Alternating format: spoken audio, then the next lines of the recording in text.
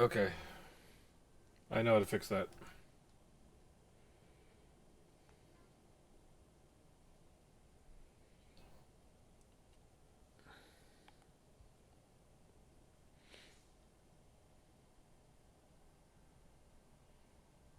Okay. Let's turn that on. Under sound settings.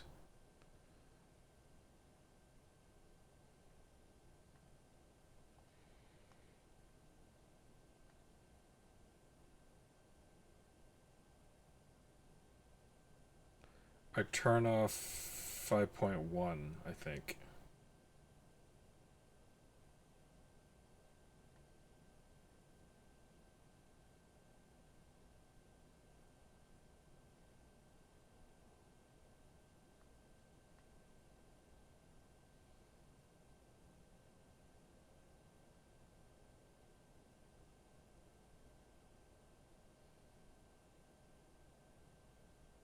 Linear PCM.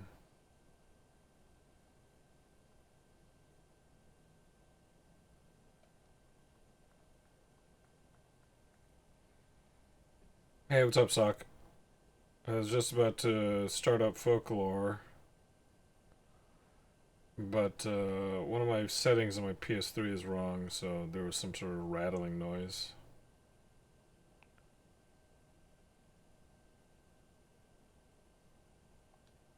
Okay.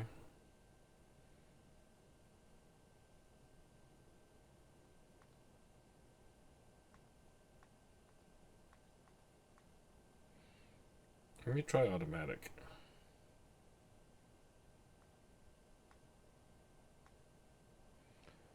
We'll go manual and then we'll turn off Dolby 5.1. And I think that'll be fine.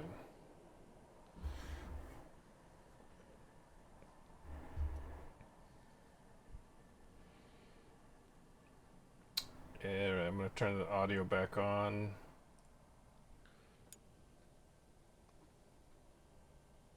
And let's see if we get that rattling noise.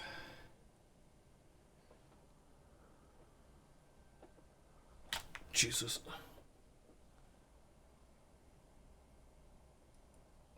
Why does this sound... Does this sound right? Okay. I just wasn't close enough.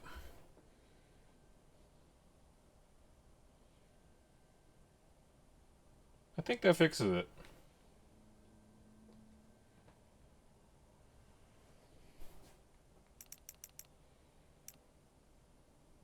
Yeah, not getting that rattling noise anymore.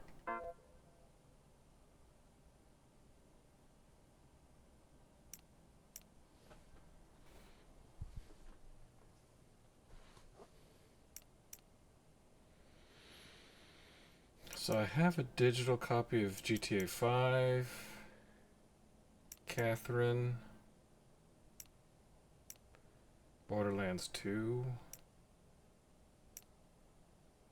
DuckTales Remastered,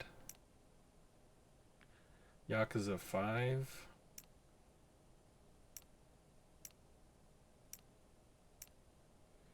Demon Souls. I also have a physical copy of that. They must have gave that away for free. Saints Row the Third, they gave that away for free. They gave that away. They gave that away. Castle Illusion, I wouldn't have bought that. Grand Kingdom, they gave away. I do have Corpse Party Blood Drive on Vita, physical. Dick Tales, ooh.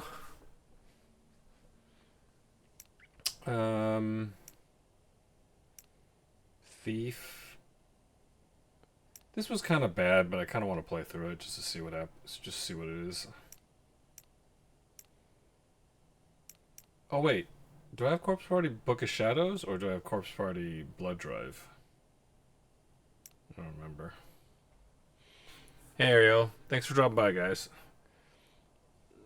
My PS3 OG Fat uh, crashed the other day, or just it was losing its mind, so it shut down to save its own life.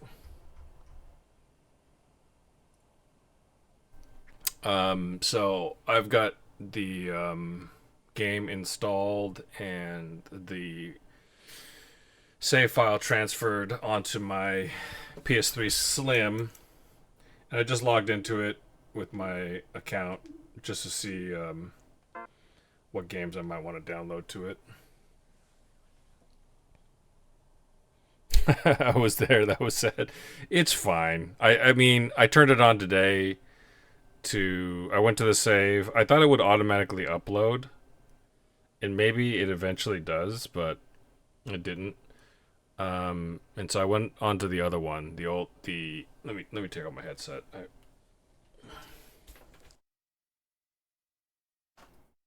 I went on to the PS3 Fat OG.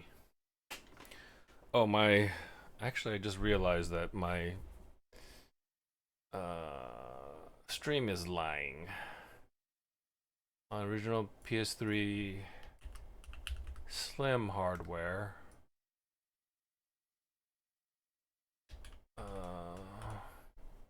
PS3 Fat overheated.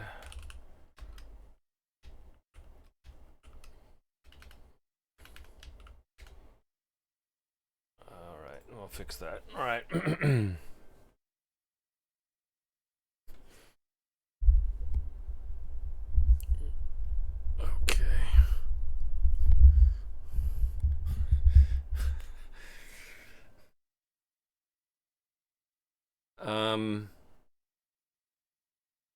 But we'll get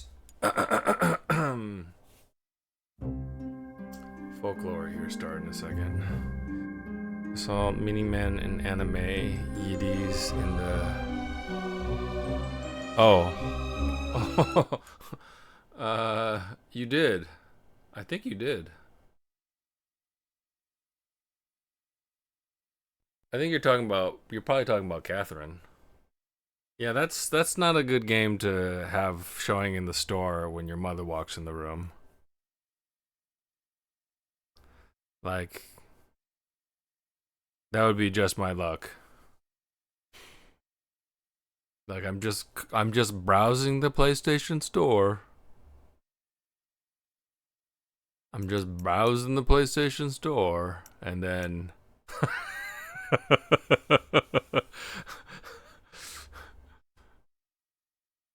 doesn't anybody knock anymore?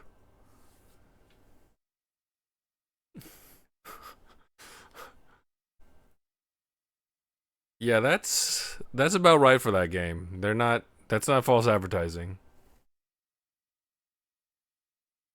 That is not false advertising. Have you played Catherine Sock? I think you would love it. You would love it. You should play it.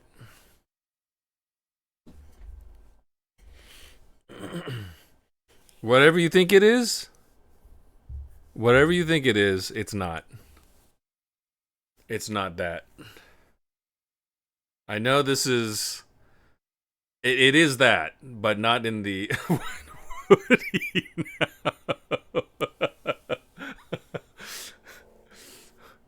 He hella would.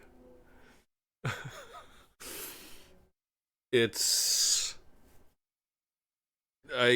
Unfortunately, Catherine cannot be explained. It has to be experienced. Well, they're giant to giant to these guys. They're not giant.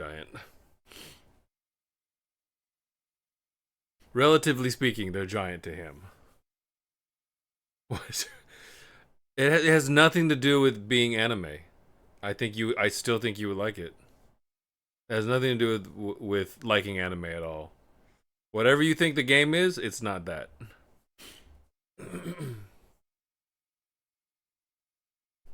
If it were just an anime titty game, then I wouldn't suggest it to you.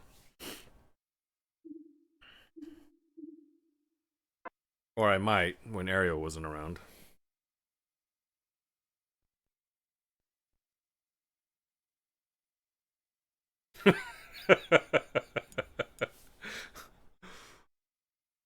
Anyway, here's folklore.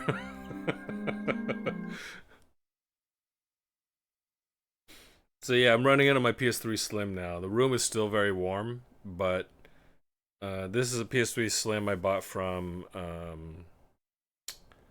a record store that deals in trade-ins, and I got a pretty good deal for it. Came with a controller, all the cables. Did it come with a controller?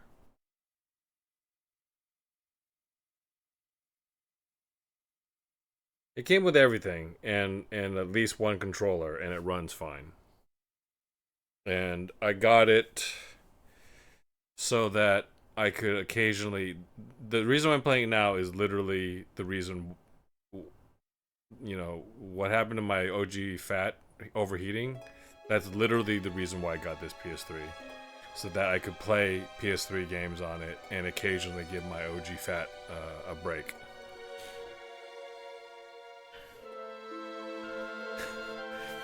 Whatever. He's whispering to me right now, Ario. I love. Don't worry. I love Enemu. Okay, the game is installed. I got the costumes. I think I'm only missing costumes because these are the downloadable costumes. Oh, you might like these, Ariel. We could talk about this later.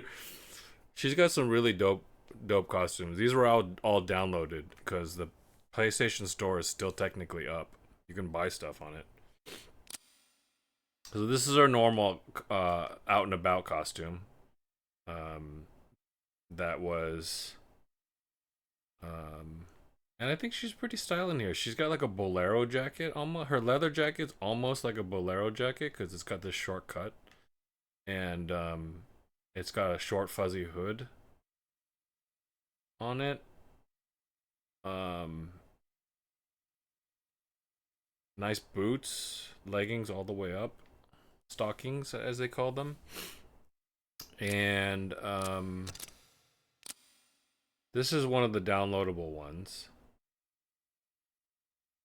which is a little wild. Definitely not her personality, I don't think. And then I think this is pronounced she in Irish or Gaelic or something. Cloak of She. And then there's a variation of it. They released a holiday special, like a holiday quest, and then you can wear this costume during it. So this is holiday themed. And then Fairy Cloak, which has got it's got like these wings for they're almost like jacket tails, coat tails. And this is a variation of that, I guess. These are cool too. This one's cool. I like this one. And I think this costume here, this blank spot, you can also earn costumes just by playing the game. And I've barely started, so probably why it's missing. Cloak of the Deep. This is like underwater themed, I guess. Those are almost like fish fins. And then this is like almost like a wetsuit. Kind of reminds me of Monster Hunter, this one. This kind of reminds me of a Plesioth set from Monster Hunter. They must have been thinking about that when they made it. And this one's dope. Whoa! This one's Noob's favorite, he told me. He just IM'd me and asked me for some screenshots, some high-res screenshots. There's this one, Cloak of Twilight. Oops. And then this one's like, I don't know, it's supposed to be like a pop star one or something. Actually like the fake angel wings on the shoulder blades. That's kind of cute. And then you could play as this character Keats as well. This guy's already got some serious drip. This is his basic outfit, and he's already styling. and he's got a vampire, classic vampire style outfit with his cummerbund and his holiday drip, which I really like. This one, he's got a ugly Christmas sweater with the Rudolph on it, turtleneck, and then transition Keats. This is supposed to be like, I think it's supposed to be similar to, I believe in Japan he's called Kamen Rider or something like that. And basically a kid's show, superhero show, that was really, really popular. Norman Fox Lee with the raid. Hey Fox, thanks so much for the raid, man. My childhood show. Have you completed Goblin 6 yet? Goblins 6?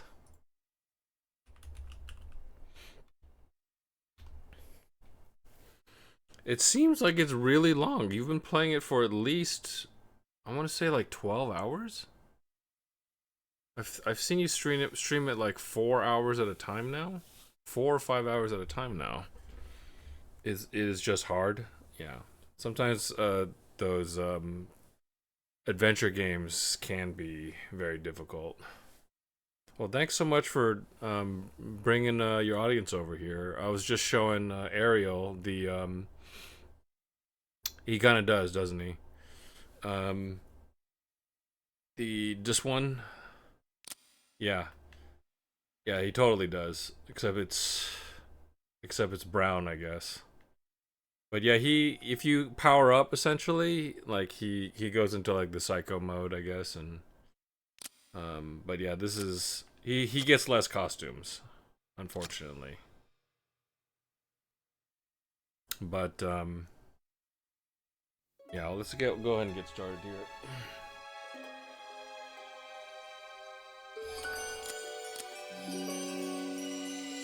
Hopefully it took my saves. I didn't actually check.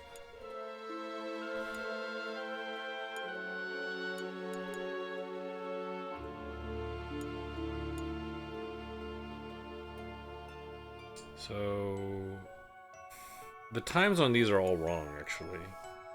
Oh, okay, so I should just go by playtime. Because they all have the same date, which is today when I copied the file. So this is 2 hours and 30 minutes in, so it's gotta be this one.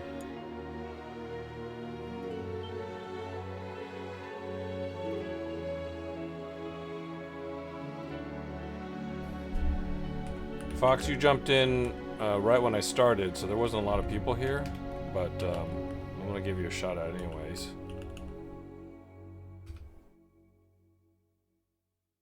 Norman Fox Lee, if you guys aren't following him, he's a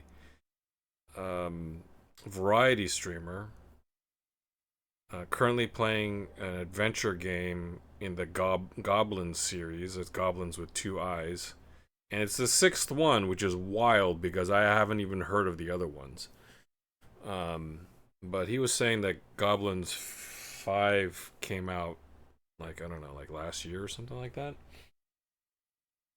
But Norman Fox Lee just finished all Kingdom Hearts, including the ones on PSP, and 100% of them as well. Not just beat them all, actually 100% of all the content on them.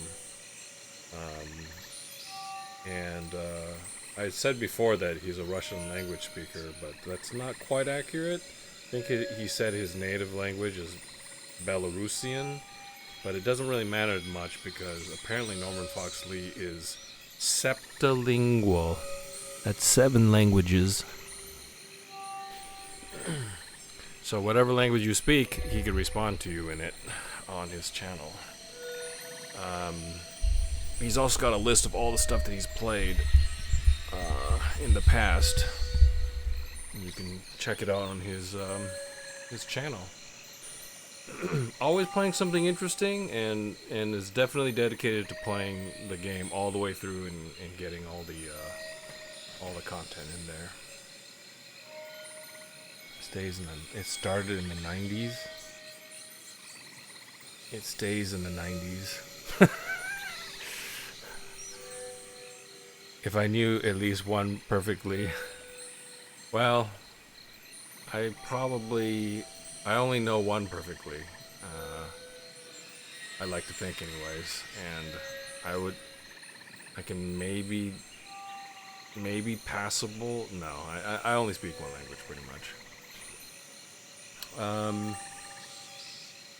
Taking a year in high school or college of Spanish, I don't think counts. Anyways, yeah, goblins look kind of interesting. I actually haven't played an adventure game in a long time.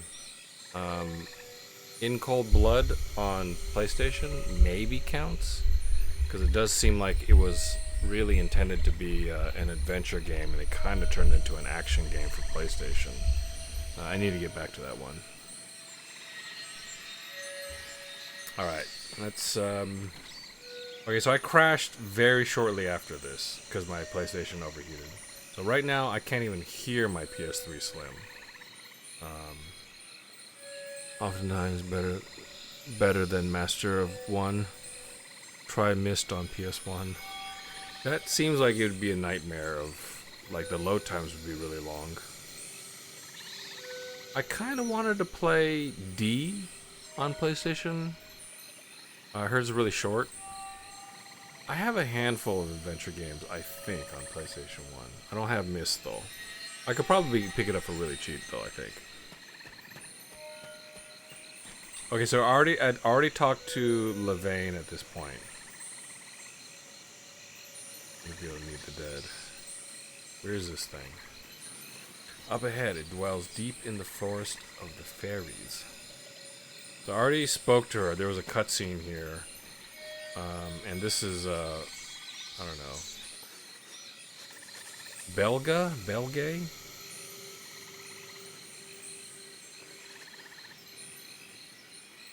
Sorry, I played this before. I'll read along later. Myst 2, which is Riven, had 5 CDs and is a nightmare to switch between them when changing locations. Any difference for Myst PS1 versus PC? I want to. There's probably a lower resolution. One of them probably has a lower resolution in the video, I think. Wait, what is that guy? That's a Treant.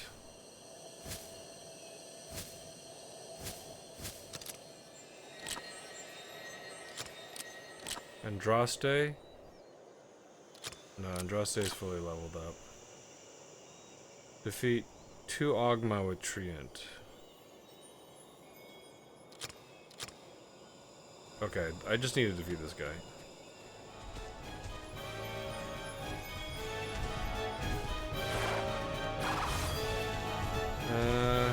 Oh, that's right.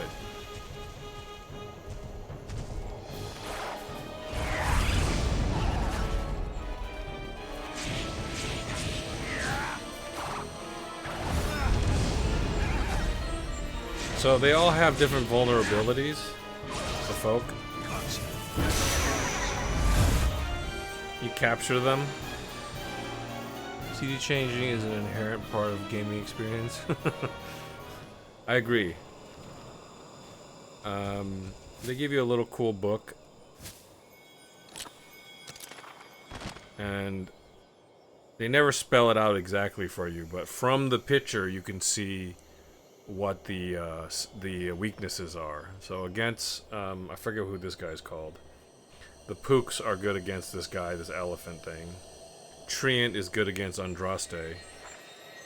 I don't know who that guy is. I don't have either of these units. But I'm supposed to capture that guy to fight the boss, I think. I think I'm actually looking for pages because I found them, but then the game crashed. Oh, there's another guy down over here.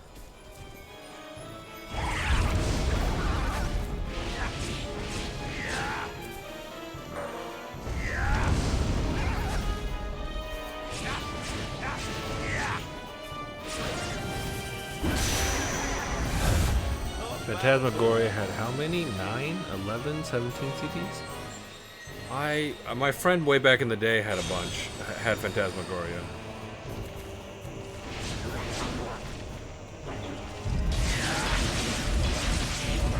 Oh, you guys got wrecked.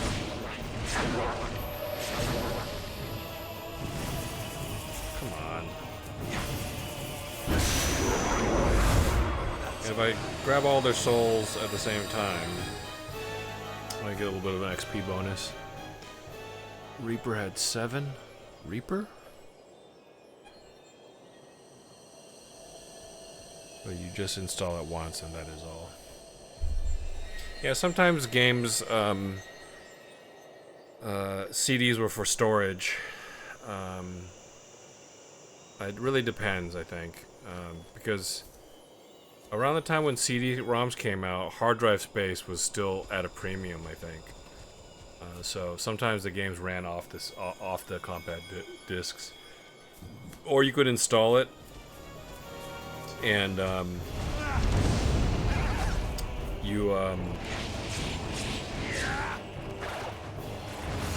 oops. I always forget the controls.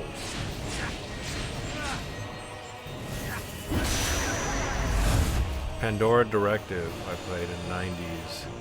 At 6. It wasn't CD changing that annoyed. What's Pandora Directive? Is that an adventure game? Alright, somebody install it. Is another quest with real actors. I'm trying to think of the CD-ROM adventure games. There's Mist, there's Riven, Seventh Guest, 11th Hour, Phantasmagoria, Phantasmagoria 2,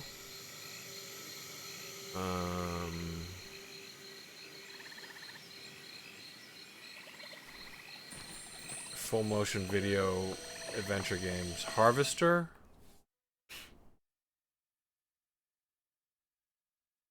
Darkseed, Tex Murphy FMV Adventure. Okay, yeah, I remember Tex Murphy. What's this guy again?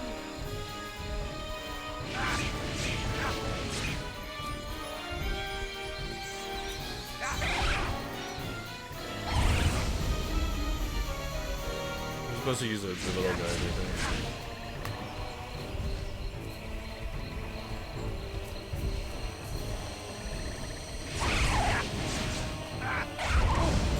Oh, wave attack.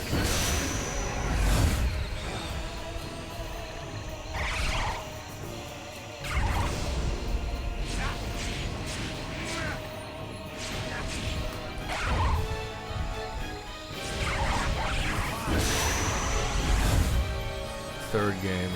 13th Doll? I remember Tex Murphy. Full motion video.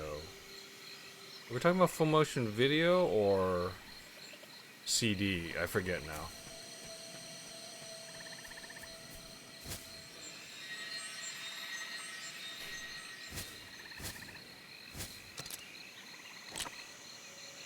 Use liquid. 2 Ogma. Pulse tree nuts. Okay, that's already been done. That's already been done. I need to defeat 5 Brolachan with Pook. 7th guess, 11th hour, 13th doll. That's not 13th. That's not a real game. 7th guess, 11th hour, 13th doll. I've never heard of 13th doll.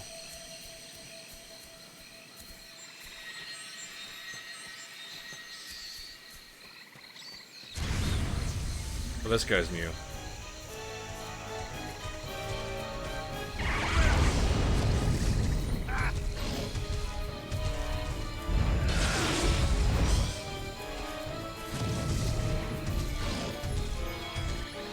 Let's try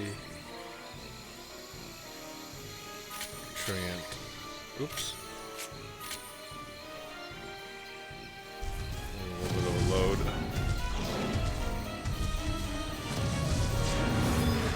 Oh, okay. He gets knocked down by that.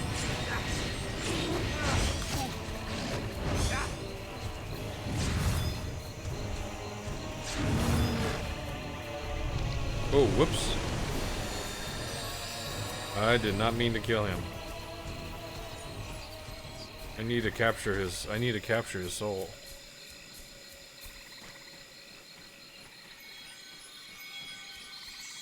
Direct sequel to Seventh Guest.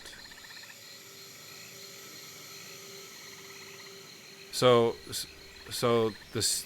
11th Hour wasn't a sequel to Seventh Guest.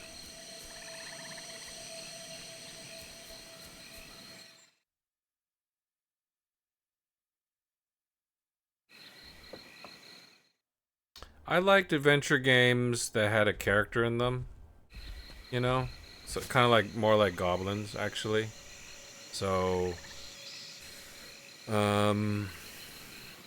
Indiana Jones and Fate of Atlantis was a really good one I enjoyed.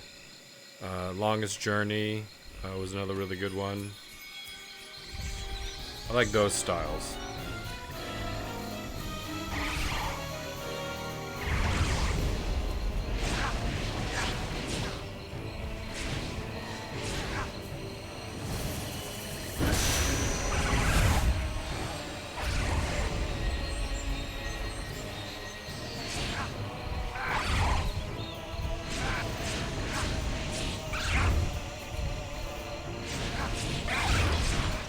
Oh, he got me good.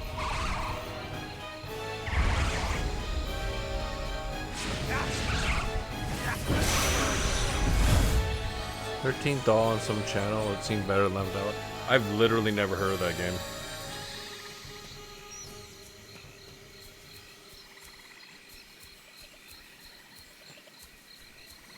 Am I gonna spawn another one?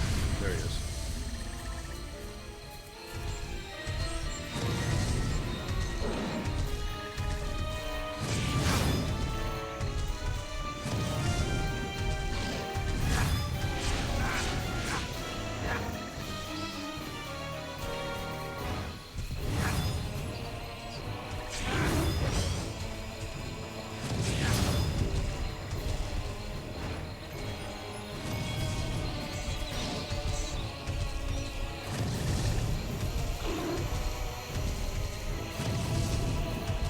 I gotta get this guy to stop running.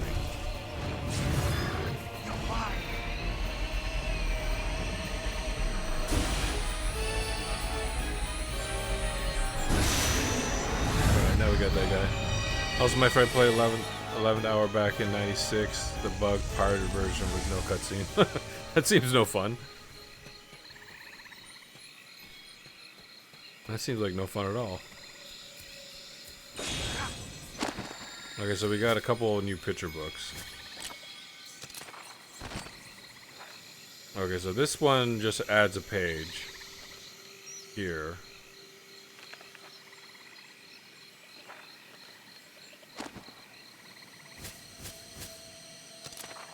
The same one? Okay.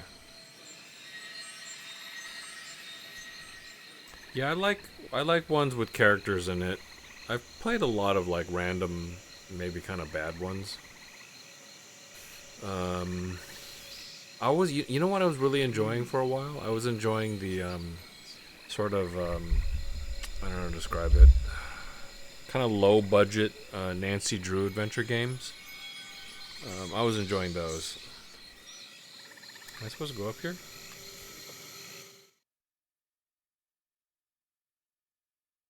You can still get them on Steam. I think they still run. Who are these guys?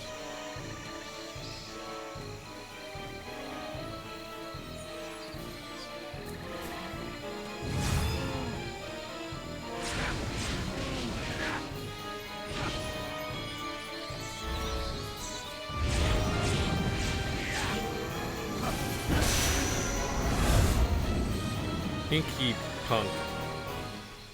Push button rapidly for fire combo attacks. Ooh, okay.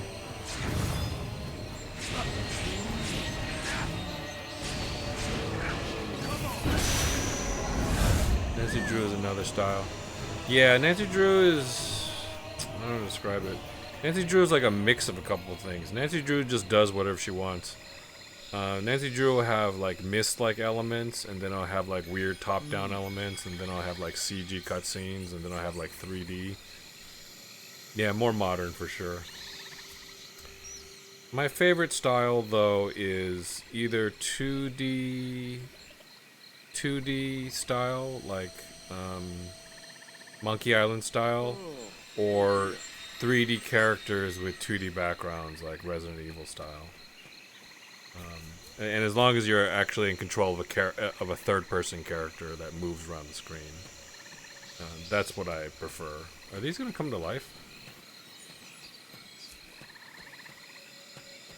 I kind of want to heal. I don't know what's ahead. Oh, Siberia. Yeah.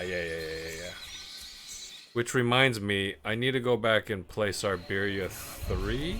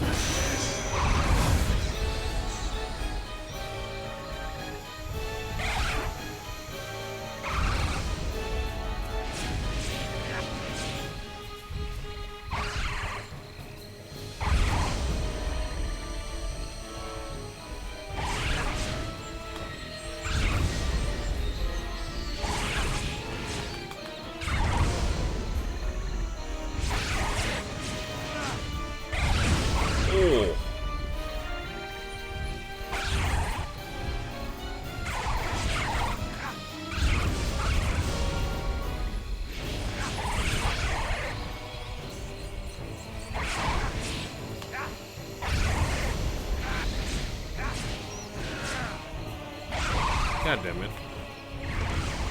I was trying to get them both.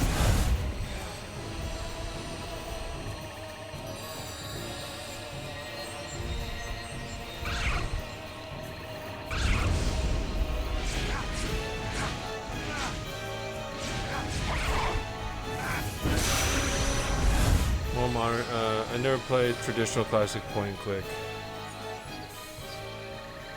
Point and click.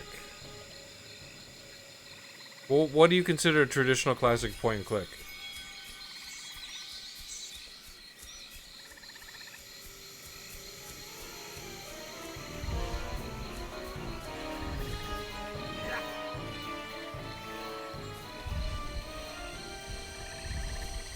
Range cat.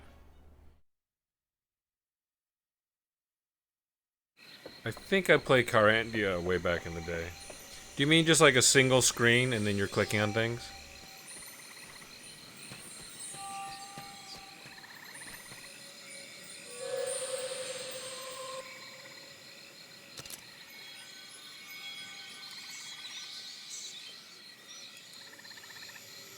Like you described 2D adventures.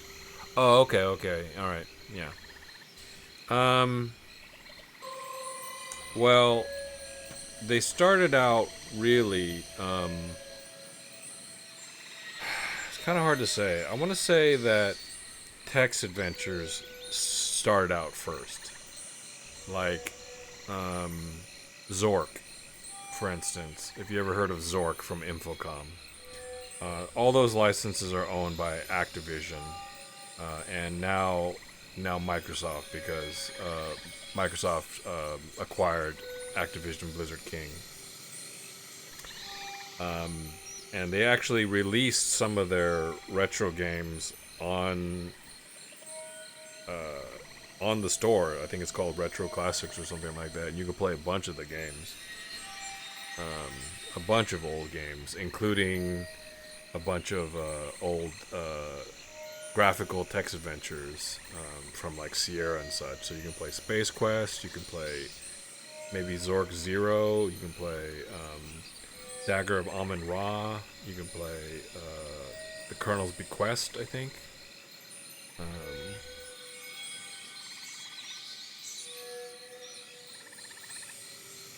started selling it.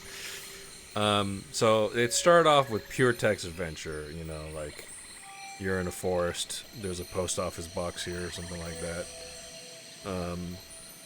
And then they started doing graphical ones. The earliest ones I played that had graphics in it were like The Hobbit. There was one with Spider-Man and the Fantastic Four. There was another one called, what was it called? Something Mind.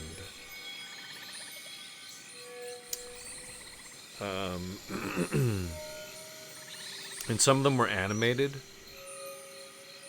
They might have been published by a studio with a German name, Broderbund, way back in the day. And then other people started getting into it. They had a bunch of games that were based on stories written by Michael Crichton. So there was a couple of graphical ones. I forget what it's called. It was like Congo, but not Congo. It was like a different story written by Michael Crichton. Oh, you know what? It might have been. You know what? I take that back. I think the game I'm thinking of, like, it's called The Amazon or something like that. I think it was written by Michael Crichton specifically to be a video game, but all he did was just copy the story from Congo. That's why it's confusing.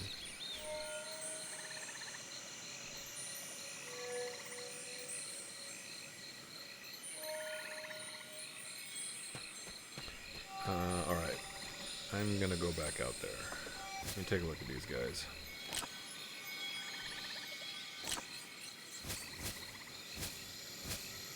Okay, Ogma. Ogma's fierce appearance is merely a temporary form. Its true form is that of a gentle old man. Some worship it as a wise god who taught man how to read and write. So I had to absorb another one, and then I had to defeat 8 folks with him. And then Hinky absorbed 2 more Hinkies, and defeat a bar guest with Hinky Punk. Okay, so defeat 2 Ogma with Trina. Defeat, which I think means kill them outright. Okay, so I'm gonna farm some of these things.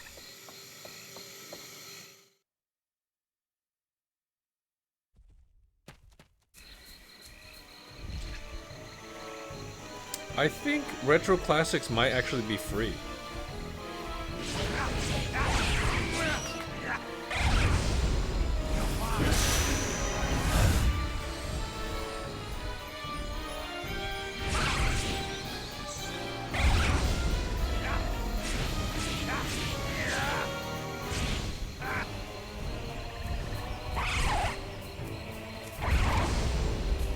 I wonder if that's got iframes. That's a wrap.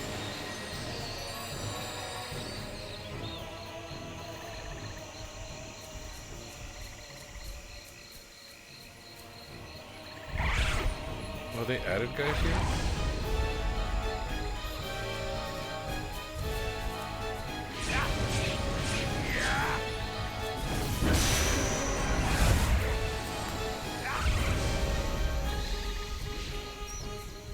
This camera turns so slowly. This room's just kind of annoying.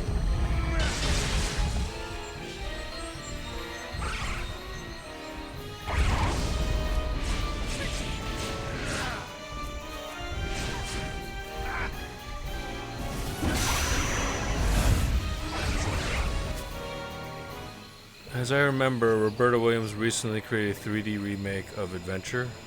Huh. Did she create it originally?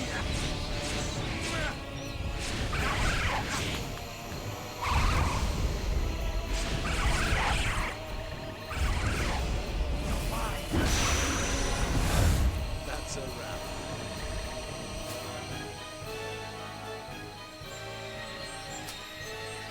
Let's see. Folks.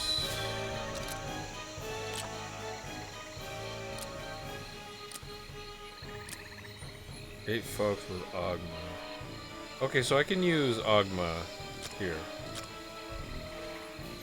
Let's switch out.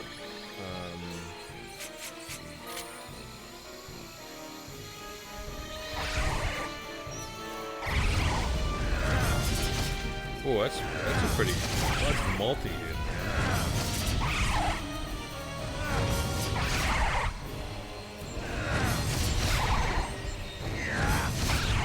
Okay, that's a defeat. No way, it is one of the earliest games in the world. Adventure, huh?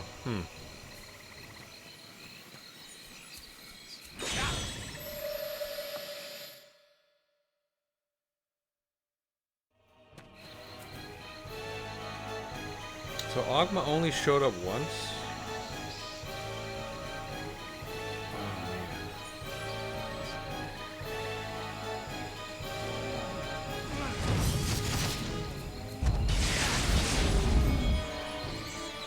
Oh, wow. Ooh, I got caught on fire.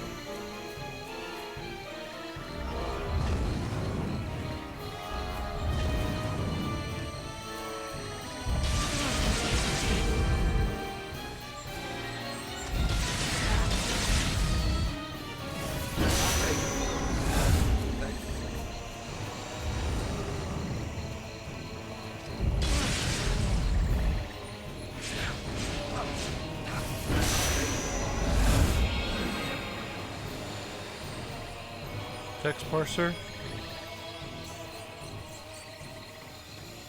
I mean, I probably heard of it. I just don't recall it offhand. This means it came from that direction, right?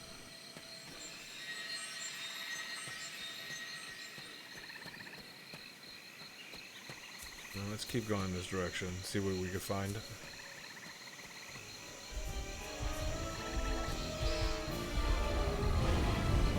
A lot of guys here. Oh, how do I switch targets? Is there any way to switch targets?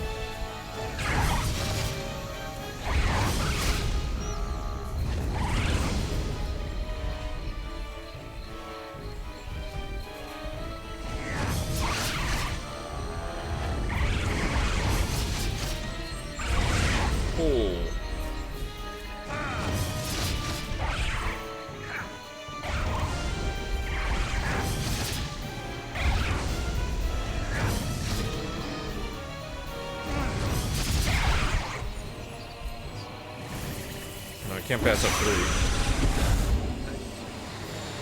It's extra XP right there. Like having a mail correspondence with an author. Guess what I wrote next? Colossal Cave 3D Adventure.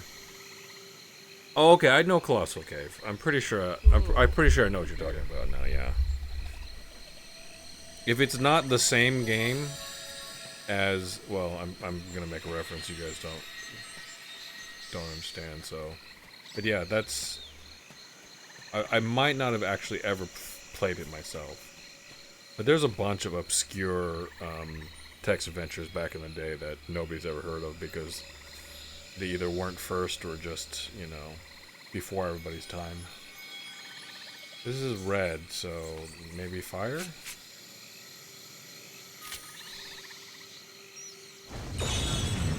Look at that.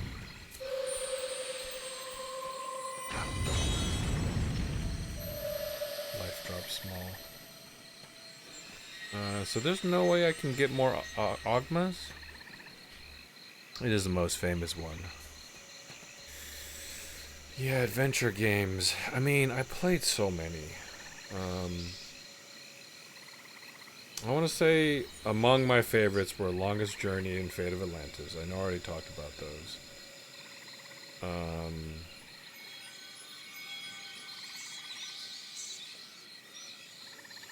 I just don't know why I can't recall a bunch of them.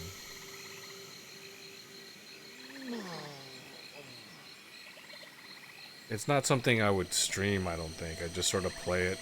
It's kind of like a very relaxing style of game. Am I going...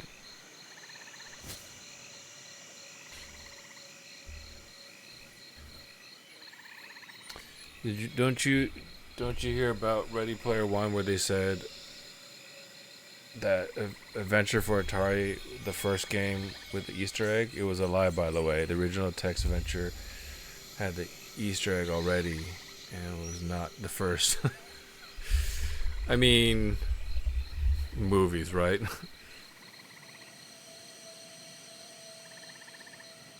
I'm gonna go back.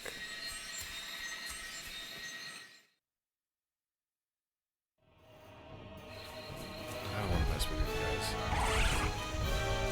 Please, leave me alone, sir. Oh, that's right, I didn't go this way.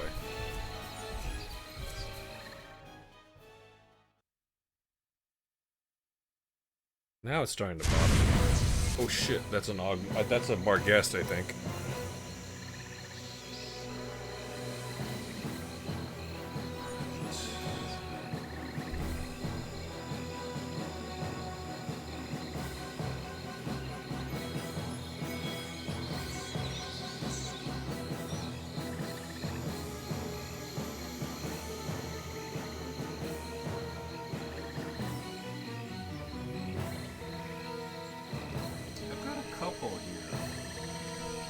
Couple of classics here. Let me turn on the light and turn on my camera.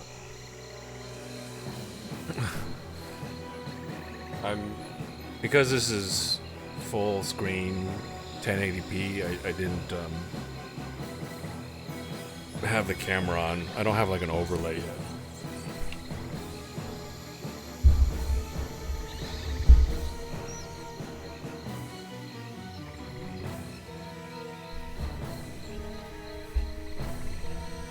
I'm gonna switch to my headphones too.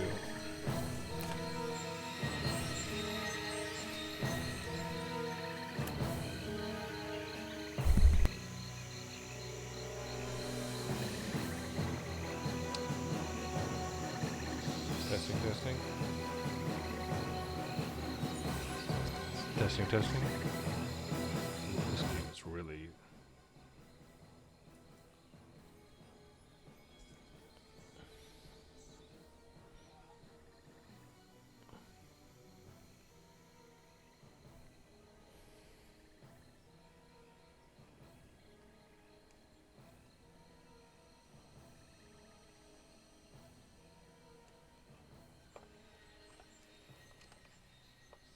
Here we go.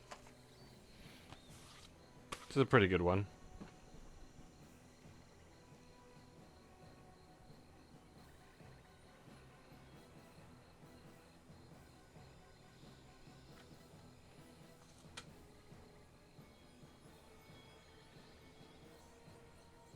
Call of Cthulhu, Shadow of the Comet.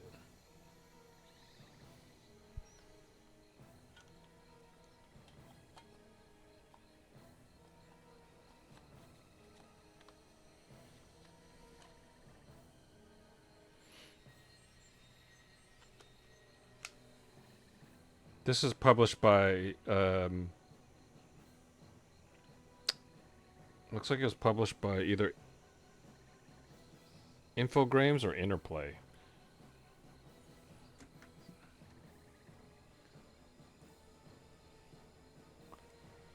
Um...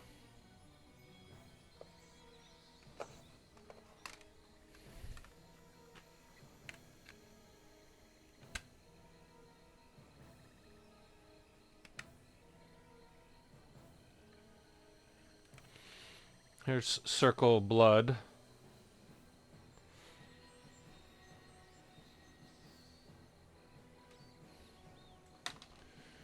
And oh, this one was really good. I almost forgot about this one. I don't think I have the manual for it anymore. But the dig was a lot of fun. I thought. This is also a LucasArts game.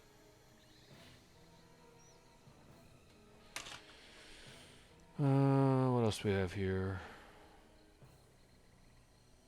That's not an adventure game.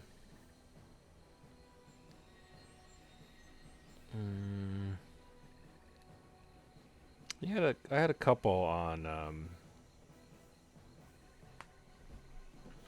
Oops.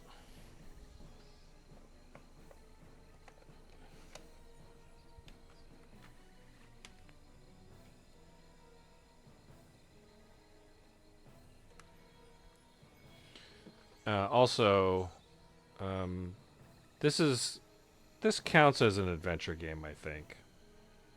But it's more modern and it's first person, and you're wandering around. I think the Penumbra series of games is actually I liked it more than Amnesia, but they did. They were basically perfecting frictional games is perfecting the Amnesia formula with Penumbra, and you could see the games gradually evolve into Amnesia, and then they released Amnesia, and that became a big sort of. It was one of the first games that was widely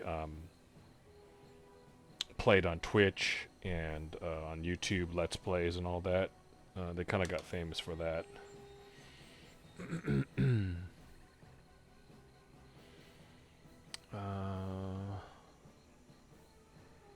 had a bunch of adventure games sitting around.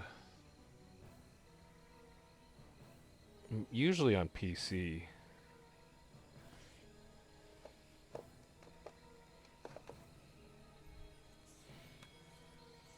I got a copy of Curse of Monkey Island here as well.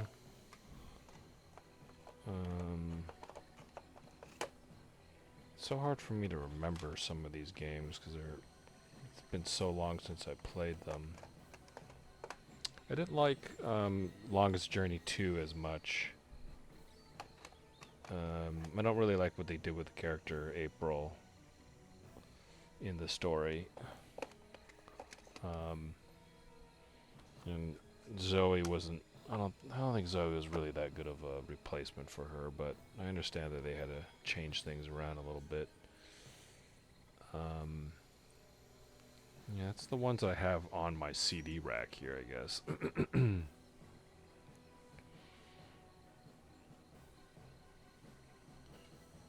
Alright, we'll go ahead and jump back into the game.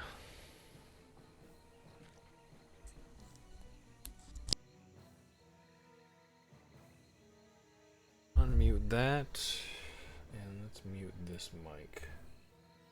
And let's turn the game back up. I was right about that.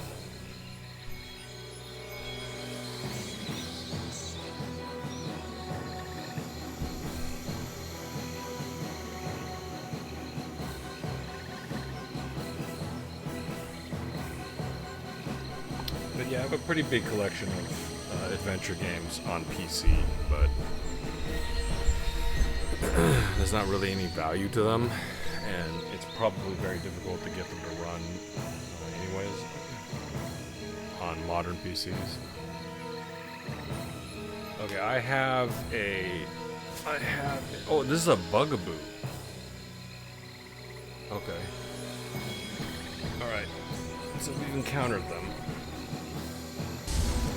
Let's switch to, oh, we have this guy already. Short range fire element combo attacks. Press rapidly for combo attacks with shooting flames. Okay, got it. I already have him on circle.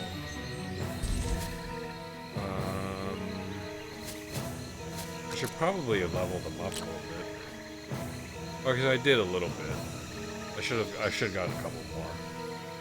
Can I just leave?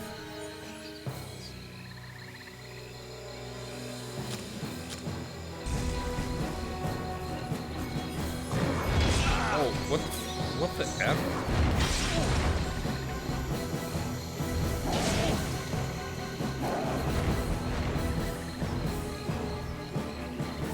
I couldn't, the terrain collision was kind of bad there.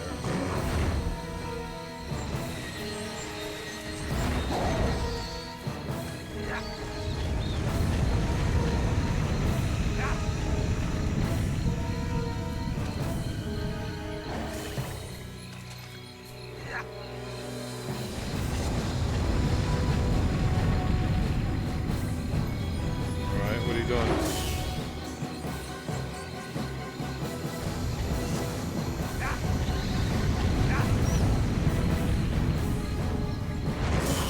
That's not particularly dangerous. Ooh, that is.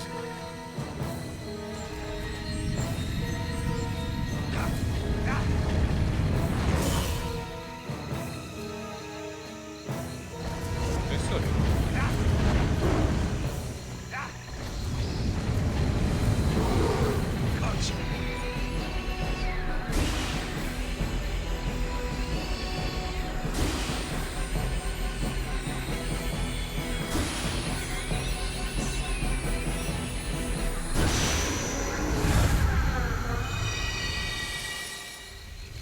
Bargus ID absorbed. Okay, so wait, so he's a bugaboo or a Bargus? I don't get it. Bargus. Under cover of darkness, the Bargus appears out of nowhere. They say that just before a famous person dies, it gathers the dogs in the area and starts howling. Okay. Game Freak stole Pokemon from Bandai Tamagotchi. I mean,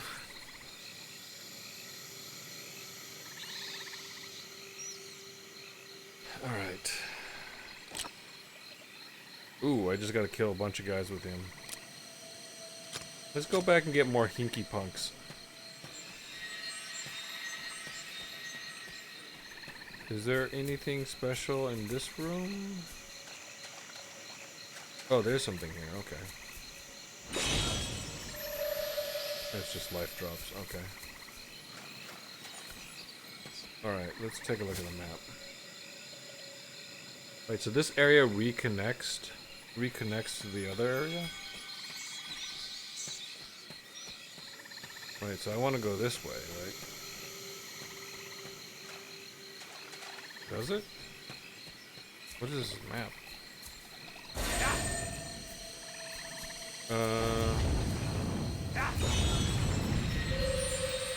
Life drops large.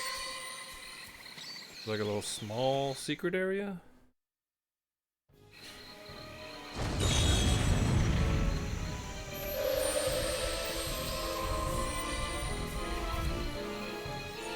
Alright, let's see who we can use here.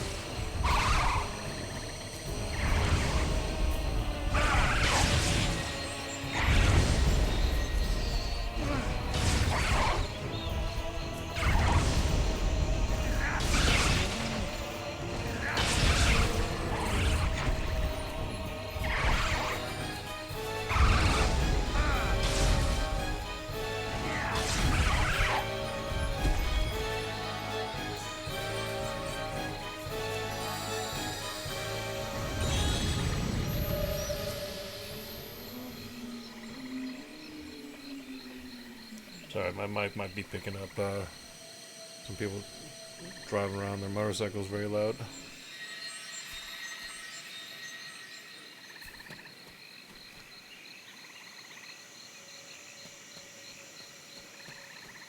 I can't get more Ogmas? Where am I gonna get more Ogmas?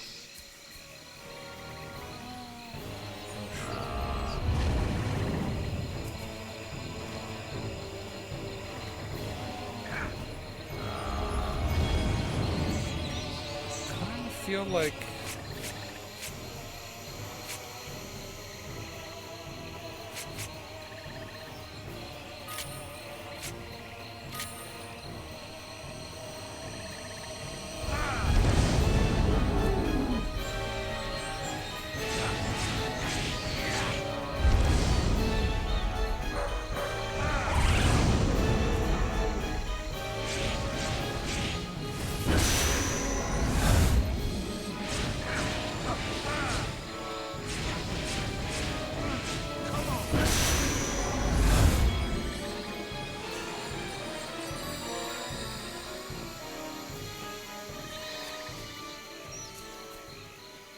does the blue thing tell me the golden path?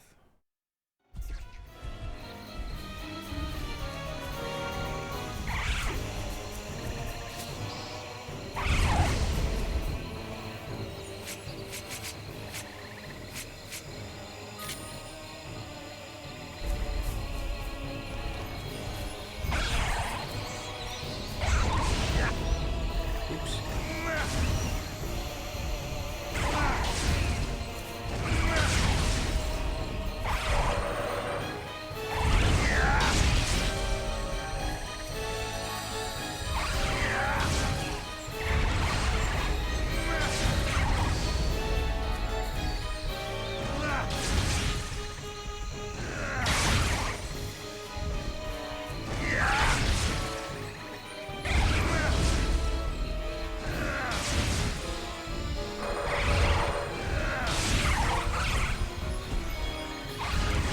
Okay, so if you don't kill them while they're red, they actually heal.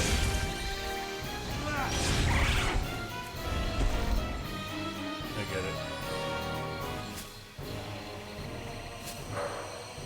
Oh, so a Bugaboo and a Barghest are different? Oh wow, okay, that's a little confusing. I gotta kill a lot of dudes. I'm in the wrong section of the level for this guy. 2 Barghest with Kinky Punk. Where did I originally bump into that guy? Was it this way?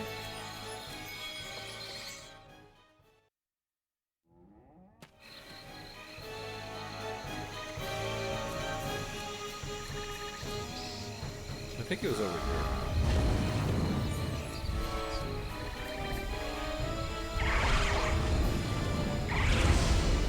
Whoops.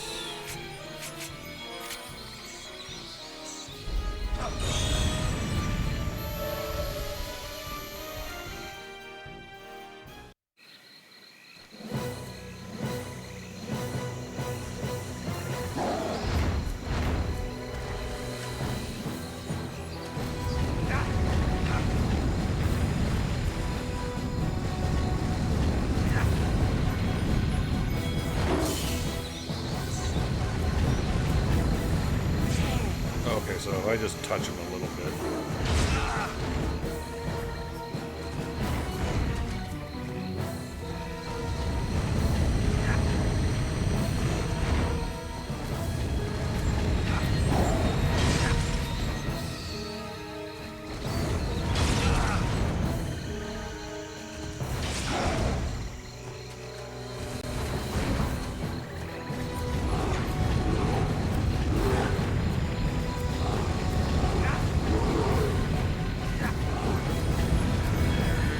Straight up kill him.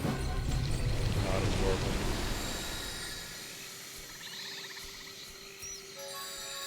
him. Warm tree nut. There should be heals in this room though.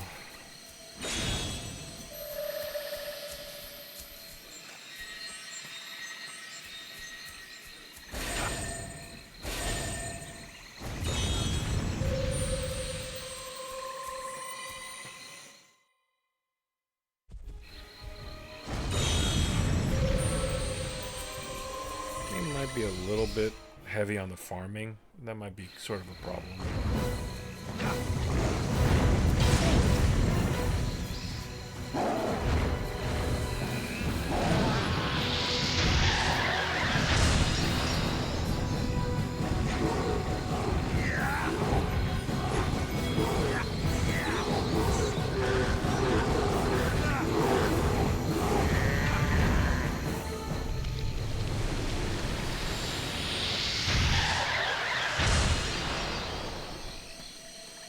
Wait, that didn't count?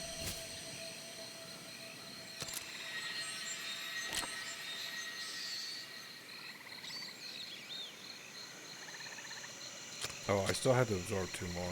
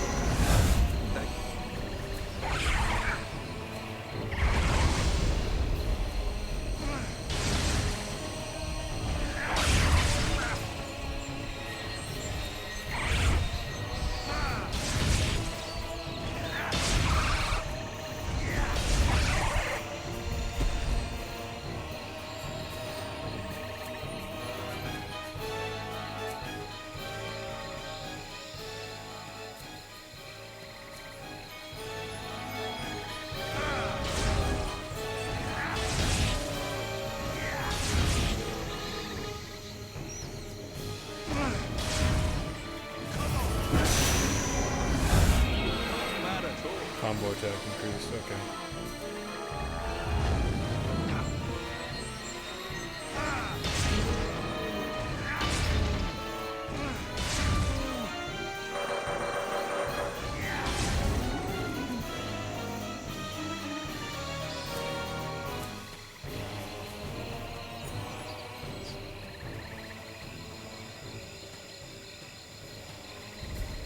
So because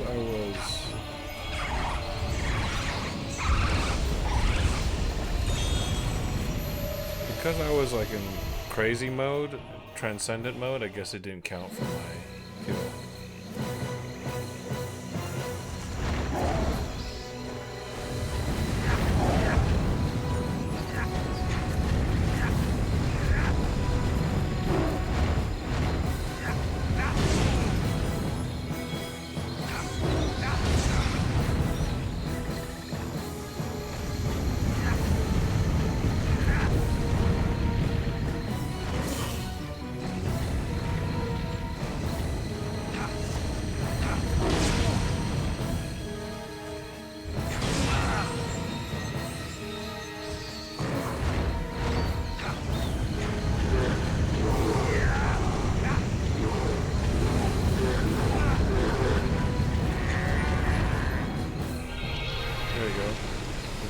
My attack power increased. Use 3 rubies. I guess I don't have any. 30 folks with bar guests. Alright, we're not gonna worry about that one for right now. 2 Ogmo tree. We're not gonna worry about that either.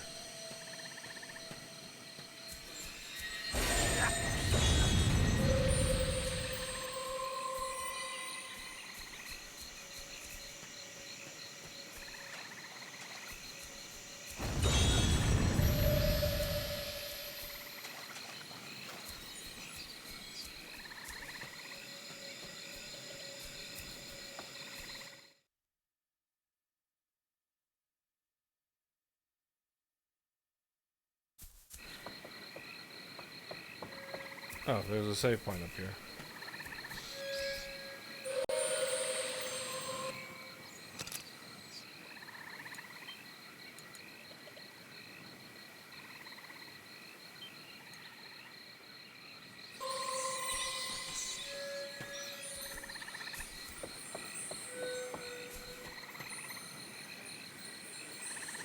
If If you defeat the folklore up ahead, you can see the memory of the dead.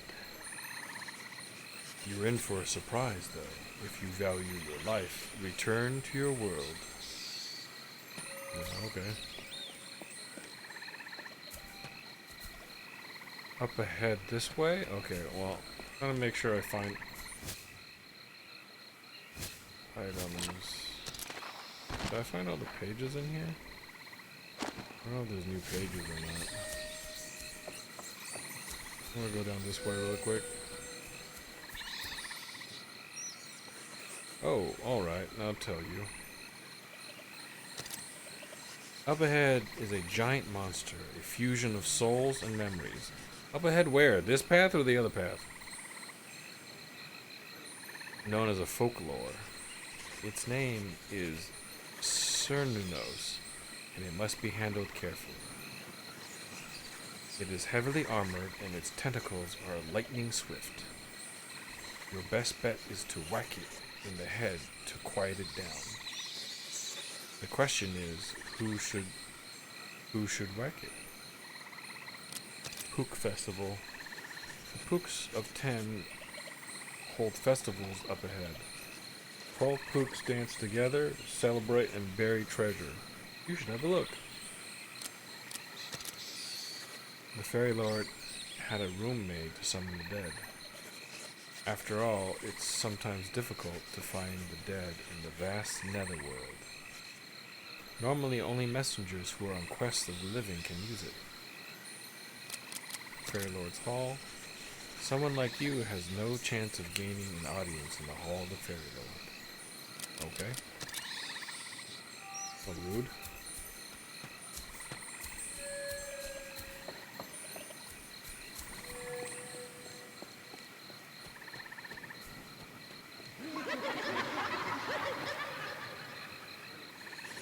The Hall of the Fairy Lord lies beyond. No outsider may be granted an audience. Okay, so let's take a look at this book here.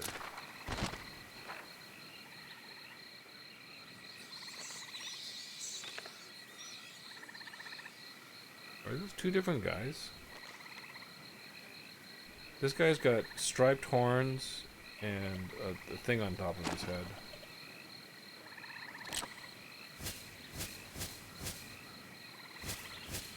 So this is the right guy to use for the boss, for sure.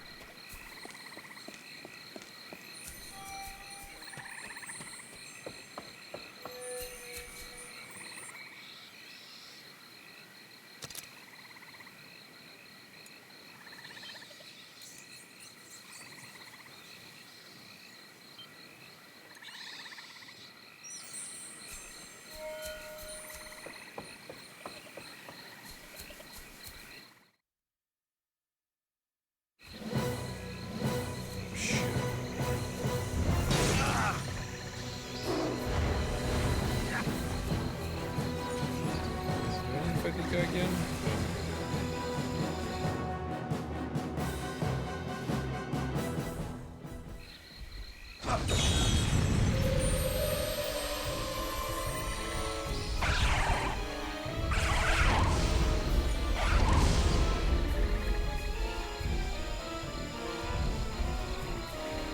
Don't need to absorb these guys.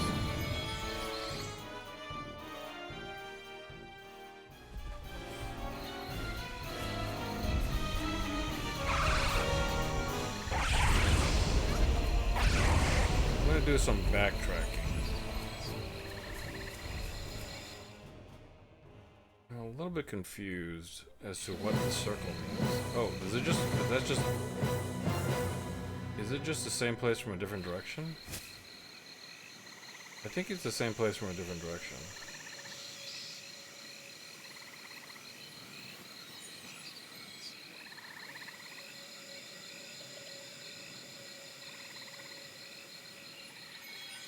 Right, okay.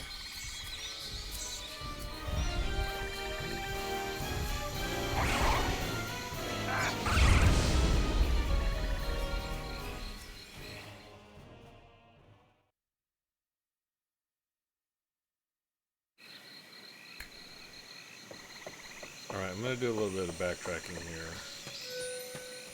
I think I can go get this guy over here.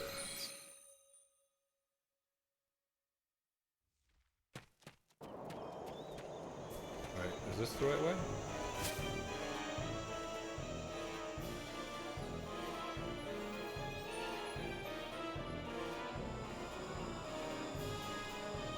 I might be wrong.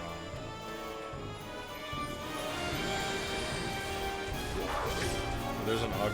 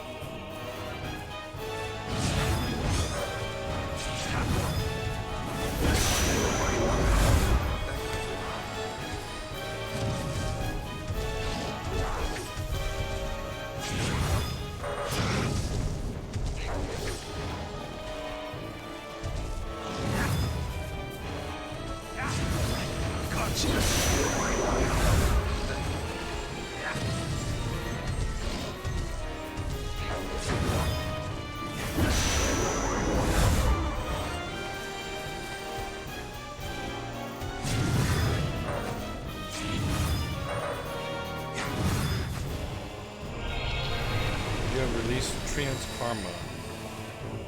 Consumption, basically mana consumption reduced. Okay. And you use 10 yellow dust. You currently have 0.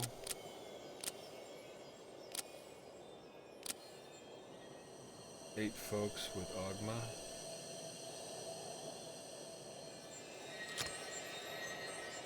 Did I already do the first one? I didn't even, oh my god, I didn't even do the first one? Alright. I have a feeling if I do this early, it's gonna just gonna pay off.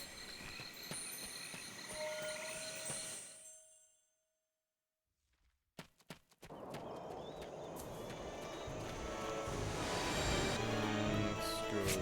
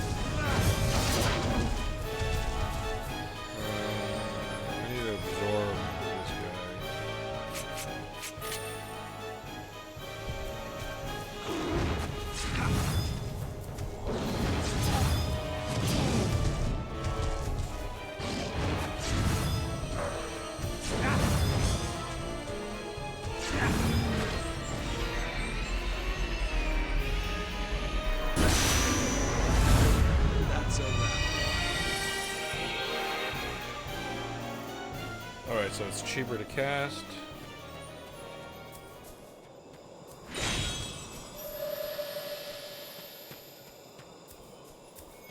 And now I just gotta kill dudes with Ogma. Let me see if I can run back even further and see if I can get the Bugaboo.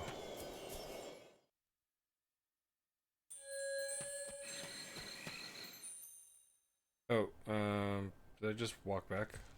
I just walk. Is that a treant?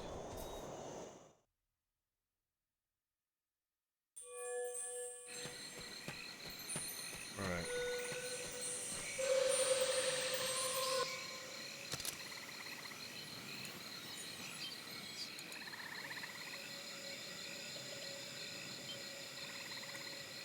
We're going to head up. I don't know what the blue dot means. Does that mean I missed something? Oh shit.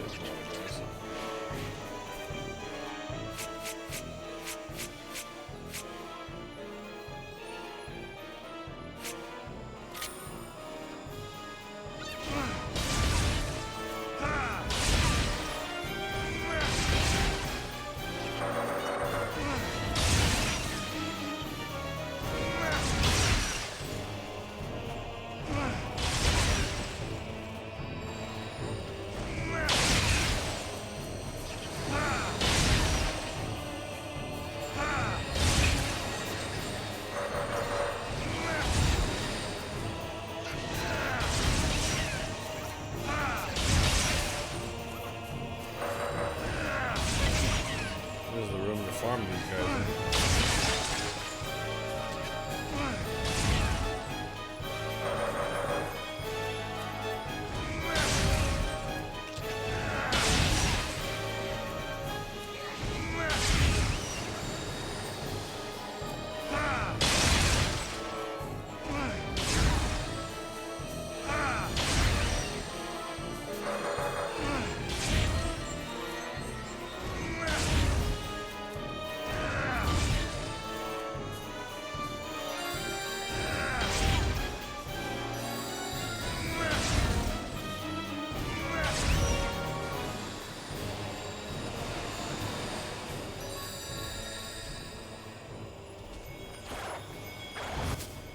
Are those? Those are Ogmas.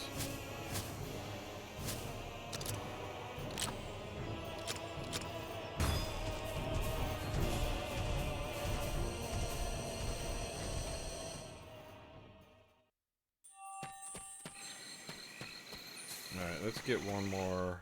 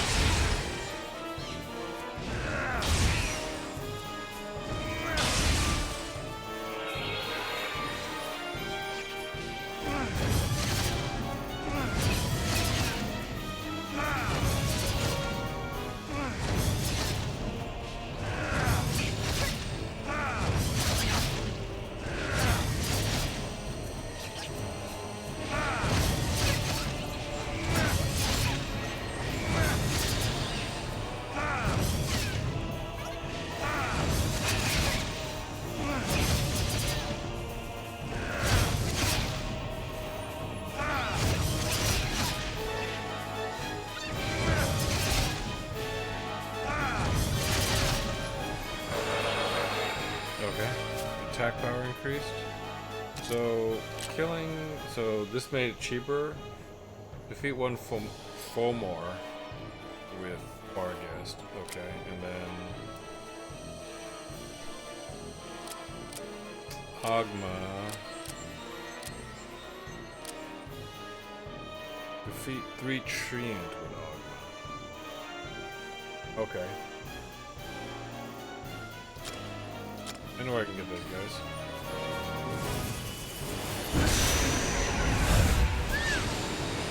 That's a lot of XP. Oops, that's not what I want to do.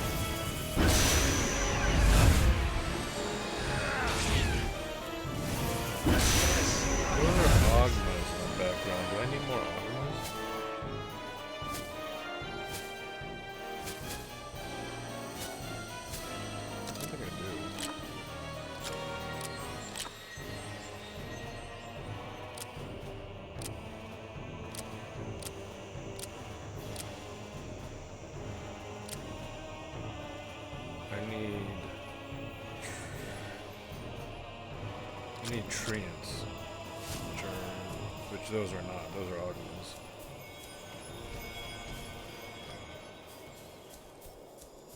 I'm gonna run all the way back to see if I can get these bugaboos.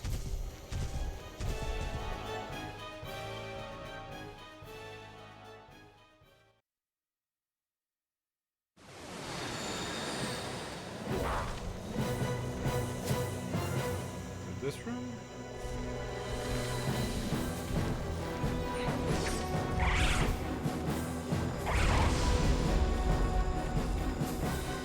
Yeah, I think it's in this direction.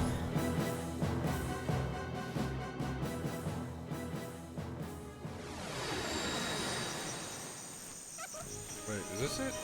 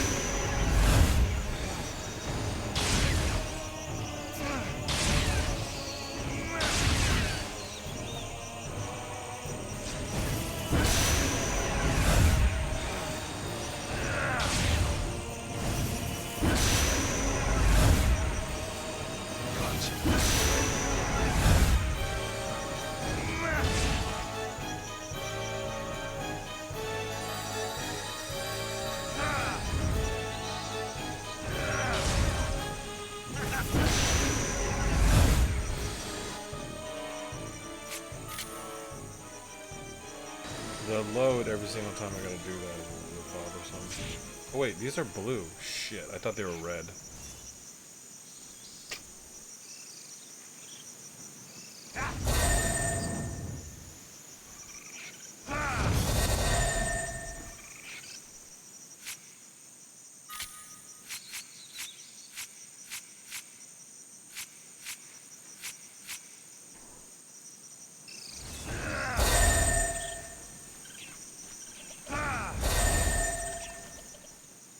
I don't think I have anything to beat that.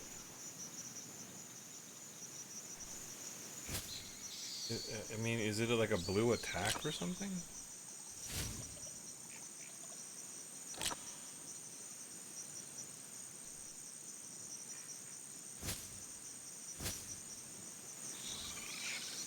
What if I use these guys?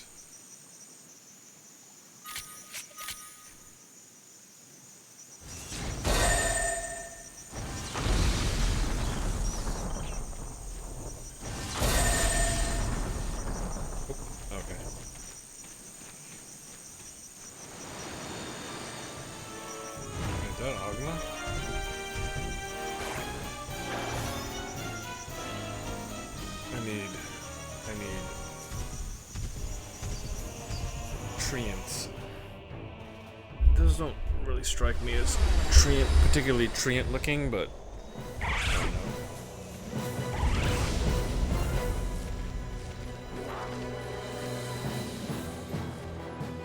know. Is that just telling me where the saves are?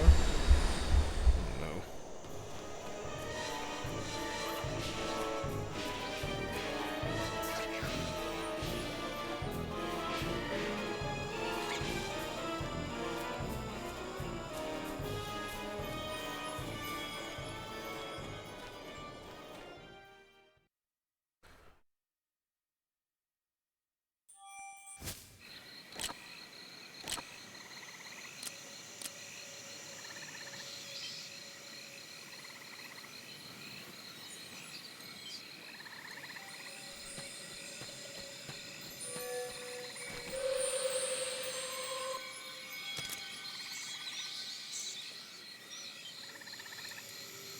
Alright, I've spent way too much time on this mission. You know what? If I have to separately level up fairies for both Keats and Ellen, that's gonna be nightmarish. I'm not sure I have it in me.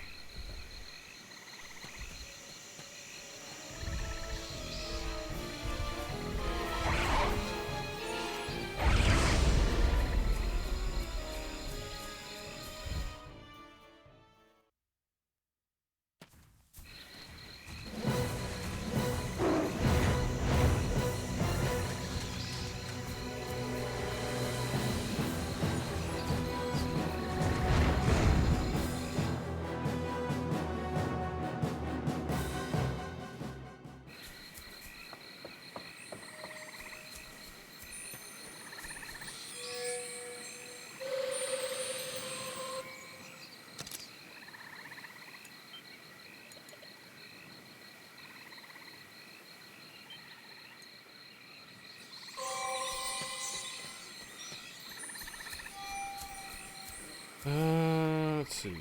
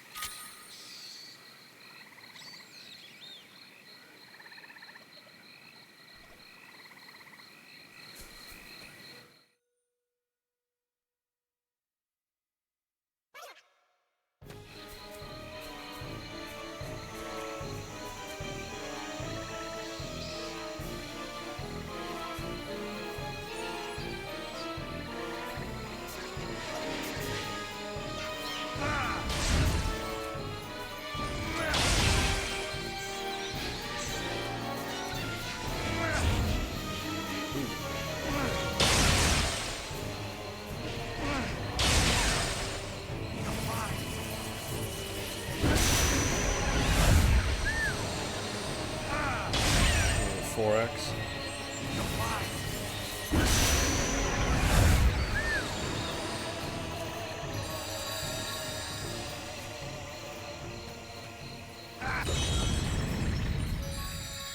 An emerald, okay.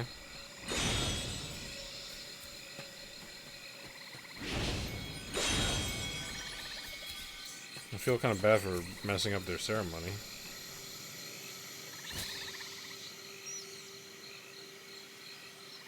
I think there's only one way to go here.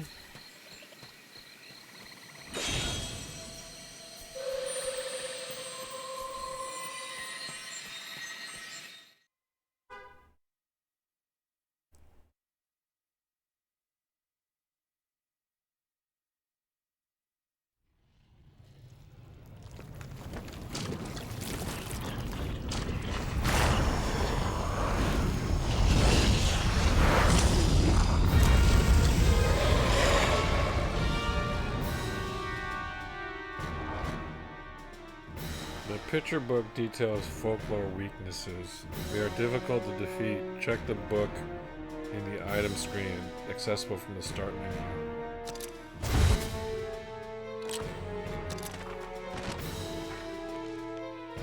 Punch him in the face and then light him on fire.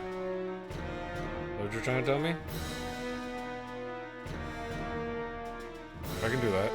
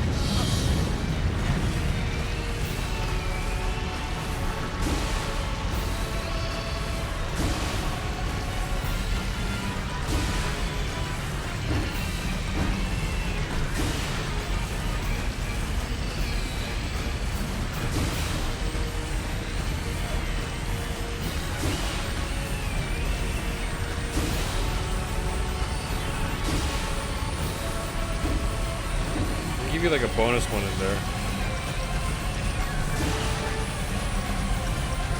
Every third one? Or every second one? Yeah, it's every third one.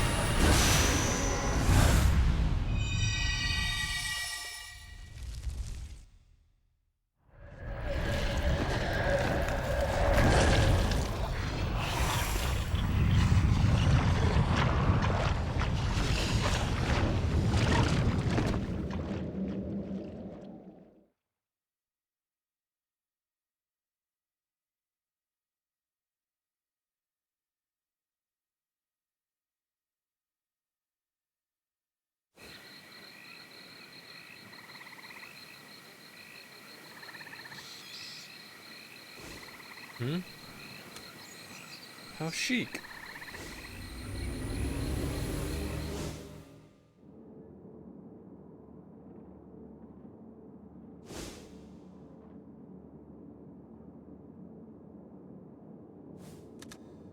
Is this the pub?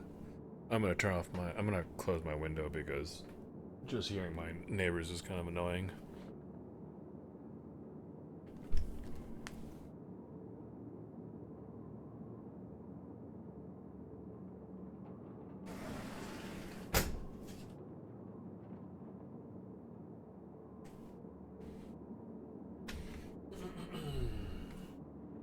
Okay.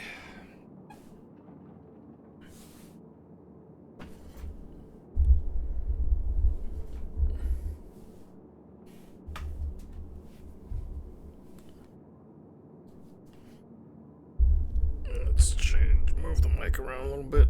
All right.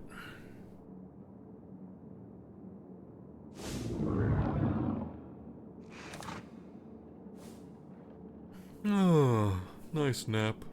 Huh? Huh? Aw, no. Get lost, chap. I'm busy.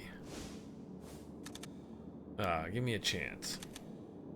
And I may even write you up in my magazine. Blimey.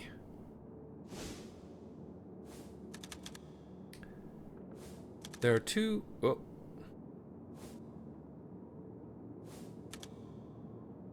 What did he say? He like... I looked away briefly and... There are two things I'm wondering about.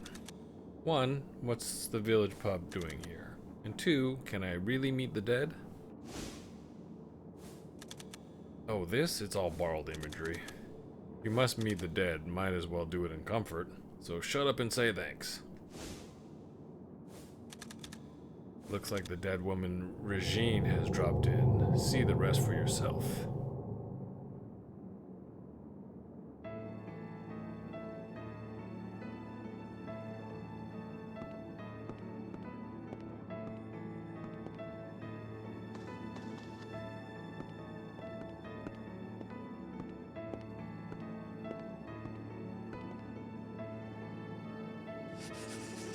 Looks like we can talk today. Did you tell anyone you called Ellen to the cliff? No. So I still don't know who the mystery caller was. Well, never mind that. This is a photo of your family, isn't it?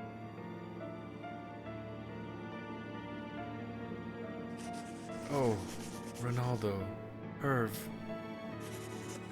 Suzette was still in my womb at this time. Something happened after this. Something that tore apart your family. What was it? That's right. My husband told me to leave town to protect Suzette. So I left. But in the end, I was unable to do anything for her. Is there anything you'd like me to tell her? Is there anything you'd like me to tell her for you? Tell her I just want her to live her life and be happy.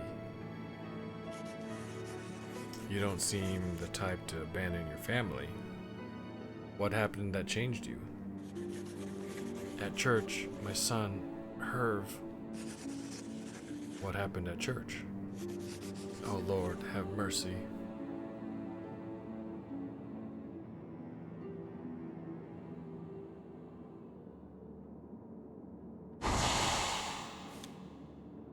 Hmm?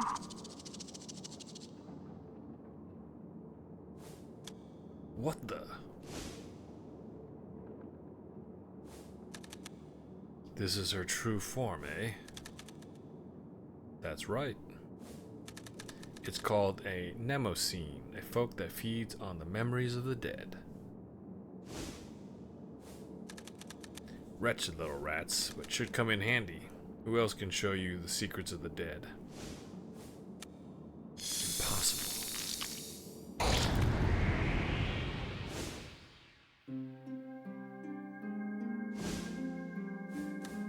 No, Herv. Ronaldo too, little witch. Ha ha ha. Revenge is near. What is going on?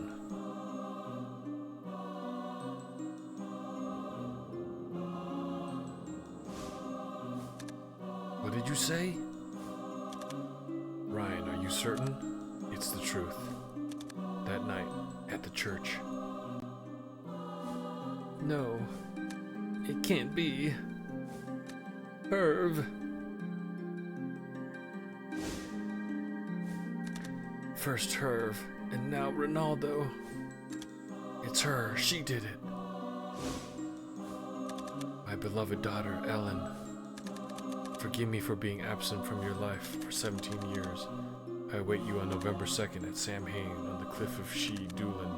Ha ha ha, finally revenge. I still don't understand what's going on. Herv is her son, Ronaldo her husband. 17 years ago, she lost them both. What happened at the church 17 years ago? And how does Ellen fit into all of this? This village has quite a past.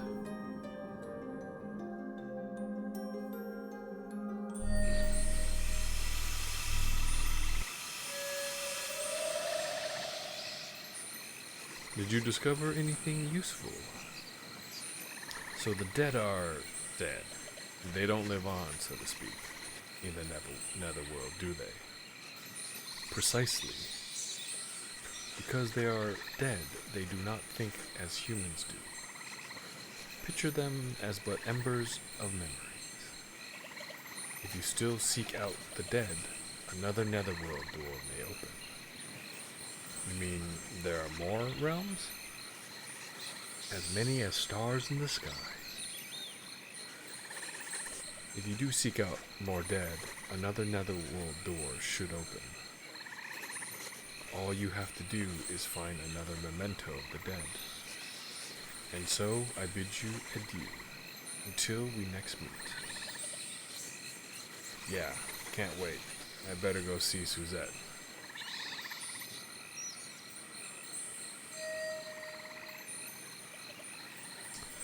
Okay.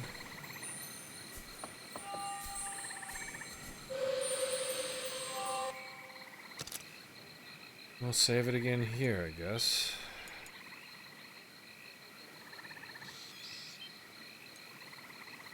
Or should I just go home then? Like, yeah, do I just leave? To Doolin.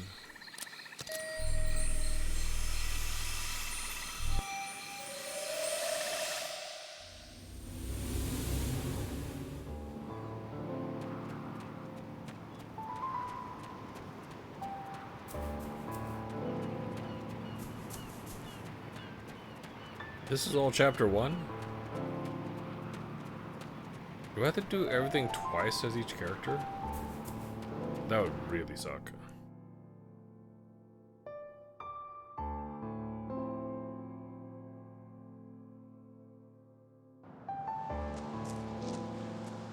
Suzette.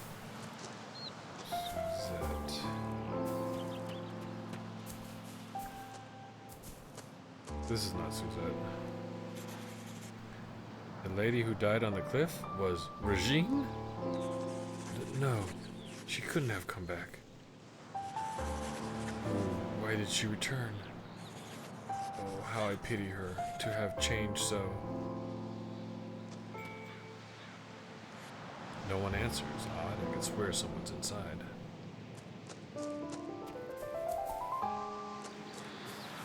Man, can I get quests now? This game might be really long.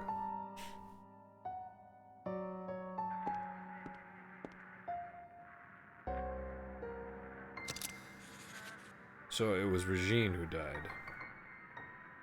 That's all he's got to say. I don't need any favors for now. Okay.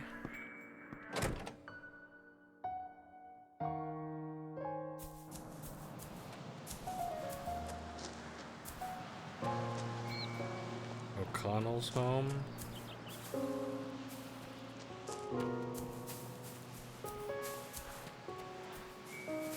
Harriet's home. Is this Suzette's home? Who's? Yeah, it is. But who is this?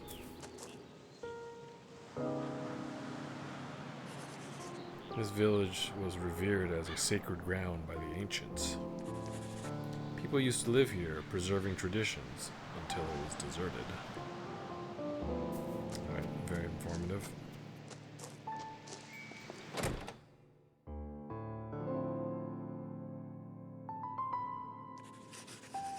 I've uncovered more information.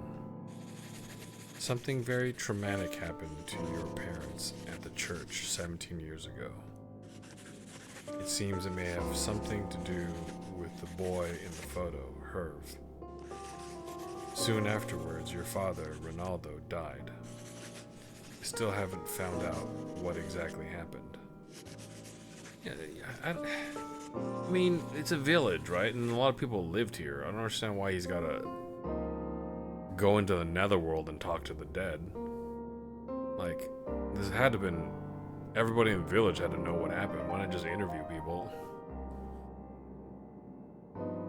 But whatever it was, it seems to be the reason why your mother changed. Whether or not you choose to believe me is up to you. Someone else was nosing around too. I know why my mother hates me.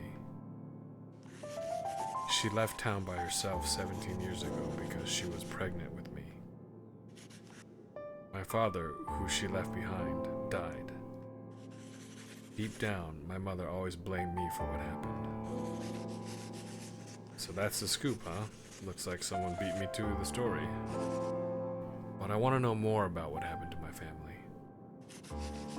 I'm also curious to learn what could have possibly changed a family so.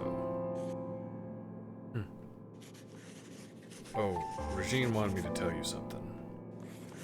She says she wants you to live your life. Be happy.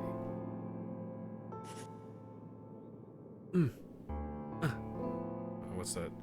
What's the anime sound for saying nothing?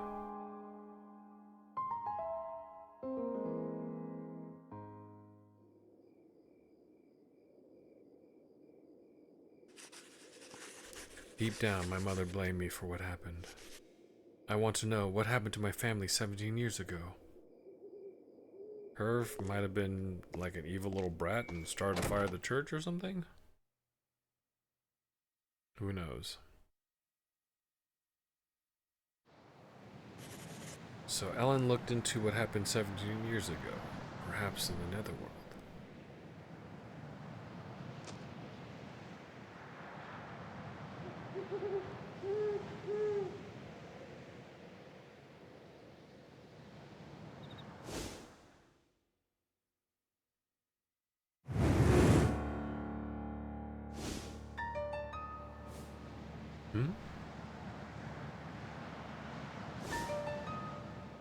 Nothing's there. That's literally what he said. Oh wow. Spooked by shadows. Our hero fidgeted at bumps in the night. Heh. I'm like a child scared of the dark. Next thing you know, I'll be seeing ghosts. What I should be seeing is a doctor. I could be going mad.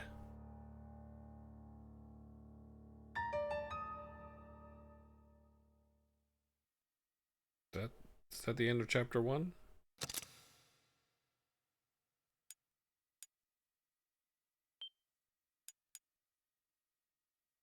I should have used the first save for that.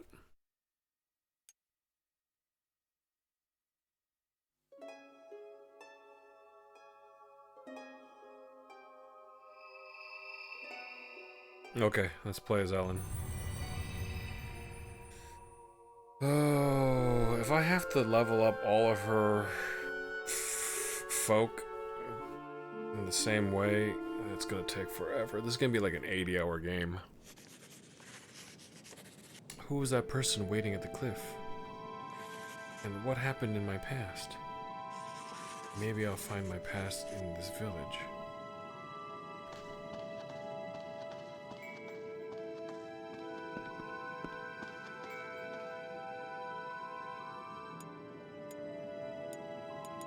Oop, did I? No, okay. Keats prologue.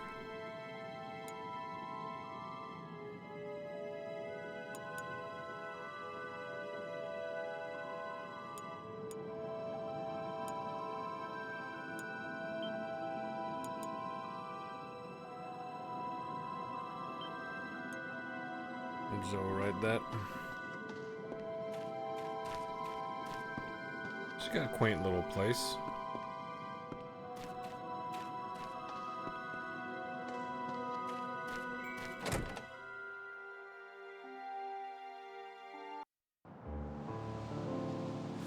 Huh? We met on the cliff? I'm Keats. I work for a magazine. I'm Ellen. That woman was not your mother after all. Fortunate news, despite misfortunate circumstances. Did you know that woman? She phoned me for help, but I don't know why. A letter asked me here. Perhaps it was hers? The woman's daughter might know the truth. She lives nearby. Her name is Suzette. Thank you. I will pay her a visit. This is all so dizzying. It's likely that the woman was murdered. This is a small, close-knit village. Outsiders will be the prime suspects. I'm hoping that you mean us? You were the only other person on the cliff. Whatever do you mean? Nothing. I'm just trying to get to the bottom of this. I only want to know about my past. Let's hope your past doesn't reveal anything unseemly. I'm hoping that, like, when I switch between the stories, I'm not going to just replay, like, everything constantly, because that's going to be kind of annoying. I think that's why I decided to stick with Ellen. I was like, Suzette, the real daughter of the woman who died at the cliff. She's in this village. What can she be like? I'd like to ask her some questions. Like, I wonder if, a long time ago, maybe I decided to only play as Ellen because I was like, I don't want to repeat all this stuff over constantly.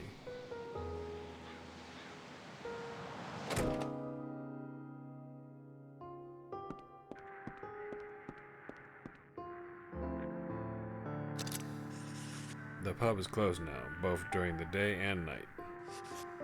Did you come here to speak to the dead too? Take my advice, just go home. If you have an attachment to the dead, get over it on your own. But if you're serious when you say you can speak to the dead, then I might have a favor to ask you. So, does this person? Oh, okay, well, so maybe you don't, alright. Thanks. Maybe I have to get out of chapter 1.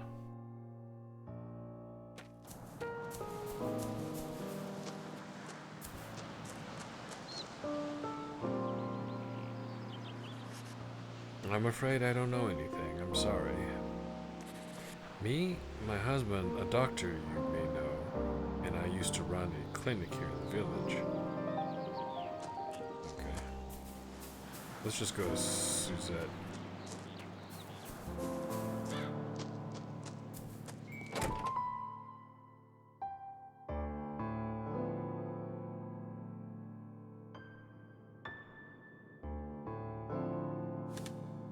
A lot of visitors today. Keats told me about you. You saw my mom fall from the cliff? Yes, I'm so sorry. When I got there, it was far too late. It's no surprise. How can you say such a thing? She didn't have her head on straight. I followed her here. She had it coming to see what she was going to do. Why did she ask you here? I want to know that. Did your mother mention anything about me? Not to me. 17 years ago, I was 5 years old, but I remember nothing from that time. Your mother's the only clue that I have. Do you have a family? A father? Father? Don't ask about my family.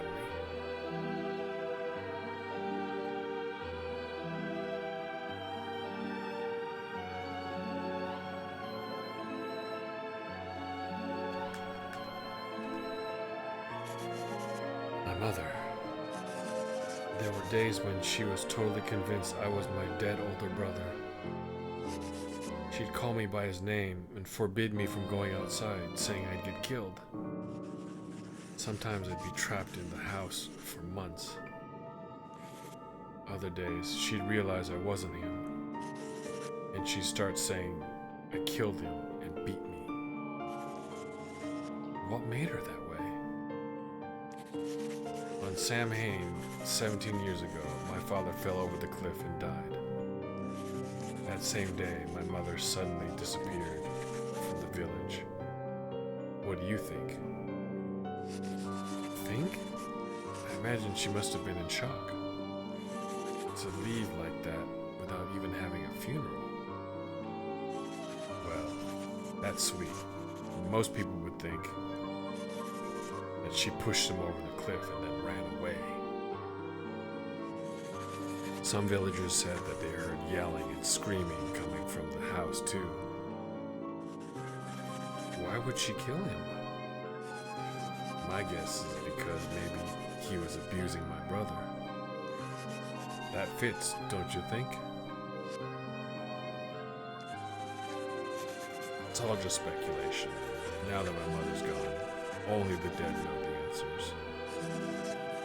How can you imagine that of your own parents? You would too if you had a mother like mine. Now I'm curious too, what connection could you have had to my family? Incidentally, do you have a memento of your father? A detective, a detective, eh? You might not believe it, but I need it to meet the dead. What are you, one of those mediums or something? Anyway, why don't you take this key? They say my father was holding it when he died. Acquired memento key. Alright.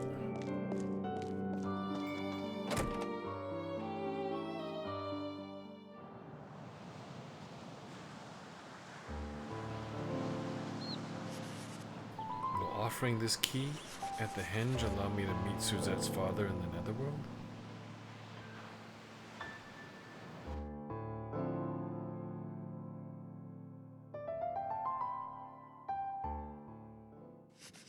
I'm going to bed for a rest till nightfall.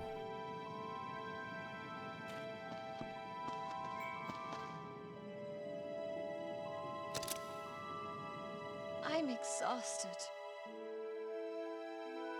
The audio mixing in this is kind of bad. Like, I could barely make her out.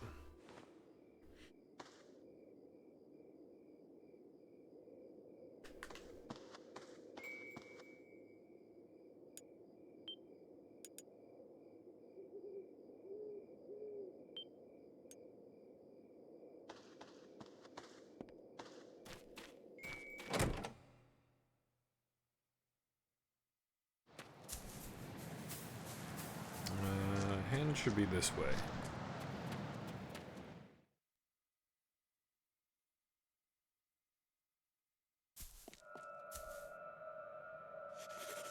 got yourself a memento, eh?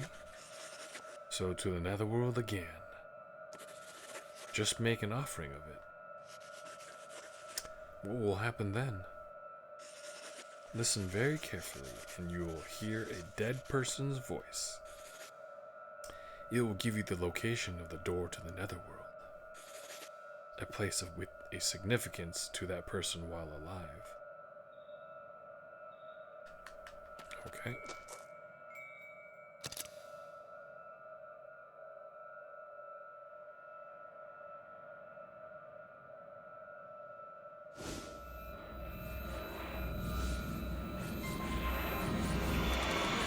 I want to take him to the lighthouse. It is my dear son's final wish. The lighthouse?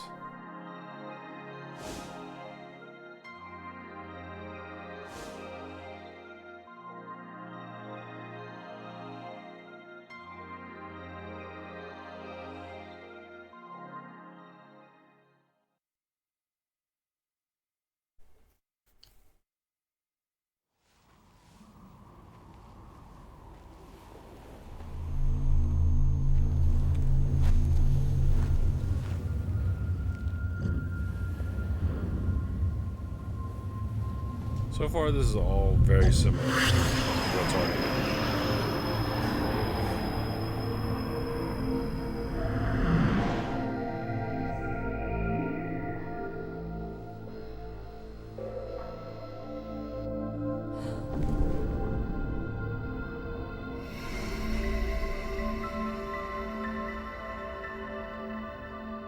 So it was the will of the dead that showed me the way to the netherworld. She is really quiet.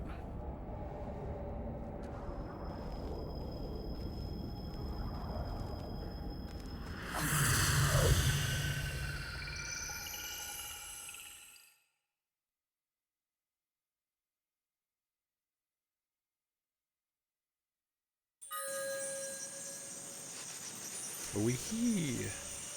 The fairy realm again. This time you open the door to the netherworld yourself. What should I do to meet Suzette's father? Defeat the Folklore, the monster deep in the fairy realm.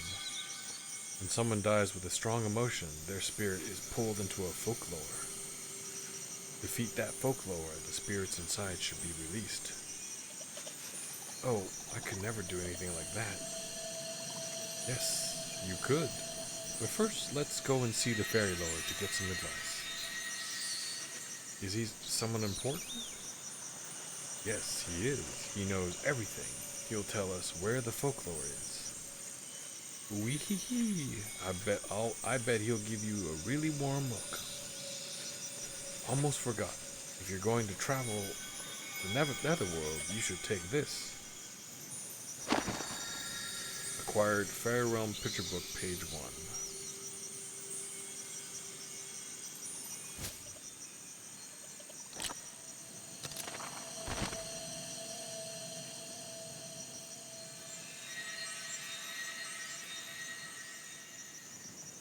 These guys are panicking about bubbles. The guy with a single spike is blowing bubbles, and the guys with, I don't know, it looks like they have horns on their head, big ears.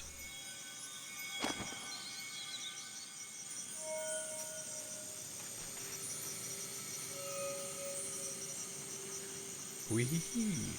I bet he'll give you a really warm welcome. Okay, let's go meet him, I guess.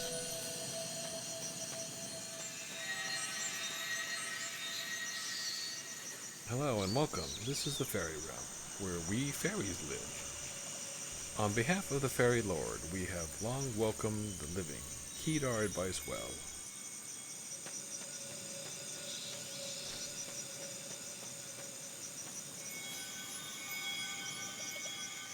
We fairies are on your side. If there are any questions we can help you with, just ask. Hey, Liv. Better. I'm on my PS3 Slim. So, It's not overheating. My PS3 Fat, I still haven't replaced the thermal paste in yet, but I'll get around to it. And I turned it on and transferred the file to the cloud. The save file to the cloud, so I could play it on this new system. So I spent about half an hour setting that up, installing Folklore and downloading all the DLCs again, and then transferring the saves from the cloud onto the new my PS3 Slim. And I just finished Keats' Chapter 1 story, and defeated the Folklore. I don't know if I'm going to fight a different one as Ellen. There's certain parts of the story that cross over. But one thing I noticed is that he keeps his outfit, but when she comes over, she wears this fancy outfit. Living ones like yourself can use the portal in the square to return to the village. The netherworld becomes more dangerous as you go deeper.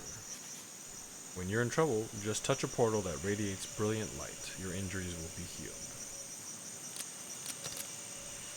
Use the power of the cloak to absorb the folk ids. Then use the folks whose ids you've absorbed. Only an adept folk user gets through the netherworld. The other day, I burned myself. I thought my id would pop out. When folks are exposed to elements they are vulnerable to, like wind or thunder, their ids pop out. Try it if it's difficult to bash the ids out of them. So I'm just starting as Ellen. She spoke to Suzette, and so the woman that fell off the cliff was Regina, who's Suzette's mother. Suzette's the gal that, along with Keats, found Ellen here on the beach when she ran down and went to go look for what she believed was her own mother's body, and then she fainted. So Ellen here, Keats goes through the nether realm, defeats the Folklore, and comes back, actually speaks briefly to Regina, Suzette's mother, and she says to tell Suzette, live her life and be happy, and then disappears. And then now I'm playing as Ellen, who is separately searching for that. You're welcome. Separately searching for hints because she's here for her own mother. And somehow she's tied up in all this, which is a little bit weird. Because Regina, I don't know why Regina would lie about this. Regina, before she disappeared, and it really wasn't Regina, it was just like a memory of her, says that she was not the one that contacted Ellen to come here. So it's a little bit confusing. But Ellen here talks to Suzette and gives her a memento of a key memento, and says that her father, Ronaldo, when he died, was holding on to this key. So we use that key to get into the netherworld, and here we are. I think I have the same. I think I have similar. My only concern is that I hate to have to redo everything.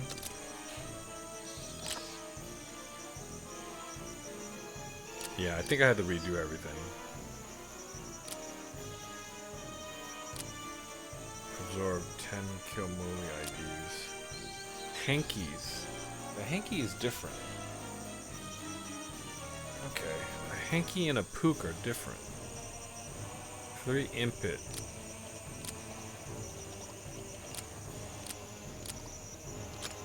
Yeah, Unfortunately, I had to repeat all the stuff.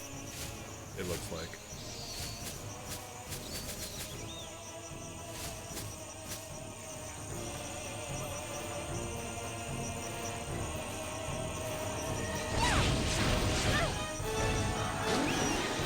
Oh, okay. Boy, okay, I think I know. So this is...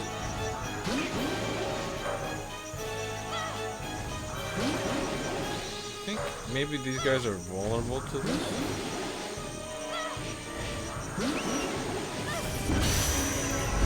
Yeah, it's hard to say. I'm gonna turn this down again. The levels on this game is really weird on TV. Like, you barely hear their voices at all. It might just be the way the audio is set up. I turned off Dolby, so that might be a problem. I had to turn off Dolby because it might be a problem with my capture card. Maybe if I get a better capture card, but the audio gets all screwed up if I listen to the game in Dolby 5.1 or have it. So I had to disable it on my PS3. Okay, so this guy is... I still need to... Oh, I don't have any pulse tree nuts. I still need to absorb the other ones.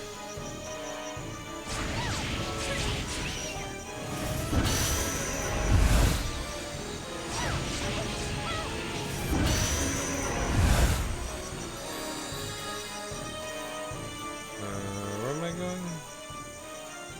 Oh, I want to go over here because there's usually a...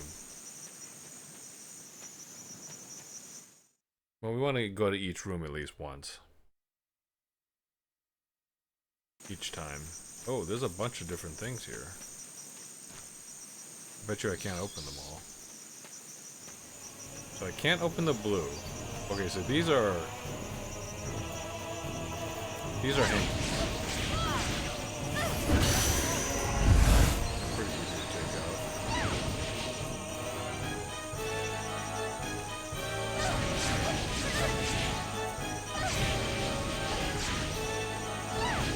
Oh, god damn it.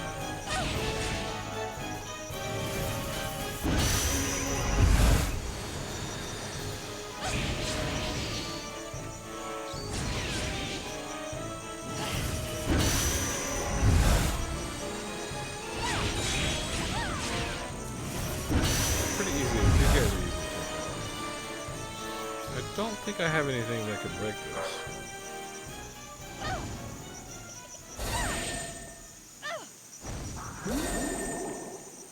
It has to be something green.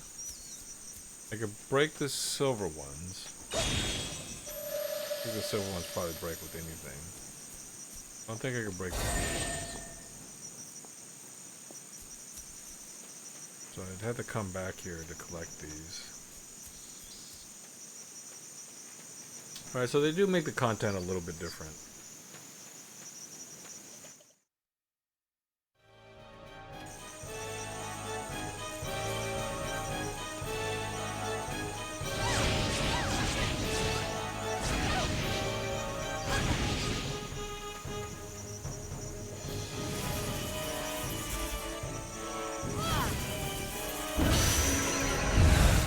If I collect them at the same time, I get a little bit more XP.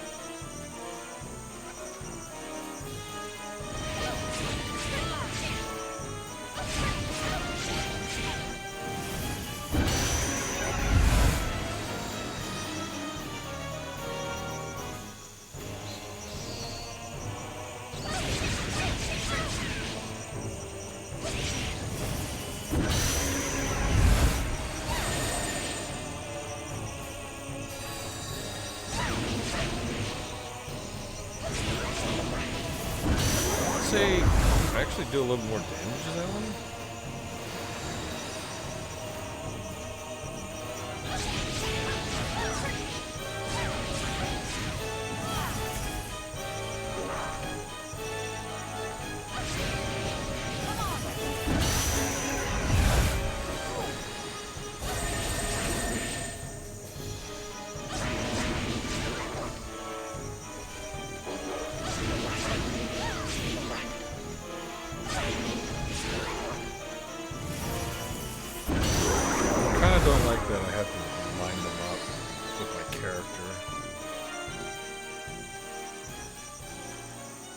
in order to actually pull them both.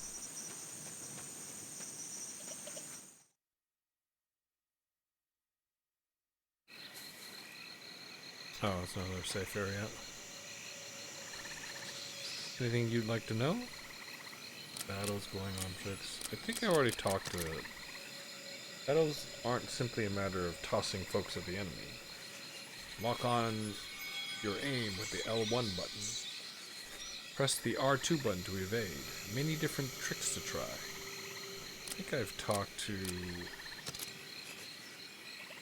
Sometimes folks drop glowing objects when you defeat them. Be sure to pick them up. They can be quite useful. Green ones are for HP recovery. Others are picture book pages or food for absorbed folks. Living ones like you who don the cloak can traverse the realms. Like you who don the realms and can traverse the realms are messengers. They deliver messages from the dead to the living, and from the living to the dead. Souls of the dead become folks. At the end of their existence in the netherworld, they return to the ground. I don't know where they go after that. Fair?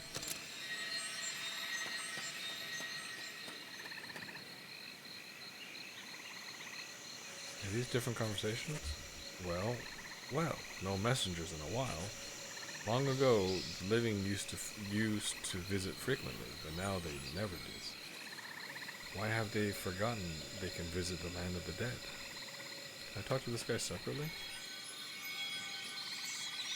Oh, he's got different stuff to say.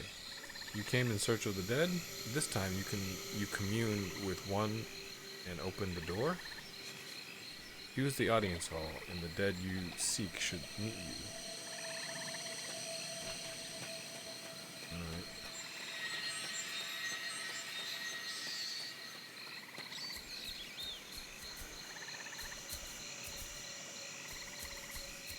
Tree's like glowing.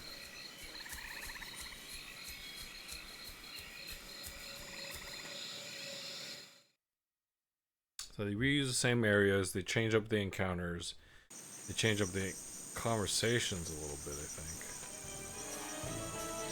These guys are different.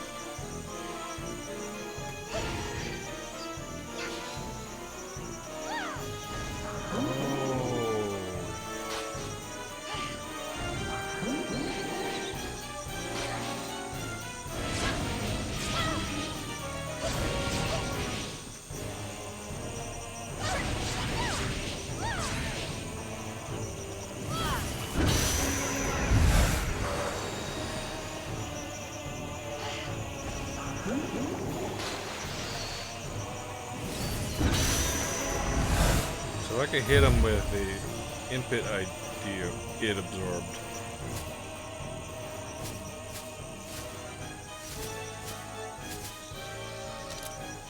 Okay, so I guess it was trying to say that the what the fuck are these guys called? Hankies are good against both Impit and Pooks.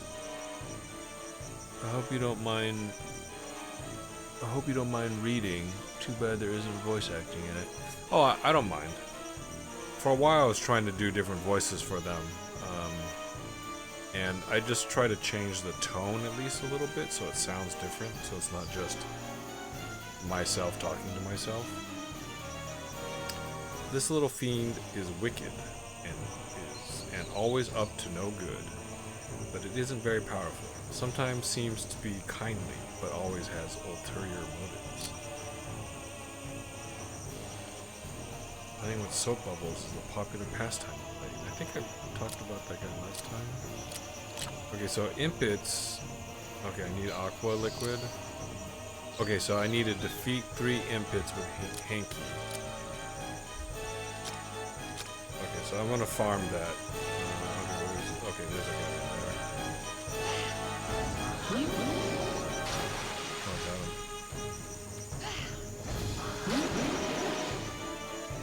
Okay.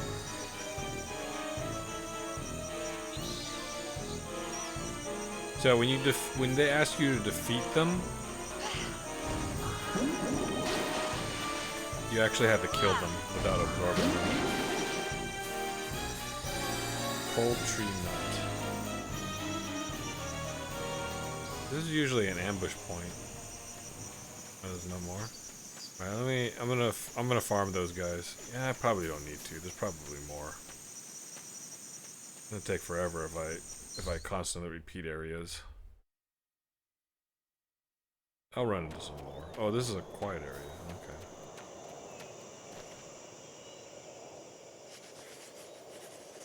Don't think this is some kind of dream. The netherworld is very close to reality, you know. Legends of travels to the netherworld are based on true experiences. So usually I talk to just this guy. Maybe the other guy has... There is voice acting in it, by the way, Liv. But it only happens in certain cutscenes, and occasionally you'll hear Ellen and Keith say things. But it might be because of the way the audio levels are due to the fact that I had to change some settings because it was incompatible with my capture card, and it basically played a really loud buzzing noise. It was literally like like that. But it's very difficult to hear them. For a while, I didn't even realize that they were speaking, but they generally do not speak in the cutscenes. The Fairy Lord has told us to share our knowledge with you. New cloaks. The cloak you're wearing can transform itself. Depending on what form your cloak takes on, you obtain various new abilities. How to change the cloak? That's a secret. Just know you'll need to undergo various trials. Ground birds. The other day, a huge bird attacked me. I was running all around trying to escape. But what a strange bird. It couldn't even fly very well. I bet you'd know how to handle it. What never breaks, no matter how often you strike it, but might if hit by wind or thunder? Try to break it however you can, as you might find something good inside. I thought he was gonna rhyme. Territories. You use a headset? I don't know how that stuff works for streaming. I would. So the problem is that, oh, you know what? I probably could for my PS3. I have to look it up. But either way, it's outputting to a capture card, so I still wouldn't be able to change it. I might be able to hear it better, but it's fine. So right now what I'm doing is I have a TV, I have a computer, I have the PS3, I have the capture card, and I have a splitter. So the PS3 Slim has a HDMI cable which is connected to a splitter, which basically splits that signal. The basically the audio and visual of the game. And one of those, and they're just two more HDMI cables. So one of those signals that is split from the PS3 using the splitter goes to my TV, so I can play it on my TV. So I'm sitting here in literally playing in front of a TV, and then the second signal goes to my capture card. You know, you probably heard of them, like an Elgato or something like that. I bought one for kind of cheap on Amazon for like $28 maybe, because I wasn't really sure I really wanted to do it. I was like, I don't want to spend all this money if I'm not sure I'm going to do it. So I just got things set up, and it's been working fine, so it's fine. And I only stream at 1080p anyways, so the fact that that's the cap is okay. And then the capture card itself is plugged into my PC via a USB cable, and so that's how I'm picking up all the. That's how I'm streaming it to Twitch. And then I have a microphone. I normally use a headset when I use my computer, but I have a HyperX microphone. So the problem with that was that I didn't want to wear the headset while I was playing, because then it would make the sound muffled for the TV, because I'm literally sitting in front of the TV. So I have a HyperX microphone that I just speak into. It's just sitting in front of me. It's a little bit complicated. Maybe it's not ideal, but yeah, I didn't want to have to. Yeah, so the best setup, the simple setup, if you're just playing on PC, is that forget all of that. You just stream from your PC, and you wear a headset, and then you can hear the game, and you can hear, Twitch alerts and all that, and everything's fine. But I have it set up this way specifically because I had to have a console split the signal between my PC and a TV, because I'm trying to play it in the way that it was originally played, which is on a console on a TV. Yeah, a little bit more complicated. So you started watching when I started playing this game. Prior to this, I was playing Cold Fear on PS2. So the best AV cables that you can get for a PS2 are component cables.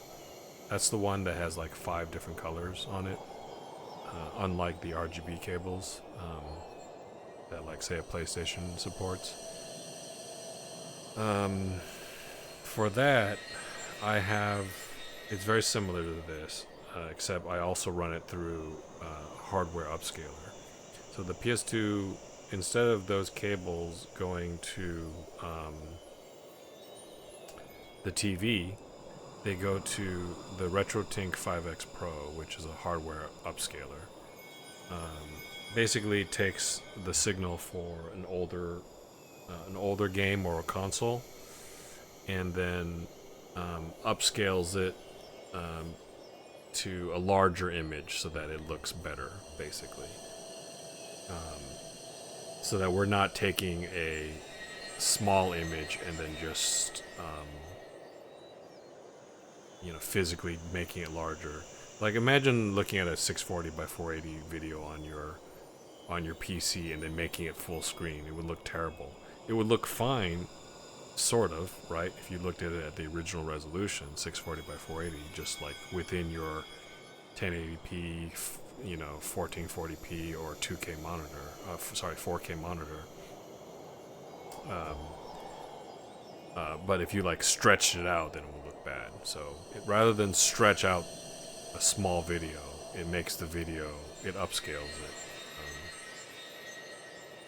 to something that the capture card could read, essentially. So I run the PS2 signal using component cable. The RetroTink supports HDMI, RGB.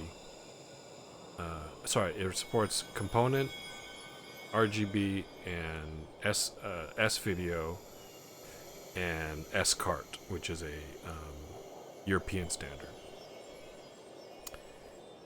And I actually used the S-Cart one because I was playing a game called Overblood 2, which is only ever released in Japan and Europe, and not America.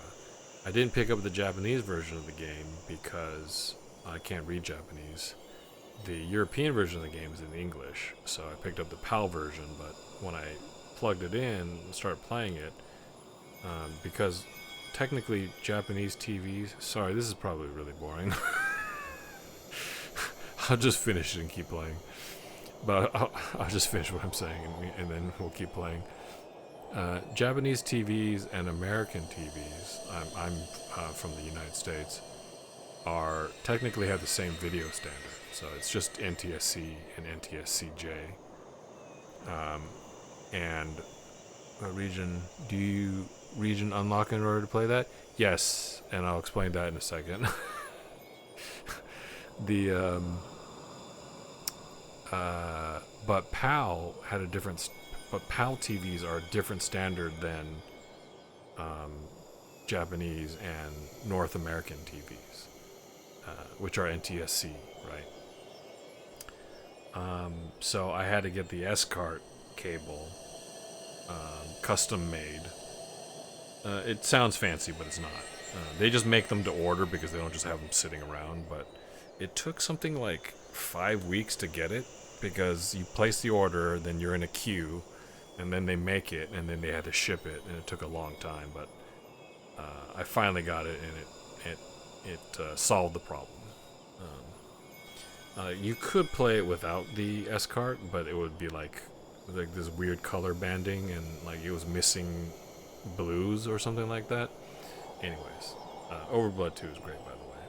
So yeah, that is a PAL game, but the PS1 that you might have seen on my camera when I had it on the other day, that is not my original PS1.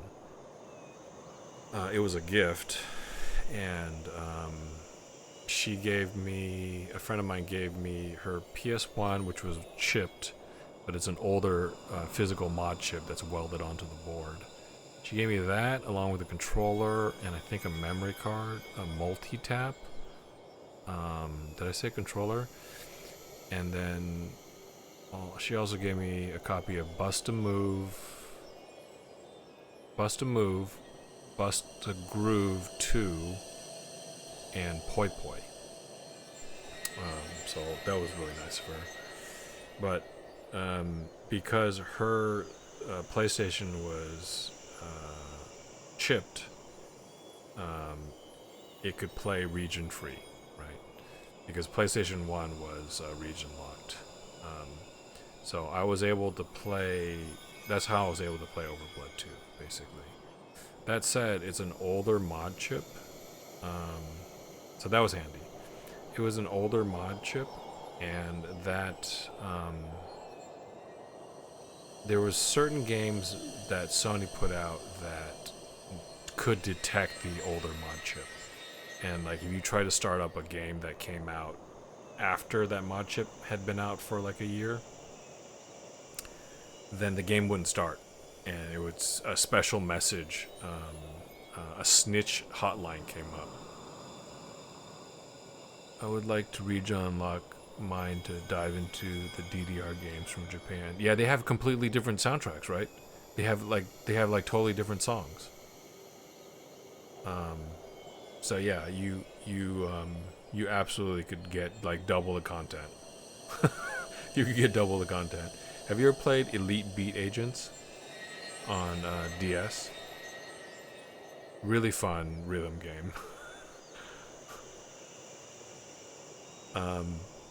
If you love that game, I think the DS was region free. Oh, you'll really enjoy it. I think the DS is region free. So you could import the Japanese version of Elite Beat Agents and have a whole new experience because it's completely different songs. Because they had to make it like sort of culturally appropriate, and to really, I guess, sell it. And it was really weird to have like Japanese songs that didn't really make sense to people in North America or something like that. But yeah, check out Elite Beat Agents. I think you'll like it. Yeah, Elite Beat Agents. Yeah, on original DS. You'll love it if you like rhythm games. You absolutely love it. So that's how I was able to play. And so did you see my PS2 Slim on stream the other day when I had the camera on? That PS2 Slim is not. I'm not the original owner of it. The PS2 Fat below it is the one that I'm the original owner I picked up that PS2 Slim specifically because I didn't want to modify my. And we might have talked about this the other day. Yeah, I picked up the PS2 Slim because for pretty cheap. It's a little beat up. You can tell that like that family had like 3 or 4 kids. The controller was trashed. It was. I take that back. The controller was fine, but it was so well used that there was no grip on the pads, on the thumbsticks. It was just completely smooth. And the memory card slot door for slot 1 is broken. The HDMI cable is really loose, and it's fine. Everything actually works. You just have to sort of jiggle things. But the reason why I picked it up is that I wanted to try soft modding it using a memory card. Not to play, downloaded versions of games, which is a lot of the time that's what people want to do. I just want to play my own physical collection. But there's also a number of games that I wanted to import from either Europe or Japan that we never got, and play them on PS2. Yeah, it's kind of like a Game Shark, but somebody had figured out basically how to soft mod a PS2 using a memory card.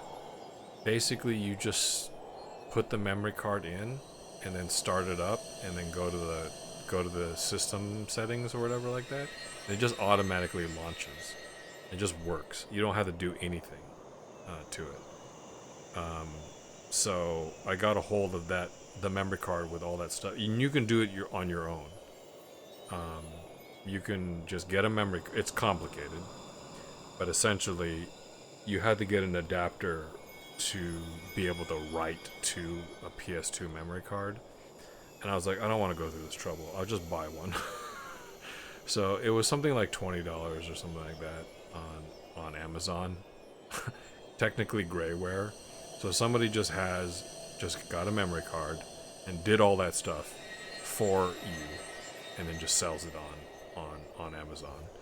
So rather than go through the process of downloading all these files, putting them together, and then getting an adapter to transfer it to the PS2 memory card, and then plugging it in, I just got a pre-made one.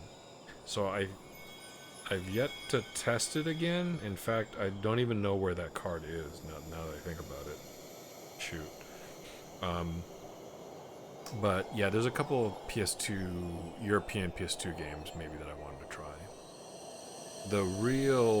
I went to a used game store recently, and the real ideal thing, wonder if I could play PS1 DDR games from Japan with that memory card on my PS2 fat.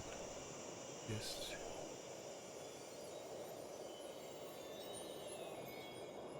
I don't know. I would look it up.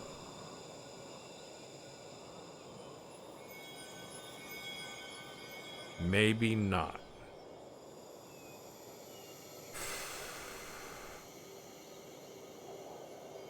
So, your PS2 fat, if you have a PS2 fat, that means that the PS2 fat has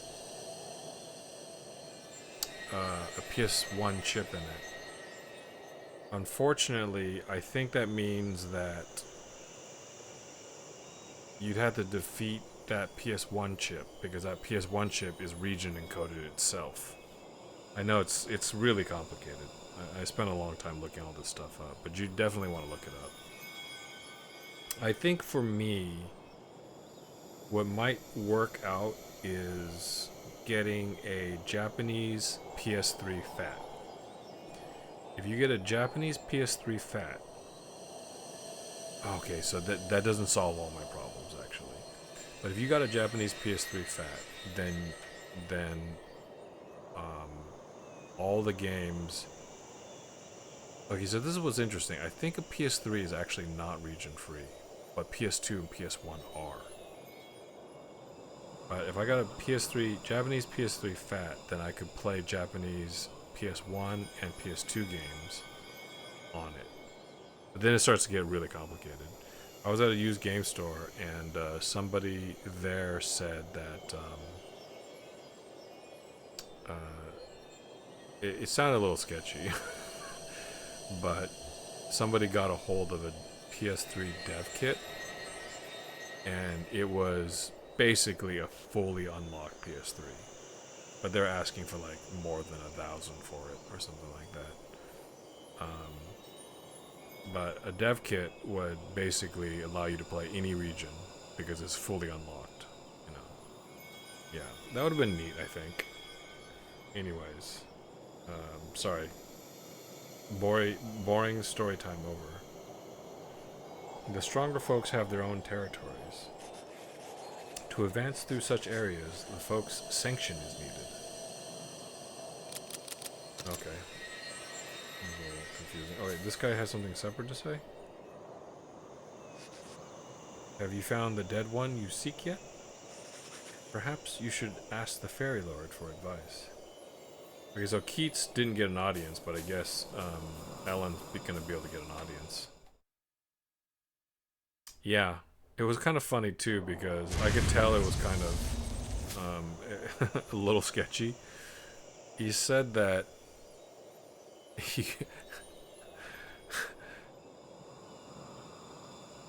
he definitely stole it. I'm not gonna repeat the story, but he definitely came by it illegally. What is that? Ooh, who is that? A boobry? Oh, Jesus. Wait, do I have something to defeat a boobry?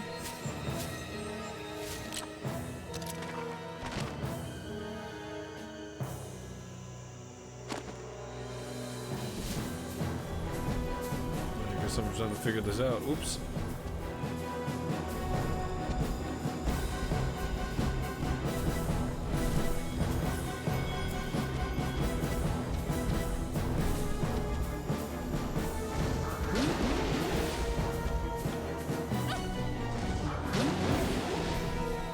I'm not sure if I'm supposed to use this guy or somebody else.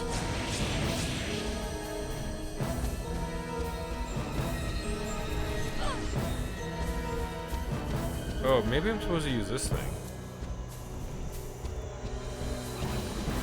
Oh yeah, he gets stuck in it. So if he walks through that, he gets hit by it. So he triggers it like, oh shit! He triggers it like a trap. I'm not sure if it's necessary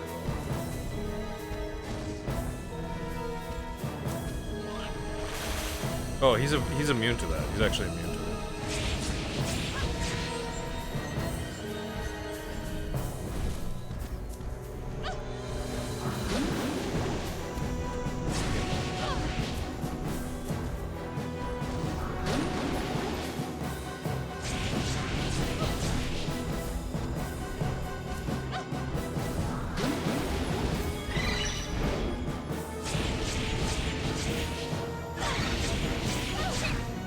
Oh, you had a little back swipe.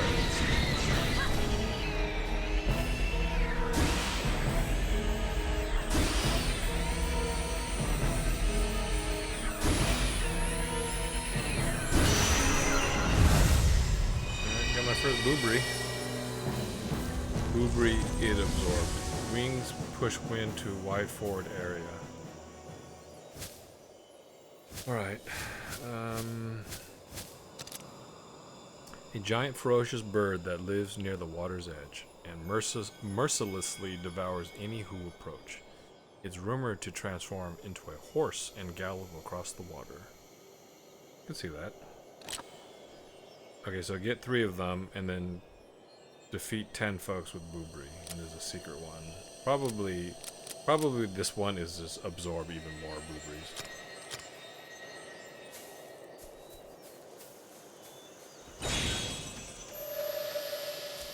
Is this passage blocked? Oh, no, it's not.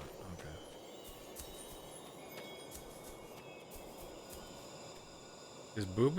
Boobry green? Wait, is she green?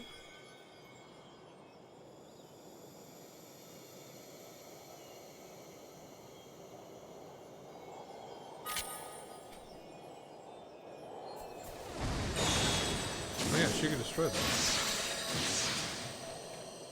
Oh, who the hell is that? Damn it.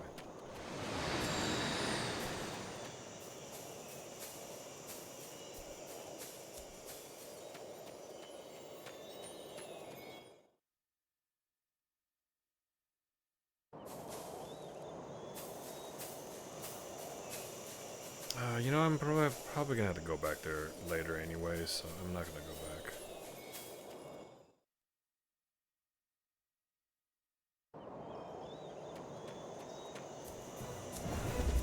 Shit, okay. Ow.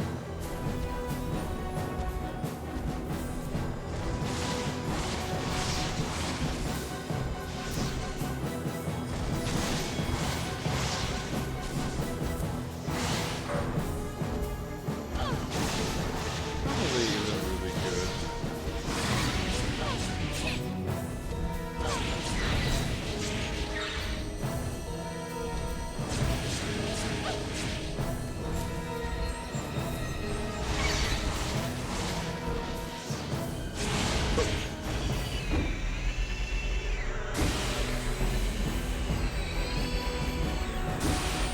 Guess that kind of makes sense.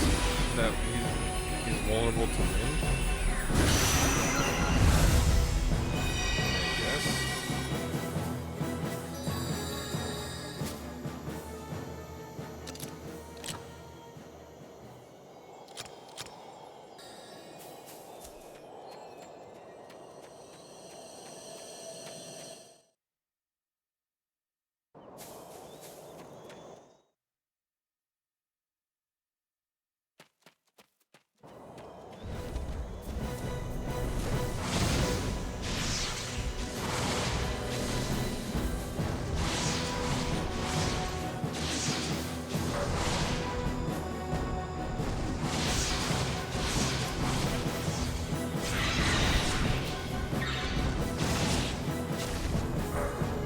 Oh, he actually attacked the... Oh.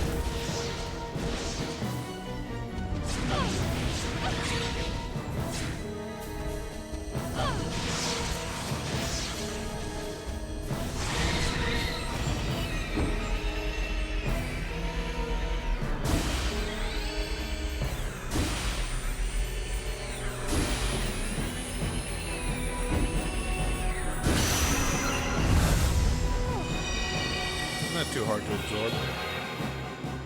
Oh, I finally gained a level.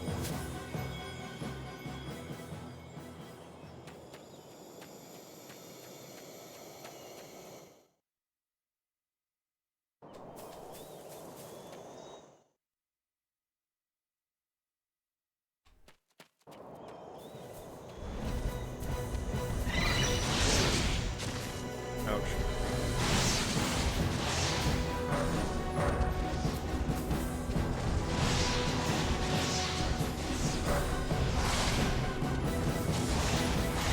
She actually got knocked out of the air. I think she is.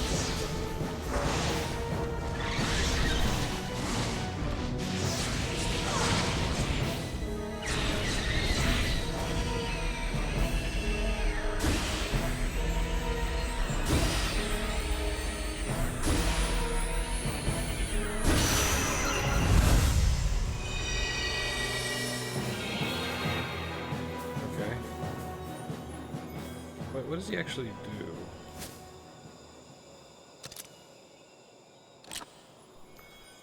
Ten green dust. I have 0. Whoops. I keep doing the same thing. We'll switch that to triangle.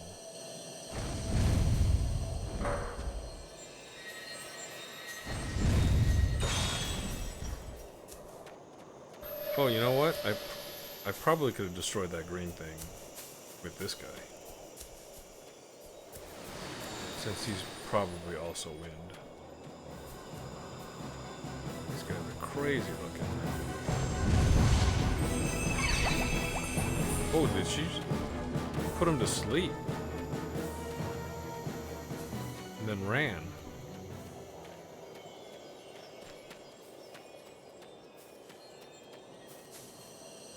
Okay, that's different.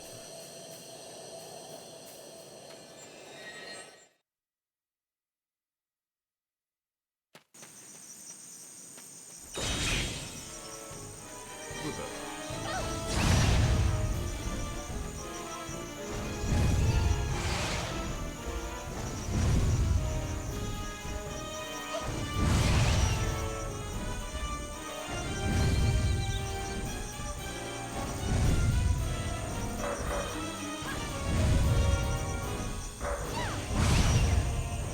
Is he doing damage?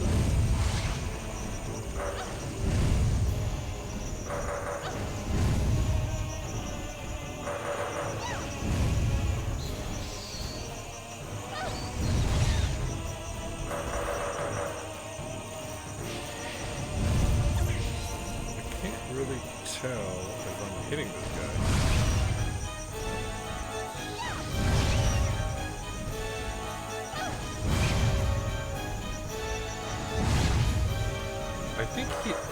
I think his wind was actually traveling over them. Which is kind of annoying. Is there an overall map in the menu? Yes, there is. If you hit select, you see this. I believe the little cyan dots are save points. And then the red area tells you where you're at. It just doesn't tell you where inside of it you were at. But the mini map does that for you, I guess.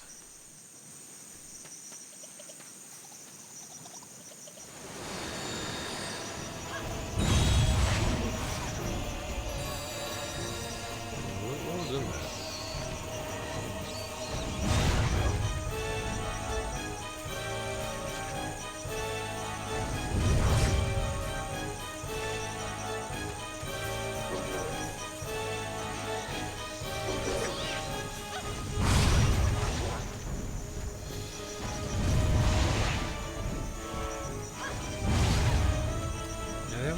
He has a tough time hitting things below him, I think.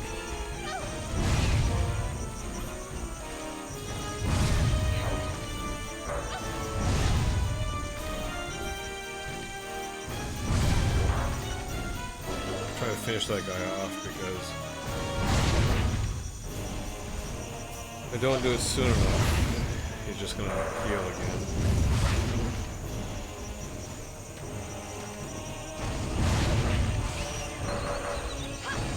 Trying to line them up.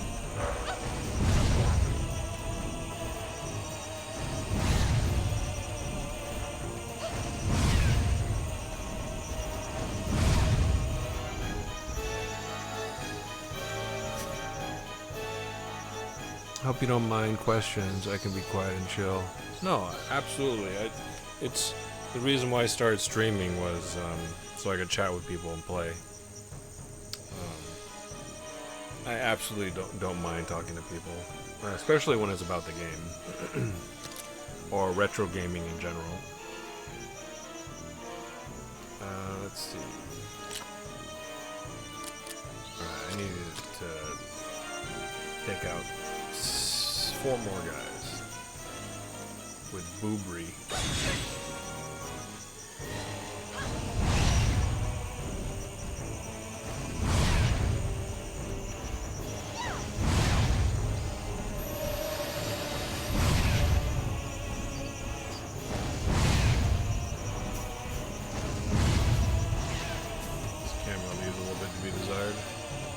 Oh, this is already open. Okay, so that's interesting. In Keats's level, it's blocked off by blue. Some guy's hiding here.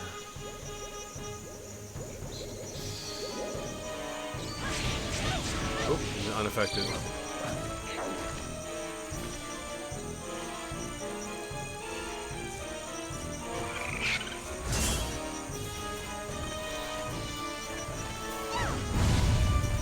I don't think he's affected by that either.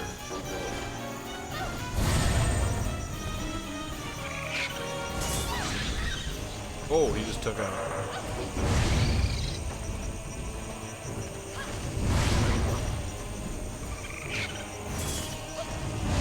I just had coffee. It gives me chatters. That's okay. I think I'm gonna make myself some instant milk tea.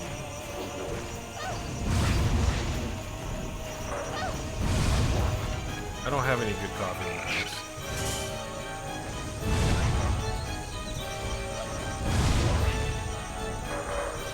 I thought if I bought some bad coffee, I could make it better with like a tasty cleaner.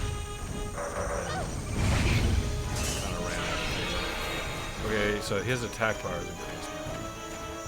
So I got that done.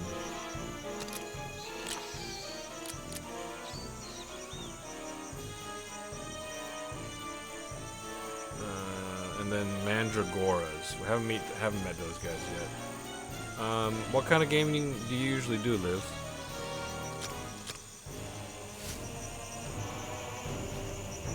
Alright, let's see if we have anything that defeats this guy. Oh.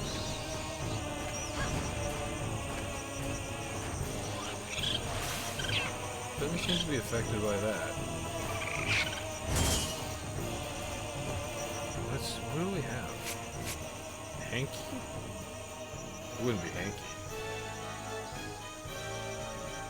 It's not Boobry. I thought maybe it'd be a combination. It wouldn't be Quasar really either. Because she is also. Oh, you know what? It's fire. I need fire. Nothing else works. It's only fire.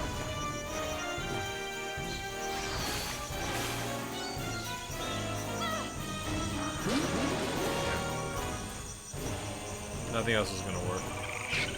What's kind of weird is that as Keats, you don't even get to fight them until you get some sort of blue element. Right now I'm doing an Red Dead Redemption 2 playthrough. Played some PS3 and PS2 games already this year as well. Red Dead Redemption 2 has been out for a while, but I'm also guilty. I have not finished it. It's one of those things where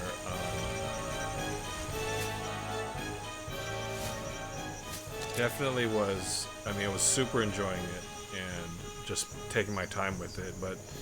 You know, other games come out and I get distracted and I start playing that. But I was loving everything about Red Dead Redemption, like the slow exploring and meeting people and looking for dinosaur bones, all that stuff. But I think maybe that's what that caused me to take forever to beat the story. And I haven't gotten anywhere near beating the story because I was like, oh, let's do some hunting.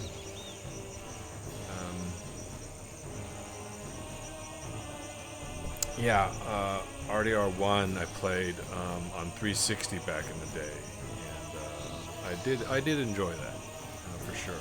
I never got a chance to finish RDR2, so still need to. It's on the list, but. It's on the more modern backlog, so not for Mondays and Wednesdays, technically. Oh, I need to absorb more of you guys.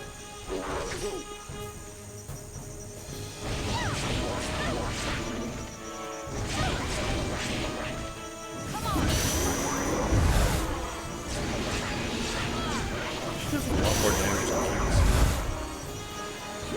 I like action adventure with big maps the most. Anything with a good story gets me. So, open world games. But do you like the Ubisoft ones, like the Assassin's Creeds or the Far Cry's?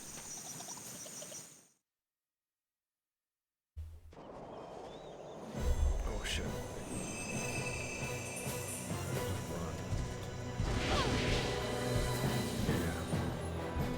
gotta be a way to stop them. I gotta be much faster about it.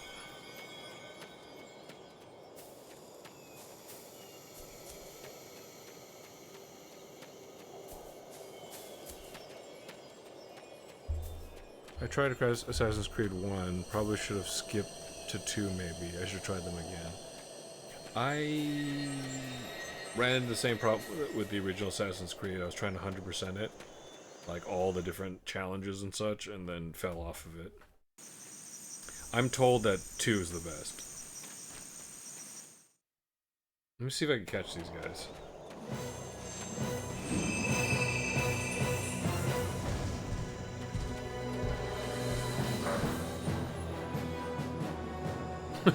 Okay. Don't try to use that ability, I guess.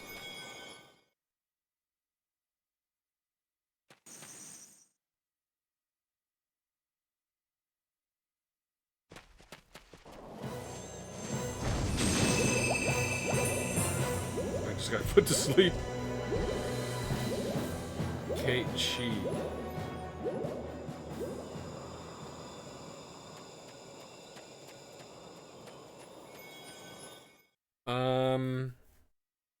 I try to get trophies when I can.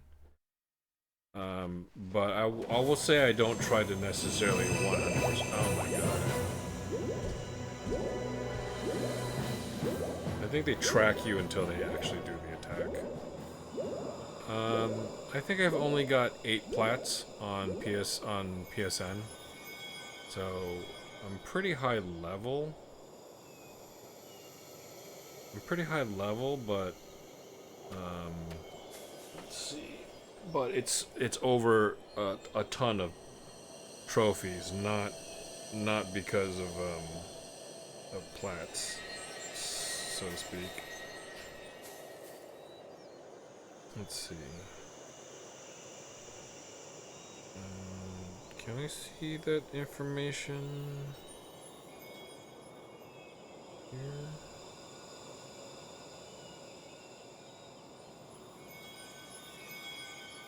How do I see just my trophies? Okay, I'm level 305 on PSN. That's 8 plats, 96 golds, 483 silvers, and 2,632 bronzes.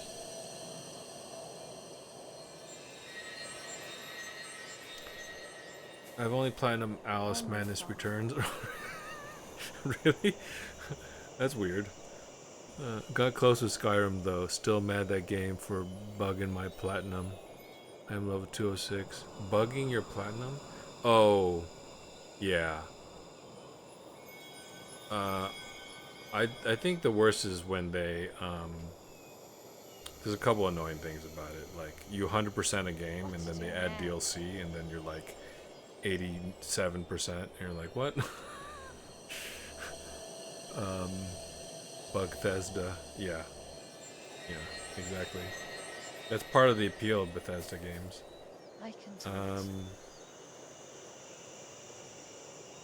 And then for me, it was Helldivers. I did get a one of my plats is Helldivers 2. They originally all the ship's modules had 3 levels. And then they added 2 levels per ship's module, and I had to grind those out. So the original trophy was to cap all the ship's modules to level 3, and then they added 2 more levels per module, and I was like, oh my god, that took forever. I mean, it took way longer than it should have. I don't know why they didn't just respect the old version and just be like, just get them to level 3. Alright, I don't know how to capture those guys, so I'm not going to bother. I'm sure something's going to teach me how to get them.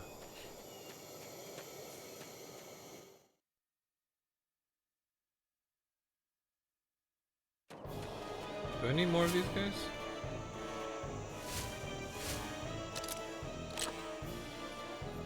No, I need pulse tree nuts. Do I need to...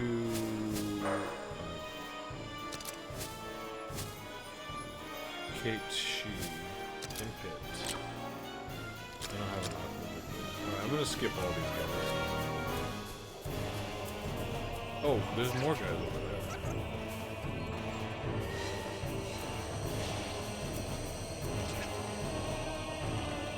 Oops.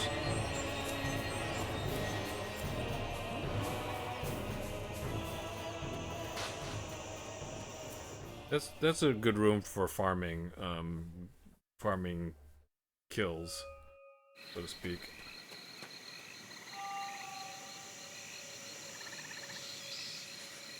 Do you know about quests? They're favors people ask you to do. Ask around at the pub. You ought to be up to performing a quest by now. So that's the thing. I left and left to go get a quest, and then they're like, "What are you talking about?" And I'm like, "Oh, come on." Want to go play PS3 titles? The platinums aren't even achievable now. So many online play requirements. Yeah, they got rid of those. So the trend was to. So ultimately, trophies and achievements are about engagement and stickiness of games, right?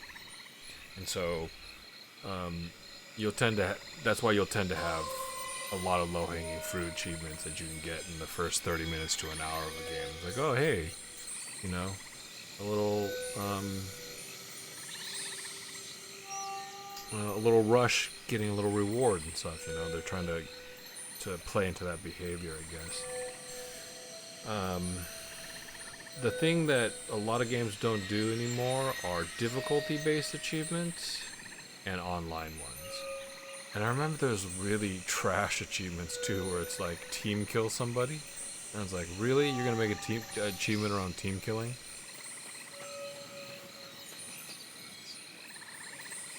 Be careful, Ellen. When a living person perishes in the netherworld, it's more terrifying than death. His spirit actually vanishes. That's not good. I like how they actually turn.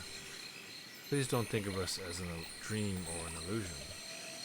The more people think like that, the closer we come to disappearing into the oblivion. Oh wait, that's Herb. Oh, you came. You're not supposed to be here, you know. Who are you? Are you dead? I'm looking for people who know something about my past. What would you like to know? I don't have any memories from before the age of 5. My first memories are of when I was living in the orphanage. Why do you think you can't remember? I don't know. The teacher at the orphanage thought maybe I'd hit my head in an accident or something. Something unpleasant must have happened to you. When something really bad happens to people, they forget it, so that they can go on. I don't care what I find out. I still want to go. I wouldn't if I were you. You won't be able to cope with it. Do you know me? Who are you? Herv. Oh, whoop, he just disappeared.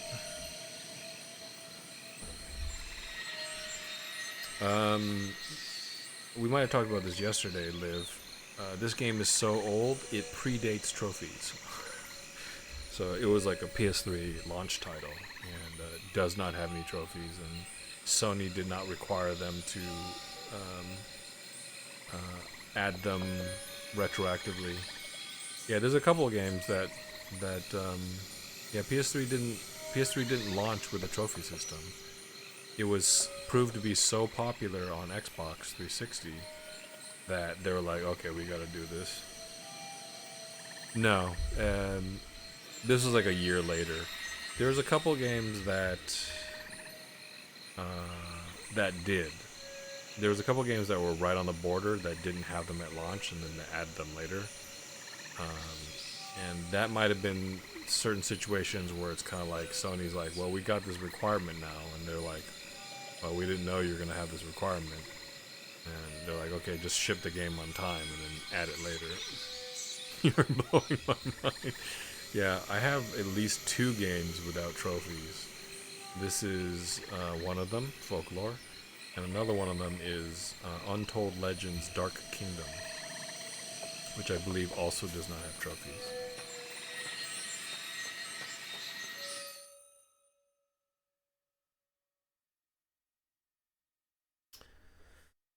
Who's that? That's an Ogma. Ooh.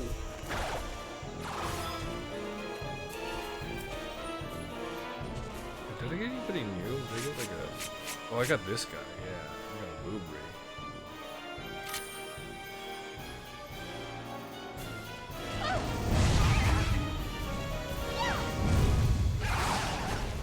These are pretty good. Do they get... Wait, these are Augments, right? And they do get knocked over, and they do take damage.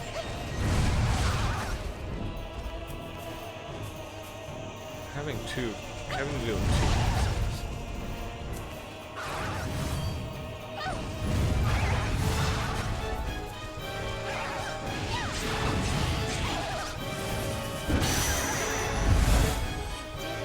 Oh, it's a Daru. Wait, Daru is different. I think I have an Untold Legends title on PSP. You might. Which one is it? Let's see if I have it.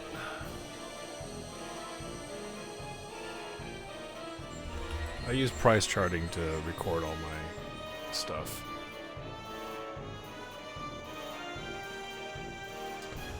Untold Legends. I only have one. It's Untold Legends Dark Kingdom PS3. It might be the same game. No, because it's PS3. It would have been like a PS2 version or something like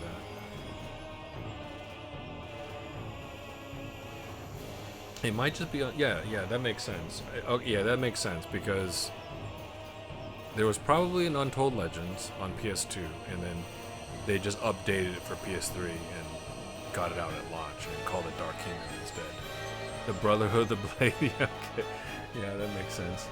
So I bet you Untold Legends Brotherhood of the Blade is just the PS2 version with maybe another, you know, some a little bit more content, and then the PS3 version is the same thing. I don't have that one. Yeah, I want to get a PSP 3000 because the PSP 1000, which is the model I have, doesn't have like this special AV out. And if I had the 2000 or the 3000, the 3000 was never launched in North America as far as I know. I could get a special adapter cable for it and then actually stream. PlayStation TV thing? Yeah, it's a crazy, weird thing. I think it was something like I was either at a physical Best Buy. I apologize if you hear some weird noises. I'm gonna adjust the mic a little bit. I was either at a physical Best Buy or just shopping on a Best Buy online, and I saw PSTV for sale, and it was fire sale prices. I'm not even joking. It was something like $15 or $20. And I was like, are you kidding me? Is this priced correctly? And I either picked it up from the store, I bought it on the website, and sure enough, it just worked, you know?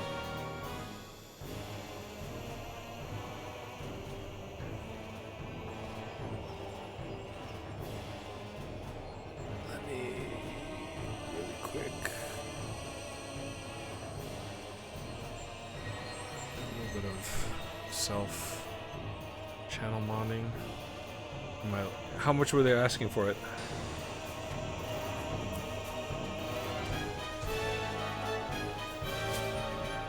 So a Daru is actually different. Daru is the metamorphosis of a mature oak tree.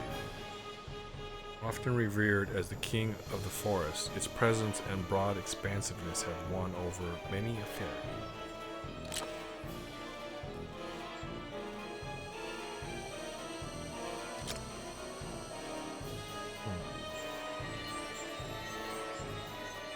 So it's very similar to an Ogma, but not. But it's not.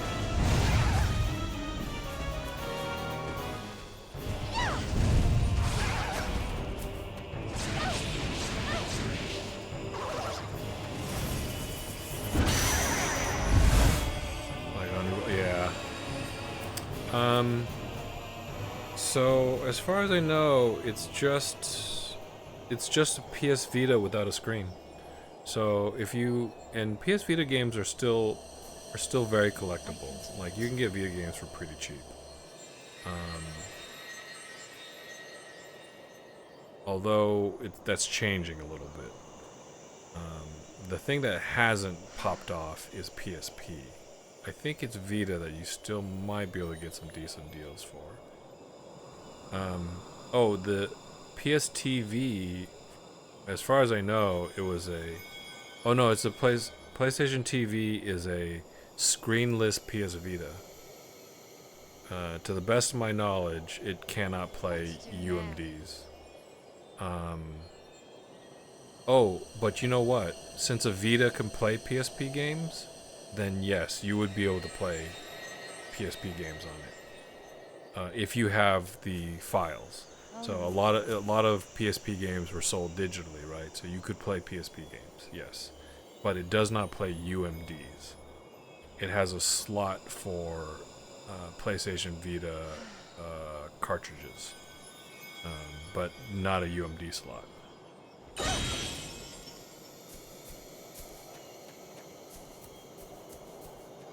But if you have digital copies, if you're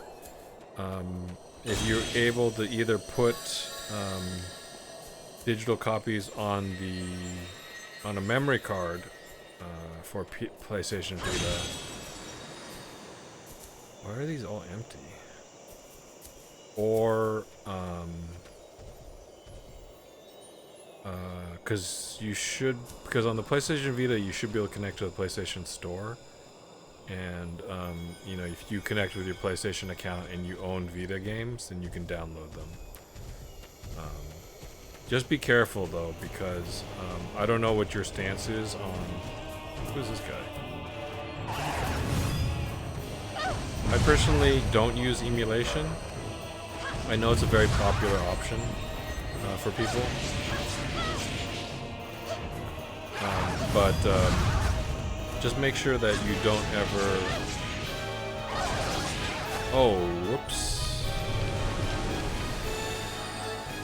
That was just like one hit too many. Just make sure you don't ever have a modded console that connects to your PSN account, because I heard it can get you banned. So you don't want to lose your PSN account.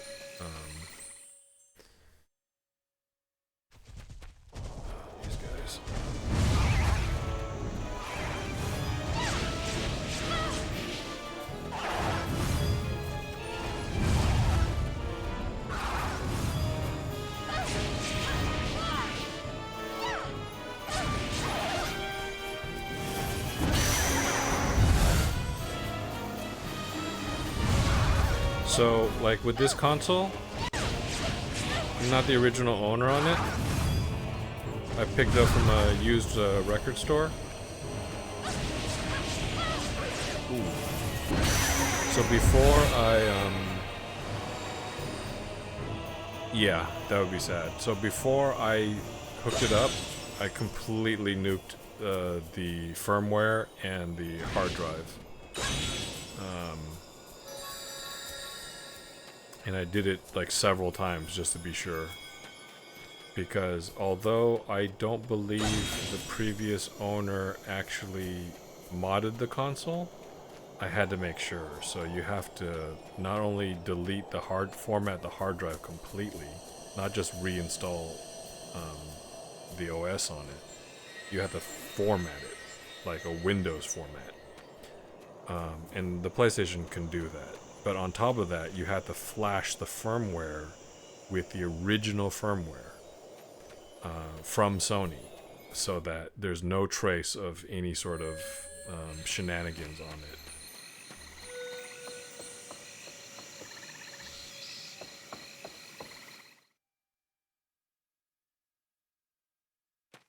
Who's this guy? Is that the same guy? Oh, I can't defeat this guy. Can I defeat him with a Daru? No, I don't have fire.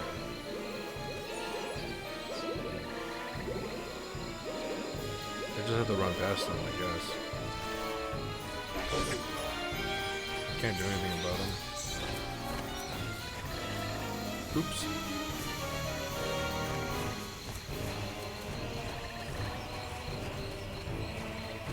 Wait, this is an Ogma.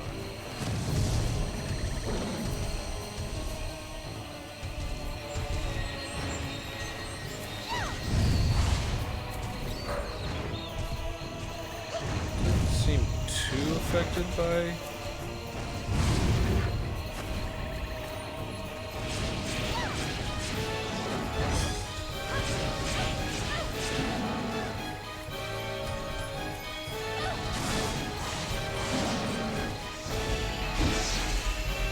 Ogma's a little bit tougher, it looks like. I actually had to do that thing.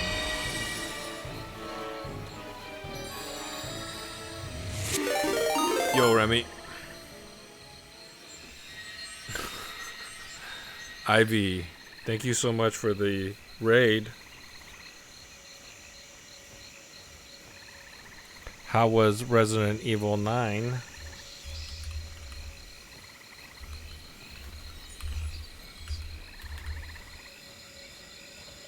Fun, of course.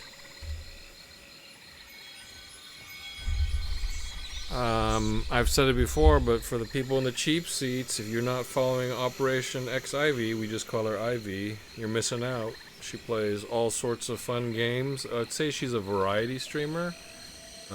So variety, in fact, that she streams, she'll sometimes stream music, she'll do karaoke. She'll also do software development, like she's learning game development, like on either Godot or Unity or something like that currently, and that's usually during the days. But otherwise, if it's not that, then you can find her playing spoopy games. She is these days, practically a Resident Evil expert, since she's played through every single game, with the exception of Resident Evil Gaiden, but we don't talk about that one.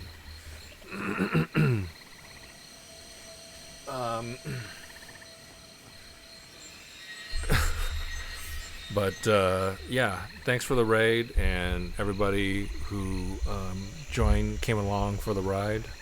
You folks probably know me since Ivy and I play games together on Fridays, but if not, I stream retro games on Mondays and Wednesdays. I have a pretty large physical collection, so I'm currently trying to get through my physical backlog of all games that I have not completed, and currently I'm doing Folklore. A lot of chat to get through. What do we got? The name is Meh. Thanks for dropping by. I think I'll be able to 100% it soon. I only completed RE9 and then was glad. I was happy. I enjoyed it. But I haven't touched it since. There's a bunch of stuff that I know I missed. Although all the boss fights I completely obliterated because I'm such a hoarder. And then when the bosses showed up, I just released everything and I was like, "Is this a bug? Is the fight over?"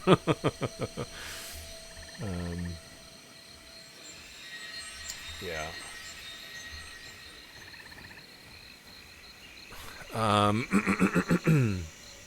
But yeah.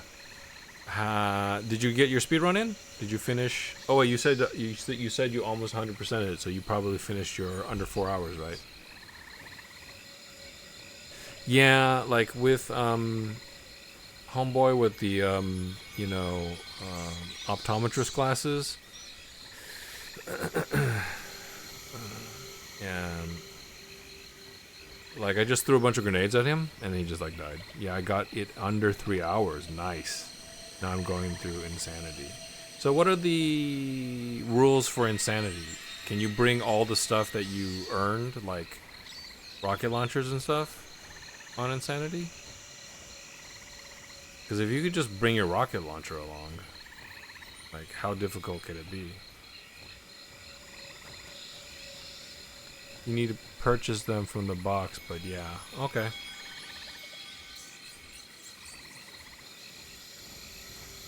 I think Jose's trying to get through Insanity right now, and he's been cursing the developers. But sometimes he prefers bashing his head against the wall rather than learn new things. It's not once you unlock unlimited ammo. Ah, okay. But yeah, let's see. What do we got here? What do you once you 100% it, what are you gonna do? Are you gonna play Fatal Frame, the Fatal Frame 2 remake? I know you were playing the demo. Did you like it enough to pick it up?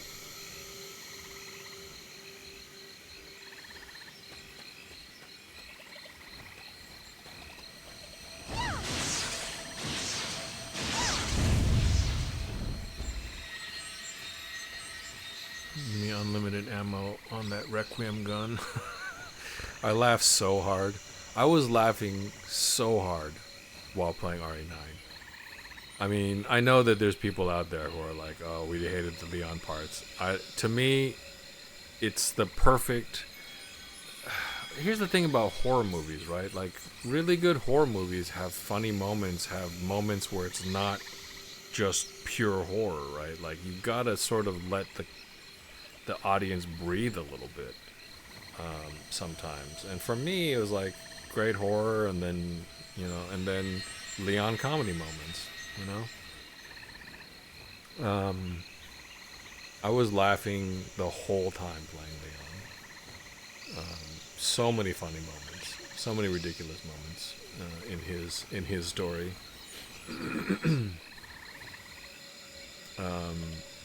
Like when it was like pull out Requiem, and like the game was like pull out Requiem. So stupid. It's just this giant gun that just obliterates things. I was like, okay. I need a change of pace genre. Ah. Okay. Well, wait, how many days a week do you stream like new games? You stream on Wednesdays. You stream on... Is it only 2 days a week? Technically, it's only 2 days a week, right? The list is long. I already know what's next. Oh, okay. Is it a secret? You heard it here first, folks? It's mostly just once a week these days. I mentioned about... Oh, I'm sorry.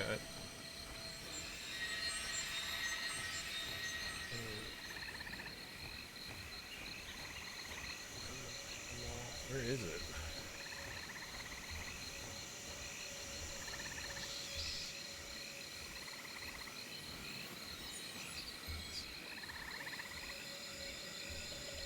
Alright, well, if you mention it above, I didn't see it.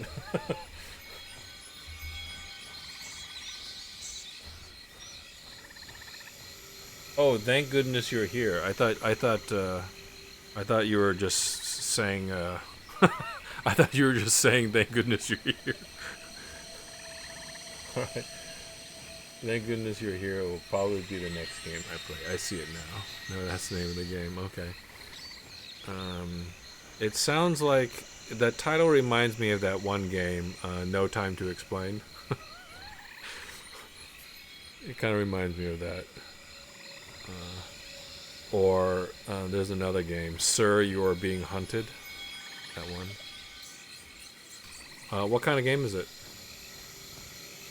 You said it was a comedy, but like, how does it play? Is it like an adventure game?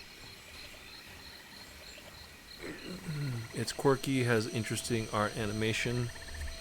Is it like a visual novel, or is it like you move a dude around? I've literally never heard of it. I'm kind of bad with modern games. It's been on the list for a while, so I don't remember. Oh, you know what I'm going to play next? Other than Kingdom Come Deliverance, which I started playing on Xbox because through Game Pass, and I tried playing it on PC before, and I didn't really enjoy it, and I decided to give it another chance, and I'm liking it more the second time around. But in mid-March, that game Crimson Desert's coming out, and it looks really cool. I'm gonna pick that one up. I just know that I wanted to play it. Okay, yeah, sounds indie. I'll look it up later. I'll jump in. But if it, I warn you, if it's a game that I feel like I want to play myself, all I'm gonna do is lurk. I missed all your Requiem streams because you were ahead of me on the game. Did I go the wrong way? You might want to play it. No, I just don't. Yeah, I just don't have time.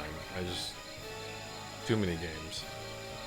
But I am at least trying to. What are these guys? I am at least trying to get through my retro backlog.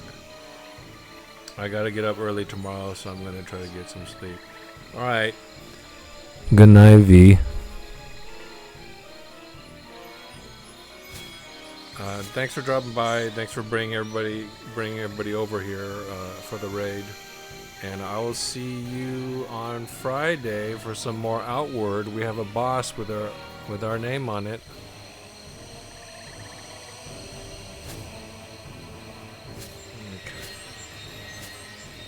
Ogma. I need to get more Ogma. Okay, I can do that.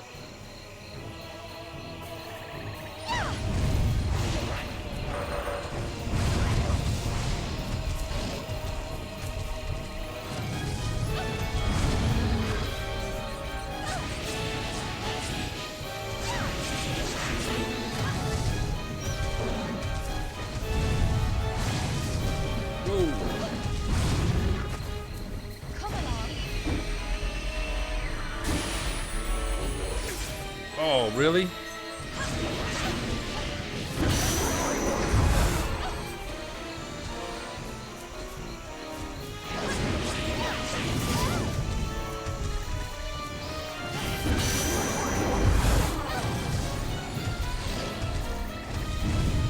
Interrupted me.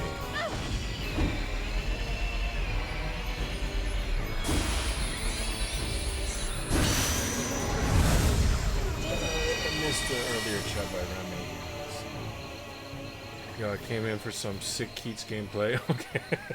I see you finished this chapter and swapped. Yes. You still there, Remy? I wanted to give you a recap.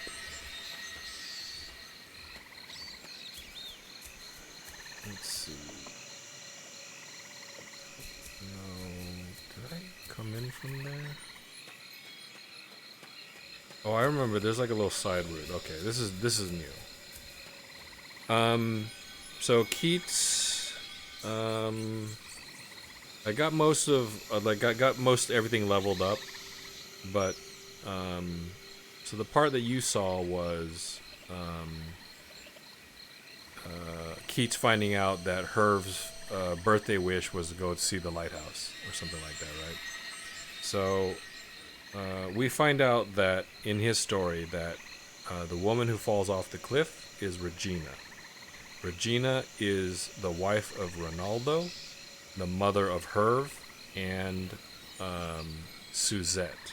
Suzette's the sort of gloomy girl that's in town that, along with Keats, found Ellen on the beach. But yeah, the woman that fell from the cliff is Suzette's mother. So we're still figuring it out, but basically 17 years ago, this is what Regina says. 17 years ago, when she was pregnant with Suzette, Ronaldo told Regina to leave the village, and she did so. And he died shortly after that. Afterwards. So, and then, let's see.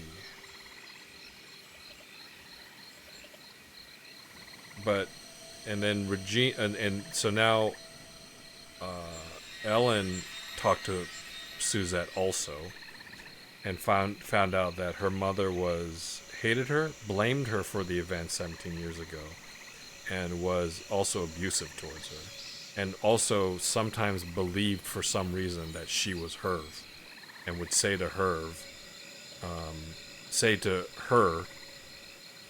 to not leave the house because you're gonna get killed. So Herv died somehow.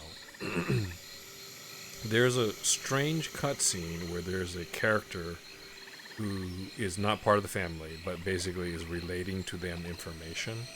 Like, Herv did something in the church, and they're like, oh no, like, I thought, like, he was just did something bad or profane or something like that, but maybe he did something in the church and died. But yeah. So, I talked to, the information about Regina, Suzette's mom, being abusive towards her was found out by Ellen before I entered the Netherworld, essentially. And I was given because I need a memento, right? So Suzette gives, Keats got the picture. Suzette gave Ellen a key, and she says, this key was in my father's hand when he died. And that's how she got in. That's how she got into the Nether. I can't defeat that guy.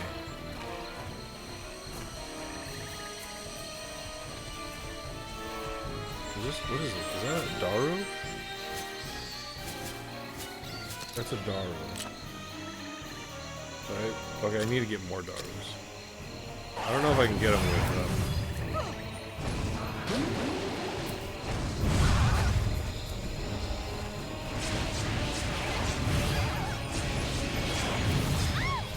Ow.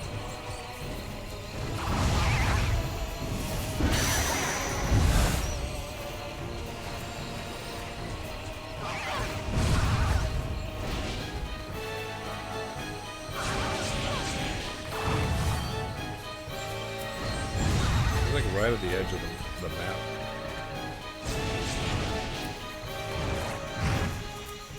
Just come in a little bit more, Jesus. Quite the mystery on our hands still. So yeah, we still don't know really what's going on. All right, buddy.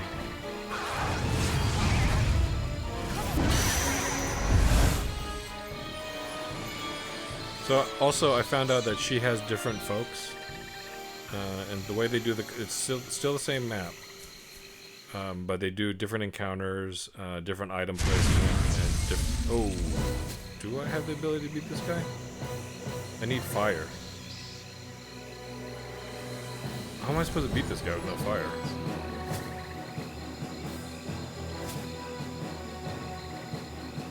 More important than the other story detail, did any of them mention that what happened in the past took place on a specific holiday? I mean, oh yes, it did actually, but it's not Christmas. It's I don't know if it's a holiday. I've heard this before.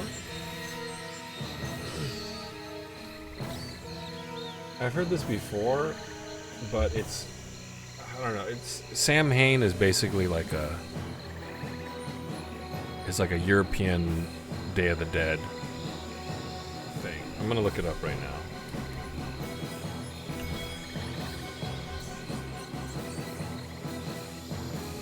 Samhain, I'm pronouncing it Samhain. I don't know how it's actually pronounced.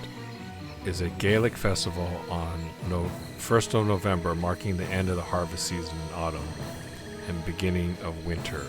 or the darker half of the year. It is also the Irish and Scottish Gaelic name for November. Celebrations begin on the evening of the 31st of October, since the Celtic day began and ended at sunset. So it happened around Samhain, I think. They mention it a couple times, but I don't think they make it a big deal. Well, I can't go forward. Oop.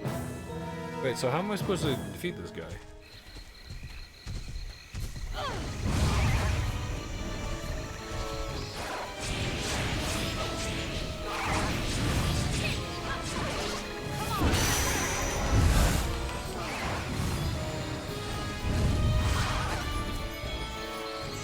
I do wish I could move faster.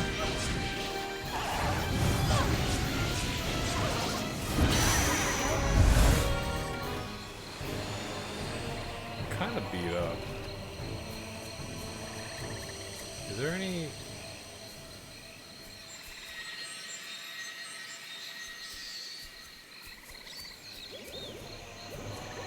any crystals around here? Yeah, I'm not sure if I don't know how to beat that guy if I don't have fire. I'll run if it gets bad. Yeah, so it's... Yeah. Basically. Wait, I can get this thing.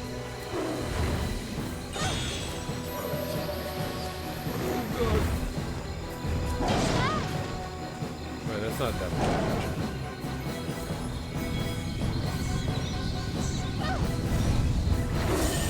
Okay, so that doesn't do any damage. That doesn't do any damage. They can be killed too, like if you activate them.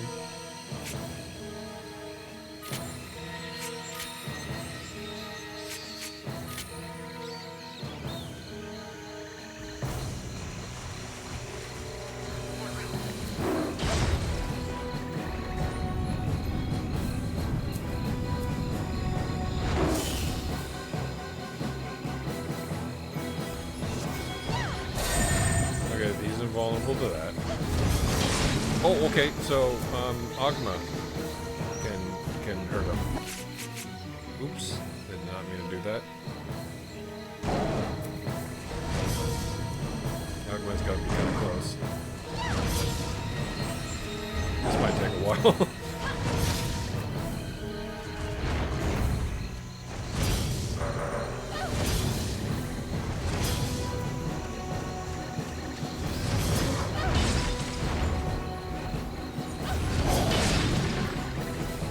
Straight up slew Ogma.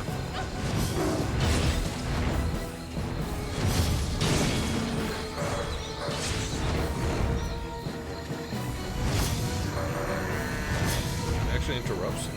Oh, hey, look at that. So he's vulnerable to fire, but I don't need fire to defeat him. Okay, so I got a bar guest now.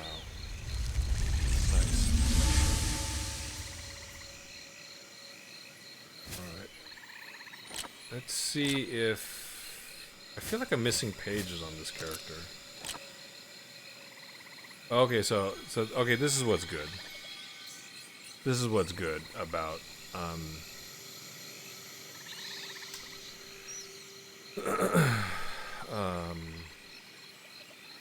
the different characters is at least their karmas aren't the same.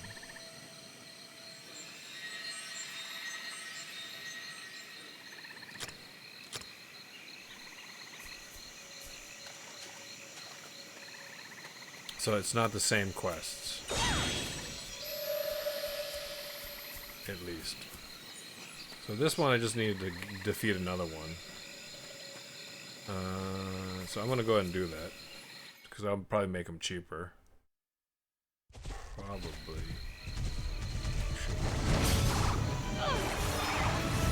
I actually need something different right now. I need my boobry.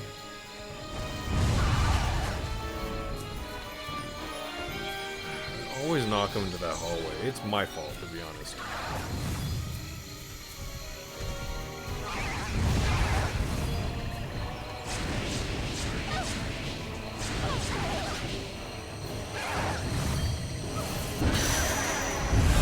Alright, there we go.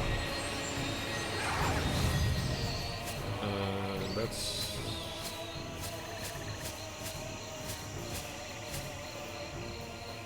Daru.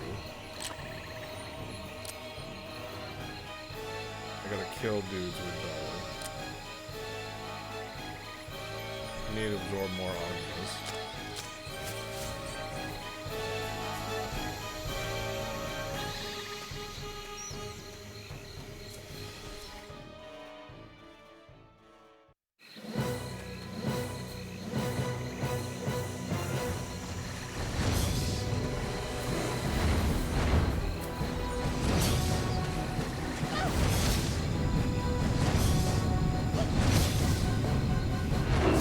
Sometimes I can interrupt it. I guess you have to do it early.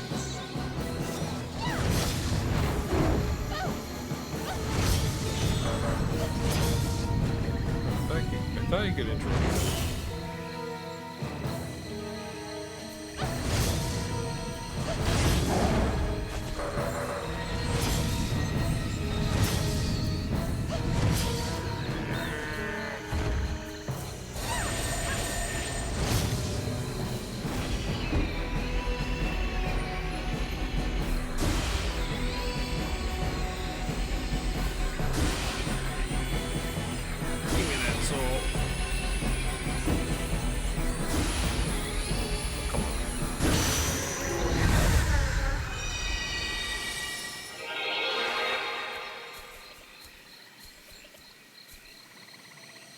You released Bargus Karma. Charge level increased.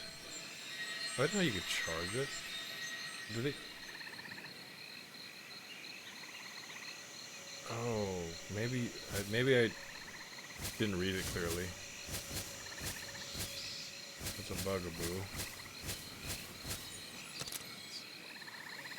Under cover of darkness, the bar guest appears out of nowhere. They say that just before a famous person dies, it gathers the dogs in the area and starts howling.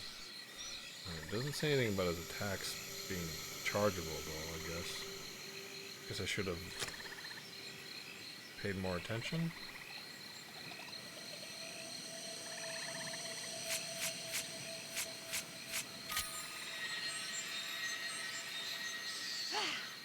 That's just him swinging.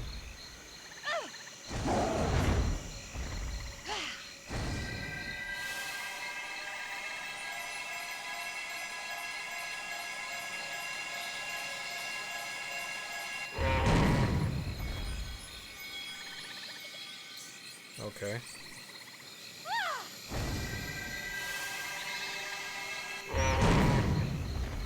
So I want to release it when he switches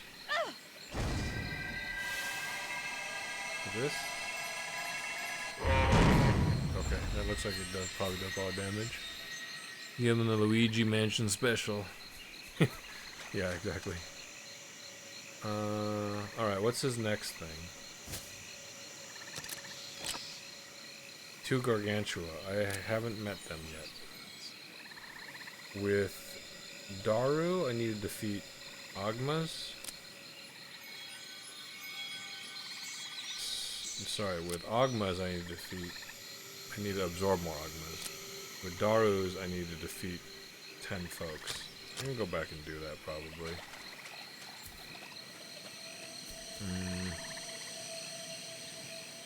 I wonder if I could get the bugaboo.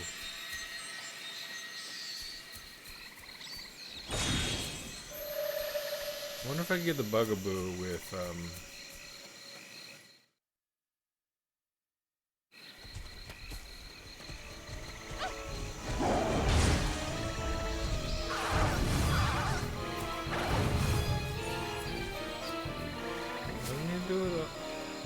Daru's again? Okay, I don't need to fight more Darus. I think these guys will leave me alone if I come down here. Is he invulnerable? Can't tell if he took damage.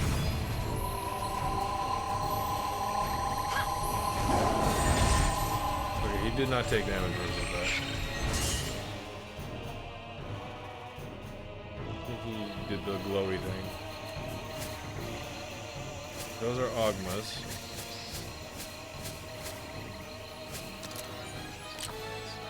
I need more Ogmas.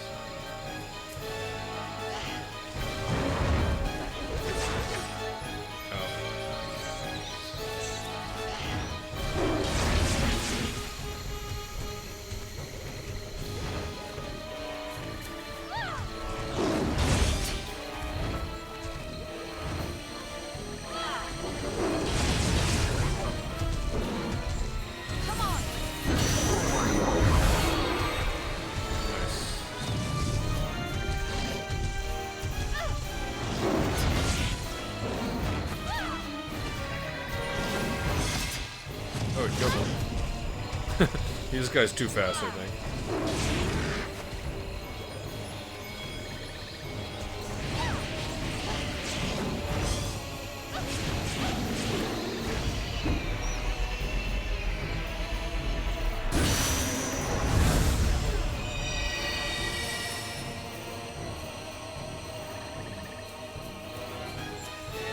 Who's this?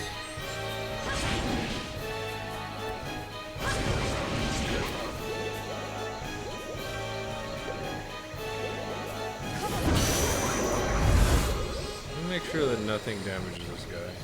I have a bird. I think the bird does anything.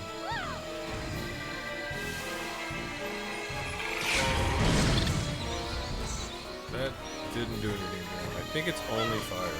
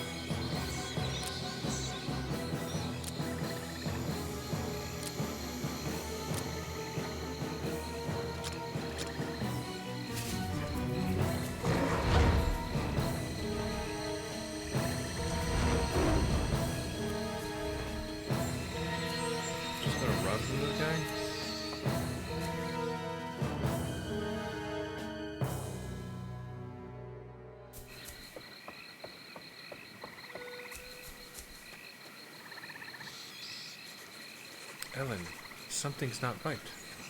There's a rumor going around amongst the fairies. They say some other human besides you has entered the fairy realm. What? Let's hurry up and go see the fairy lord before anything strange happens. We may have to find out where that folklore is.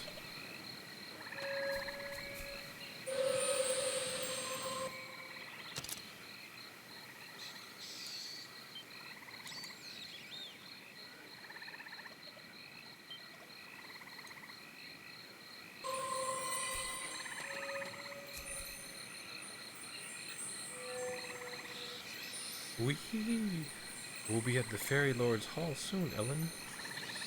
The Fairy Lord's been looking forward to you coming, you know. He has? Why? A living person wearing the cloak is like a mediator between the netherworld and the human world. The Fairy Lord needs your powers. Alright. Kinda creepy when you put it like that. The fairy realm is no longer the pleasure world it once was, long ago. If you want to know what's happening, find the Fairy Lord and ask him.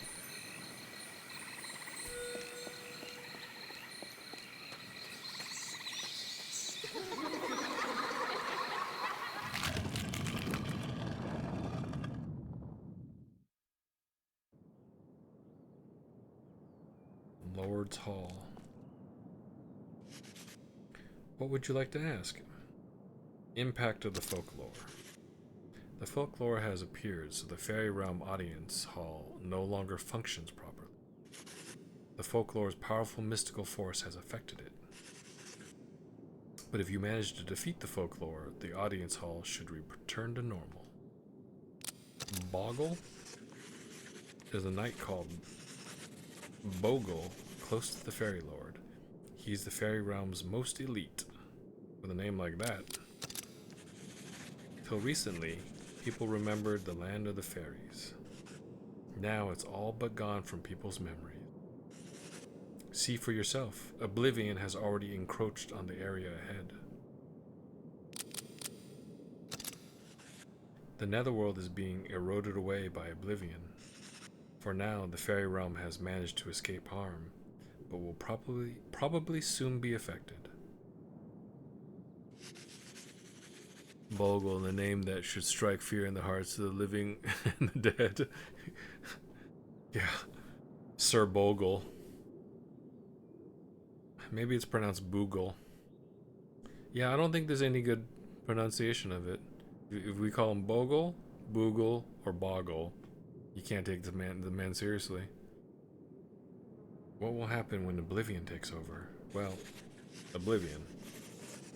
You'll eventually make your way into the netherworld that's been eroded by oblivion. Alright, here we are. Wish I could kind of look up. I can't.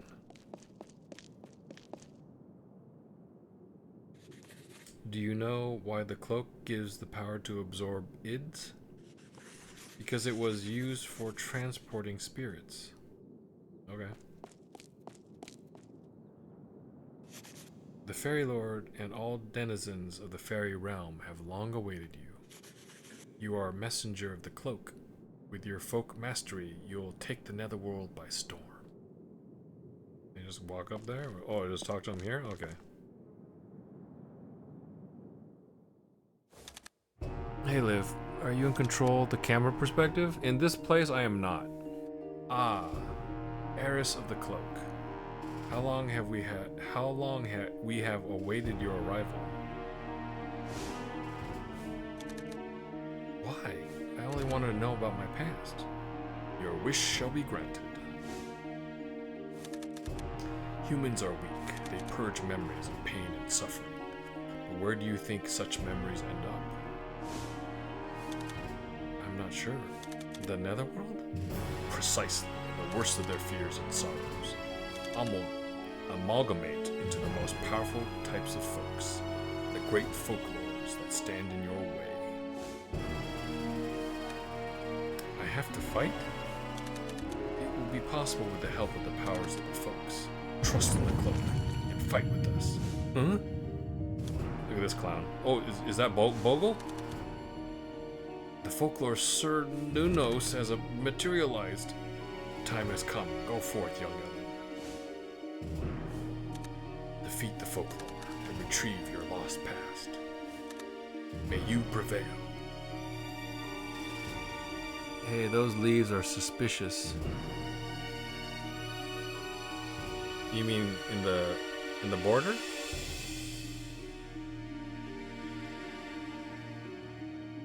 Oh, he looks much cooler here. I like how he looks here. And the cutscene, I don't think, did him justice. Acquired Fairy Realm Picture Book, page 5. This has got to be Boogle. There he is. There was an intruder in the forest of the fairies. Perhaps like you, they want to defeat the folklore and examine its memories. The reports say that the intruder was wearing glasses. Well, that'd be Keats. Glasses? I hope this isn't bad. Yeah, I can't move the camera into here. This is like an auto camera.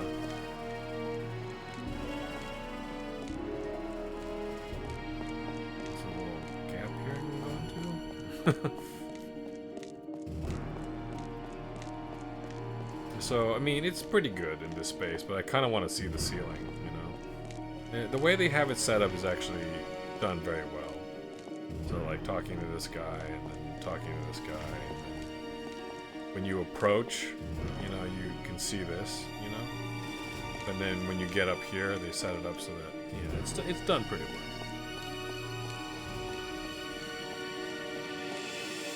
I just like to be able to look up.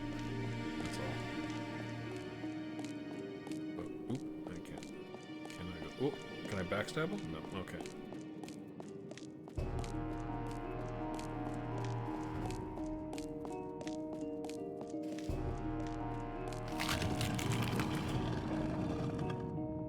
Is he like right outside?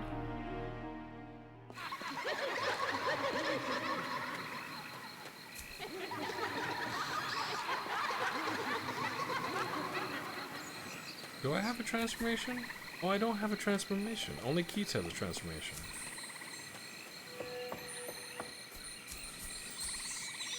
I just realized that. Only Keats can Hulk out.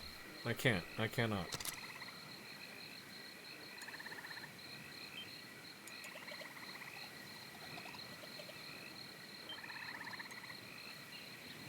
We'll take care of this boss and then probably wrap it up.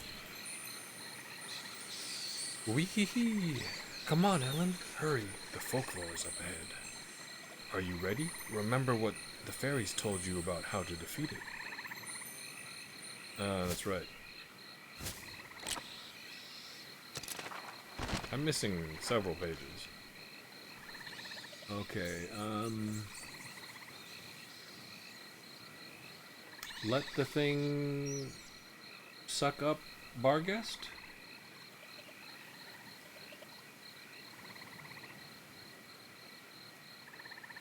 And then and then use Boobry versus the leaves. Okay.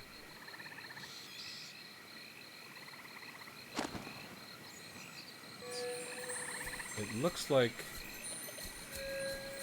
I'm supposed to use Barghest as bait or something like that. What would you like to know? Cernunos.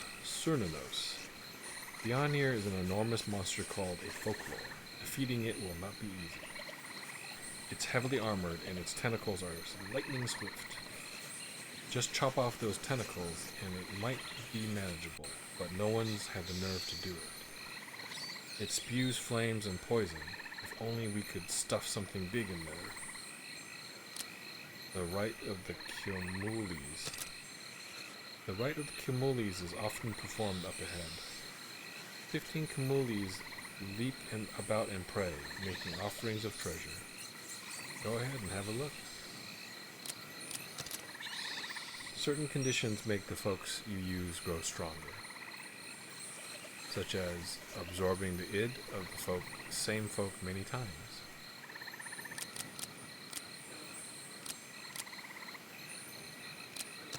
The Mnemosyne. The Mnemosyne is a folk that devours the memories of the dead. You seek the memories of the dead. Touch the Mnemosyne. It looks a little like an insect would in your world.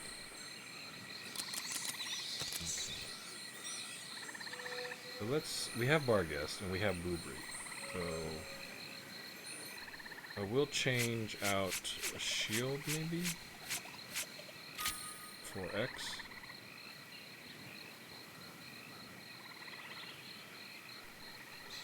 Okay.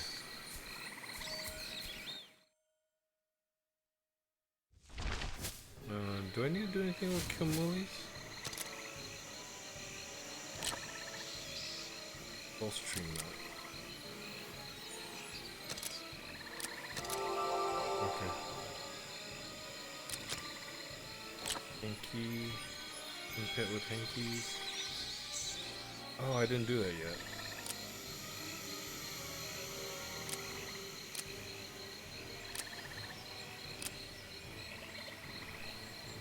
Mandragoras, green dust, aqua liquid, 10 folks with Daru.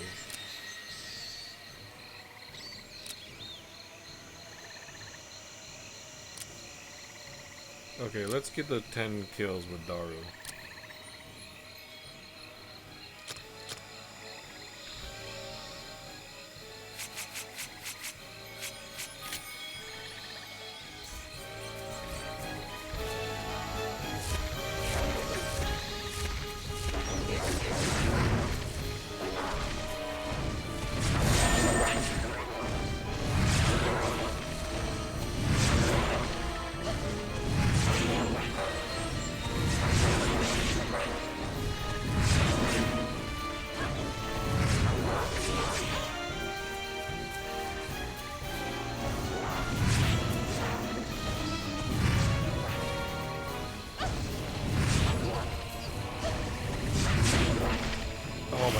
I gotta collect all those. Couldn't help myself.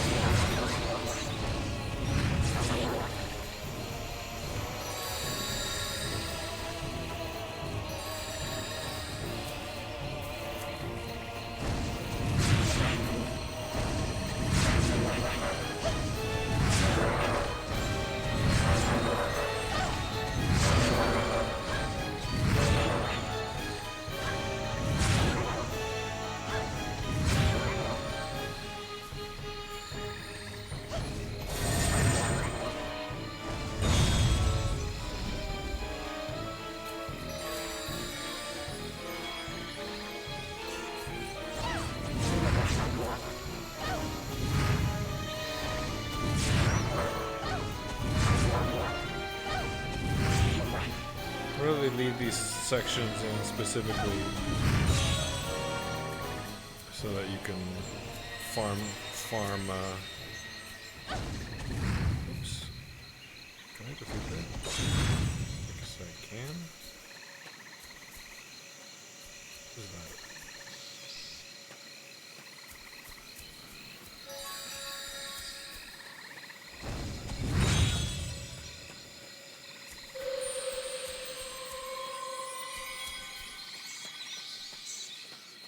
In exploration mode, I can control the camera. It's very slow if I manually turn it, but if I press R3 to spin it, it's much faster.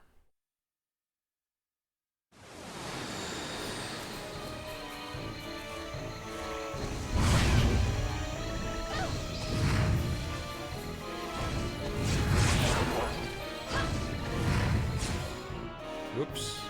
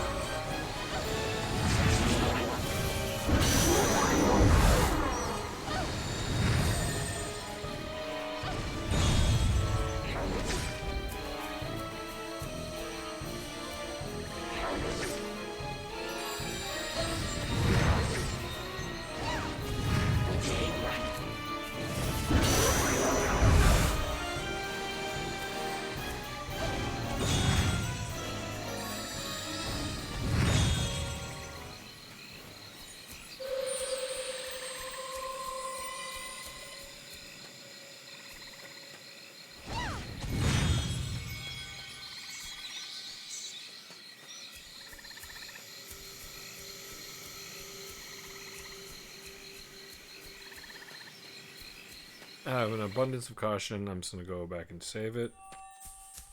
And then we'll take care of this boss.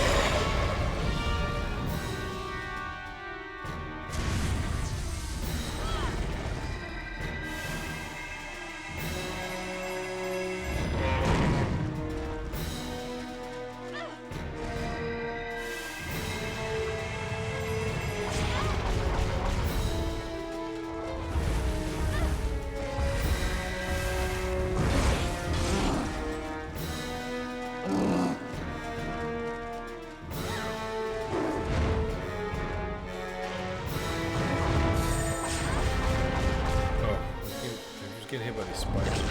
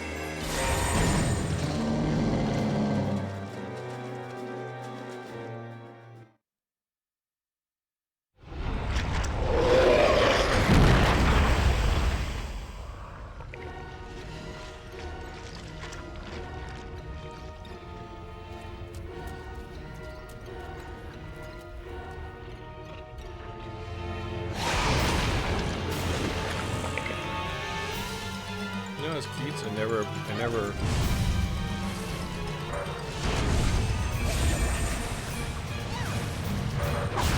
Oh, whoops. Oh, whoops.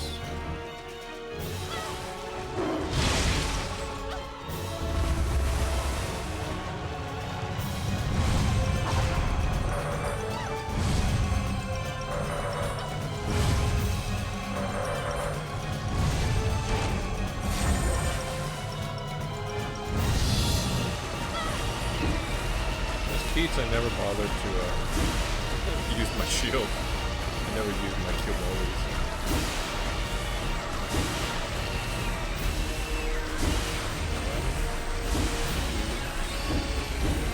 It's actually nice.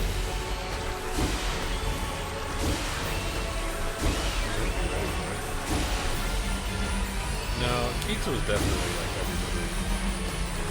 every 3 debut games. This one's different.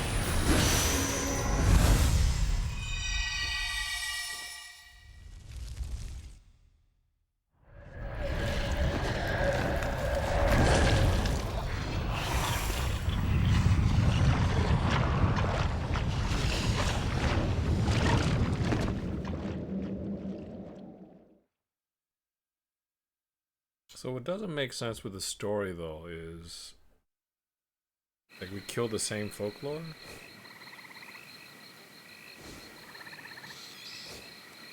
This door? Will it lead me to Suzette's father?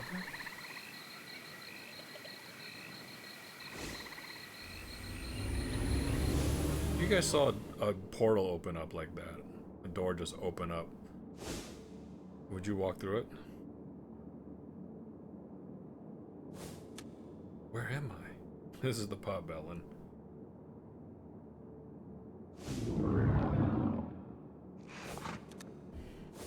Oh, nice nap.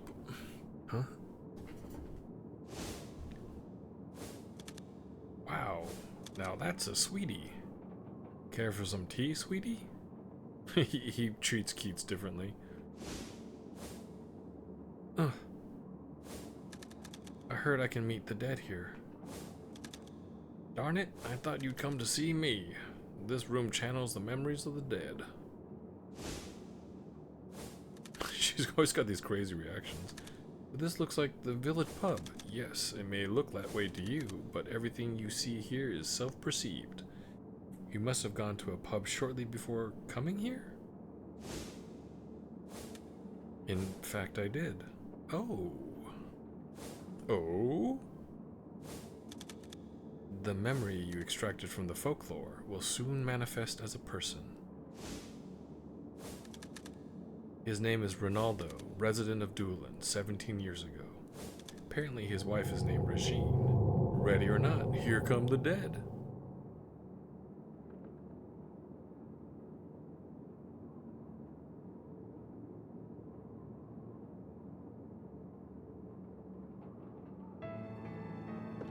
Okay, so I talked to Ronaldo, and Keats actually talked to Regine. Are you Suzette's father? Yes, that's right. Do you know me? My name is Ellen. My name's Ellen. Ellen? I don't recall. Your wife Regine asked me to come to the village. I'm sure she must have known me in the past. We were in the village only for a short time, 17 years ago. There weren't many children in the village then either. There was Herv and one other. Herv, that boy I just bumped into. You know Herv? Herv, my beloved son. That's right. I'll never forget. He was murdered. What happened to him? That day, the lighthouse keeper Ryan came to our house and told my wife and I about the awful thing that happened at the church. This is getting fucking dark. Oh, no, it looks like our time is finished. I wanted to tell you everything. Oh, one thing. Please see that Suzette gets my letter. I hope she understands what I wanted to say. Wait, what happened at the church? Sorry, I gotta turn into a memory snail.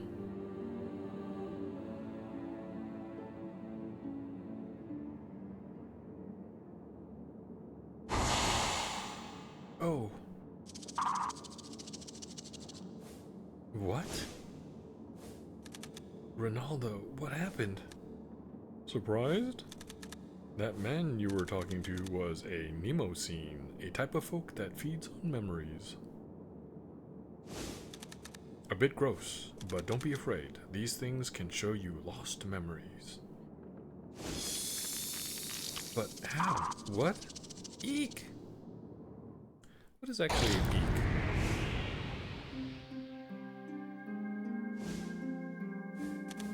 What do you say, Ryan? Impossible. My Herv, little witch, bring him back, bring him back. Ah! I cannot die.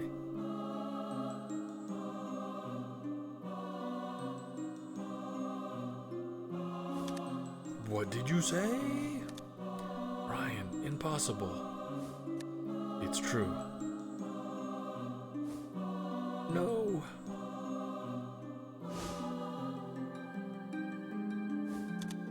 What did you do? What did you do to Herv? Is that Ellen? Herv, bring him back. Bring him back now. I eek.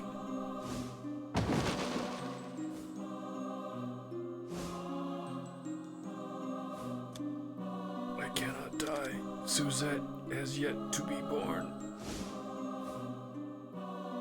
Gasp. Herv. Regine.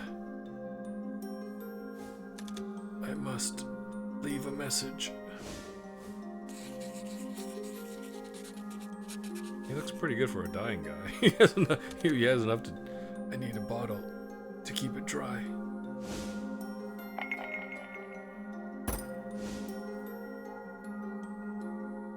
He put a message in a bottle.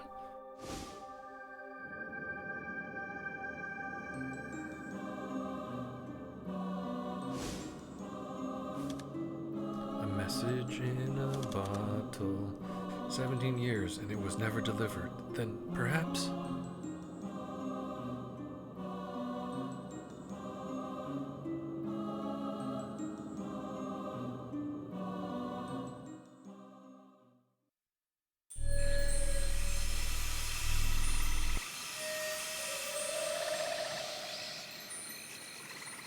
Was that really Suzette's father? Well, it was and it wasn't. You know. Ellen, the dead are dead. It's not like they're alive in the netherworld or anything. But your memories are what make you, you, aren't they? And if someone else had your memories, they'd be you, you see? Wee hee hee. Keep opening doors and the realms and talk to the realms and talk to all kinds of dead people. There are other realms? Yep, there are. Deeper down, the fairy realm is actually quite near the human world. But you need to earn the right if you want to go deeper.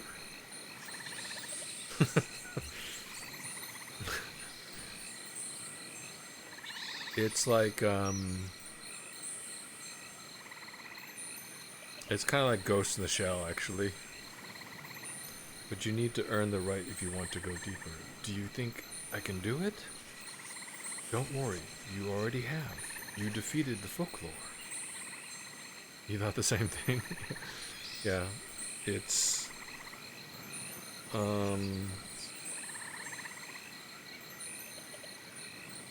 like... Kusanagi, Major Kusanagi basically has an existential crisis in the original movie. I don't think that existential crisis was in the original comic book, because I've read the comic book and it's not the same. It's much more actiony. Motoko's also goofy, but I mean that's just manga and that sort of thing. She's much goofier, which is I think pretty funny. But I mean, what's his name? Oh, fuck. Who's the director? The director had some ideas actually about that, about what is the soul of a human being ultimately. Don't worry, you already have. You defeated the Folklore. Easy, eh? Wee. You should go back to the village for now, though. Yes, I have to see Suzette.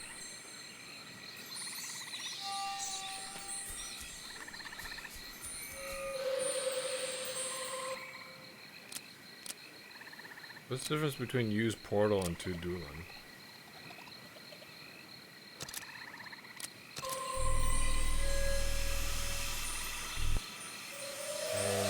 Trying to remember the director's name. I thought the original Ghost in the Shell movie was excellent, and I thought the sequel was also very, very good. But super fucking dark. The sequel is dark as shit, actually. And I liked it that it was mostly about Bateau.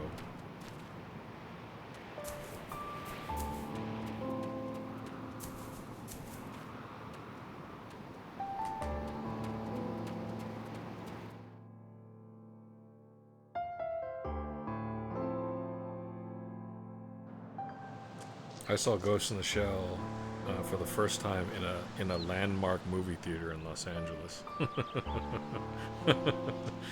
That was great. I love watching anime with people who understand anime. It's actually a lot of fun. I used to go to Comic-Con.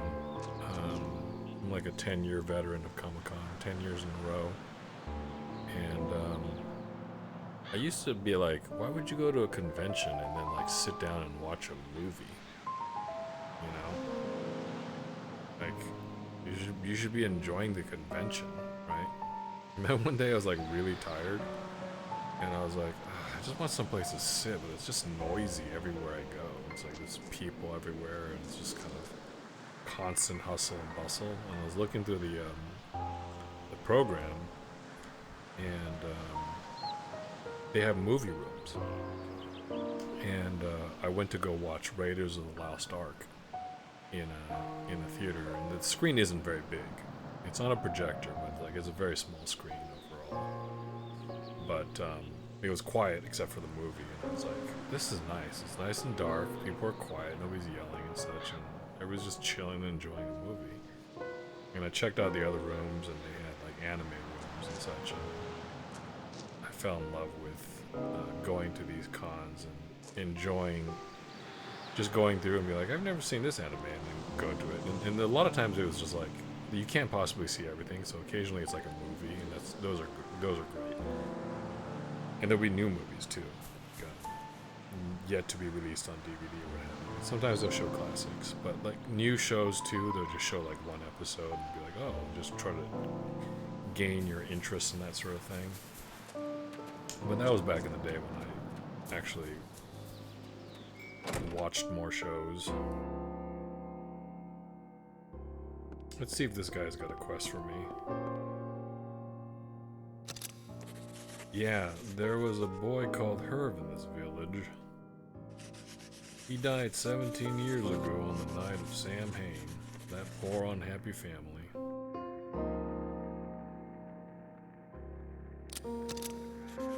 I don't need any favors for now.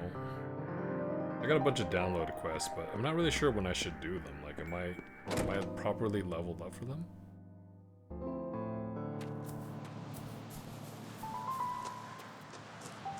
Let's talk to... what's this girl's name? I forgot. Mrs. Lester. It's a lovely village. The scenery and climate are lovely. It's such a shame the village is so deserted now. Yeah, like, who brings you groceries and such? Like, where are the supplies? Okay, let's go to Suzette's place. Let's talk to this guy, since he's out. My reasons for coming are personal. I'm looking for something. You see? Still, I wasn't lying when I said it was for research.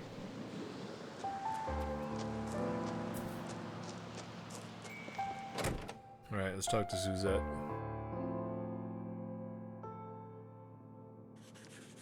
Did you find out anything? Her voice should be more sort of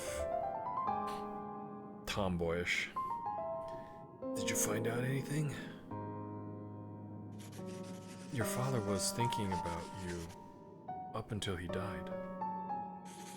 Oh, right.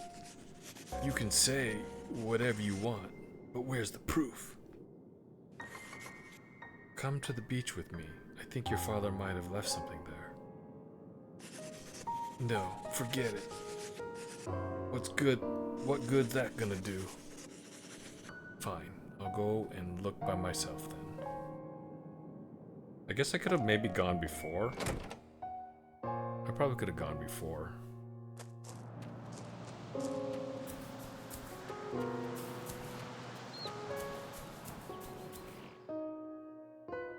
Such a girlish run cycle. How does a run like that develop? Swinging the arms out side to side. Anyway. Down this way. Whoops, sorry about that. I smacked the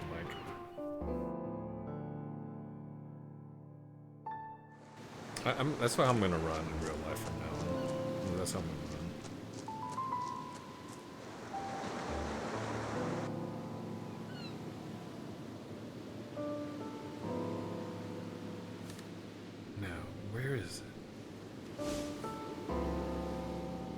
Suzette came after all. Suzette! Huh. Stop digging up old skeletons. I don't want to know about my past. Love the music. Your family didn't do anything wrong.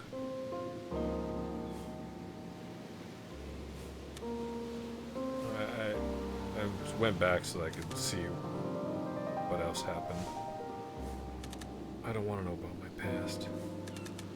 It would only make me resent my parents. No, your family didn't do anything wrong. Then what did they do? Huh? Clink. What's this?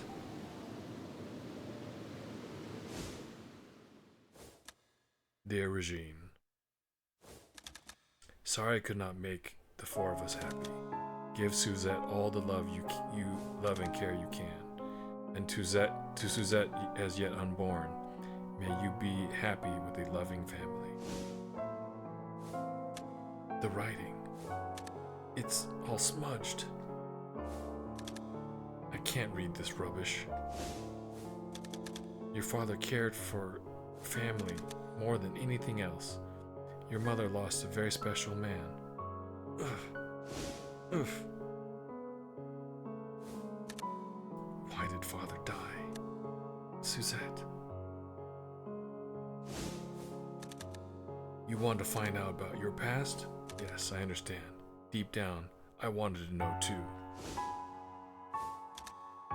Why did your mother bring me here? Mother found out all about you. One day she laughed like a madwoman and came to this village.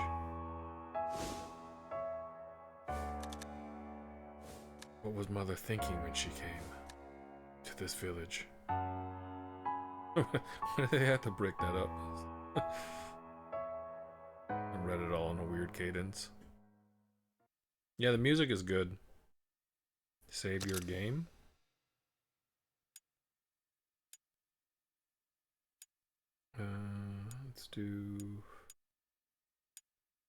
Let's do this as an in-between saves. We'll just maintain these 3 backups. Alright, we're on chapter 2 for both Ellen and Keats. Ellen traveled into the fairy realm to discover the secret of her past. The family bond that she discovers brings Suzette to tears. Not sure she quite reacted that way.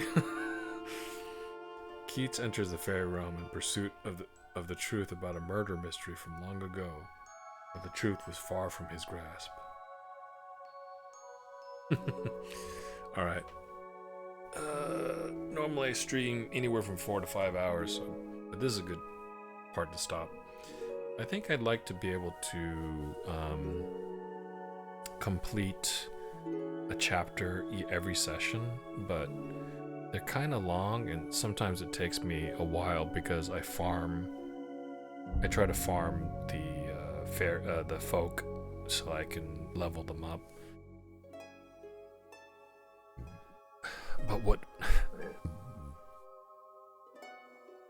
But what is within his grasp is a dope-ass coat.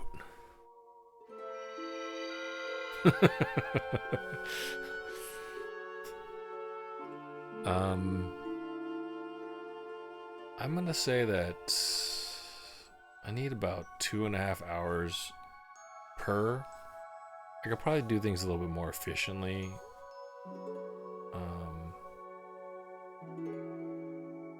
Oh, you know, I was thinking now, the bugaboos that are hidden from Keats, they just didn't want him to have that ability, I guess. Because Alan can get them. Or did I get a bugaboo? Shit, I don't remember.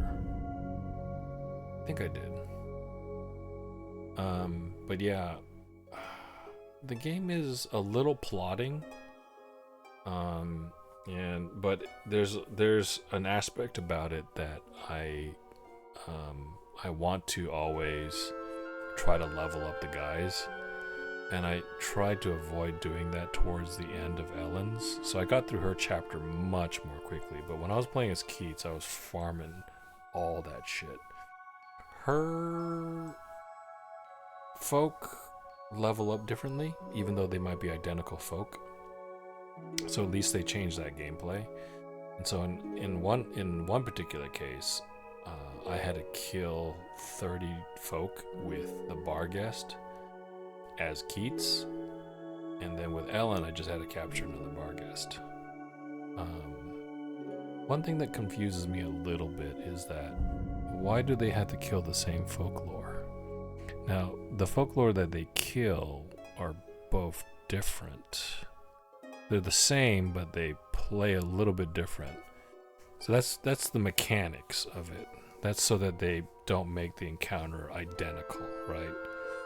So that's gameplay. But for the story, I can't quite figure out why they ultimately killed the same Folklore. The Folklore being the boss. And it might just be there might be like a canonical story where it's like, you know, one or the other actually beats them, and they just need to have the chapter end somehow, so they just both fight the same boss with slightly different mechanics. That might just be it. I don't think it has anything to do with the story. If you had to grind and it was the exact same, it would be beyond tedious. At least Ellen's felt a little bit faster, and here's what's interesting too. I felt like Ellen, her Pook combos did way more damage. Her basic Pook combo, just like is like a 3 to 5 hit combo, could trigger. Seemed like it was doing more damage than Keats, anyways. And I probably wasn't using Keats' Hulk out mode enough. That could have probably sped a couple things up. Unfortunately, in his Hulk out mode, if I kill an enemy in his Hulk out mode, it doesn't count for credit for the karma increases. Because I tried that. I was like, okay, well, I'll just do this really fast. I'll just Hulk out and obliterate this guy. Because it doesn't seem like I'm taking damage. I'm not getting knocked down. But it didn't count, even though I was using the correct folk, which kind of sucks.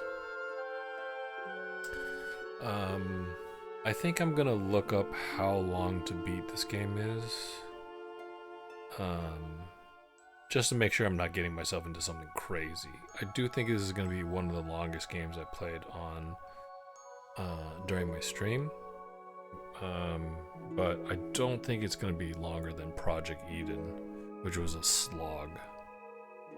I'm glad I finally beat it, but that game was a slog. Yeah, it did not incentivize using it. I think you will definitely need it when the game gets more difficult, and I assume that it does. And some of it is too that it's just as early stuff, right? I'm getting a lot of folk early on, but I think it's gonna slow down probably a little bit, and so that'll speed up the overall gameplay, I think. I kind of do hope that. I don't know if this is true. It's probably not true, but like on the one hand, eventually you're gonna run out of folk, right? You're gonna get all the folk, and then you're gonna level them all up. I do kind of hope that at a certain point in the game, you get like a super folk. So then I did all the things for the Pook, right? But then it makes sense to. After a while to be like, okay, well, you leveled everything up, and so all your folk are awesome, so enjoy this. But I almost kind of feel like they're at a certain point in the story they need to do like okay, and now every one of those folks has one last thing that you can do and to level them up to be even better. And it could be something as simple as, just giving like one more combo in the hit of a basic attack Pook folk or something like that. But we'll see. But I'm enjoying the game, and I'm kind of curious as what happens. What's all this stuff going on? There's like basically a dual story going on with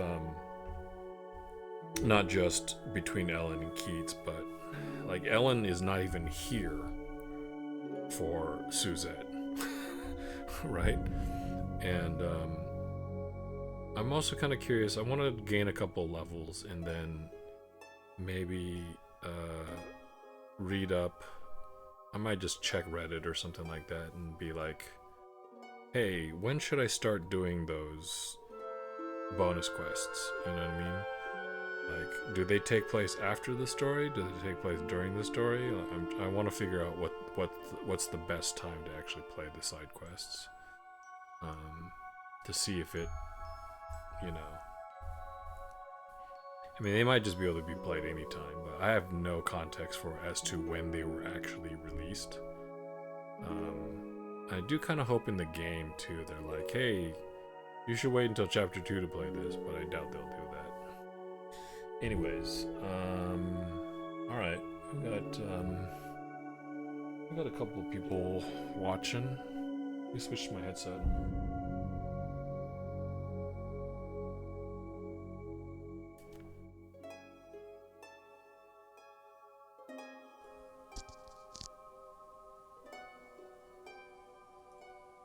Testing? Okay.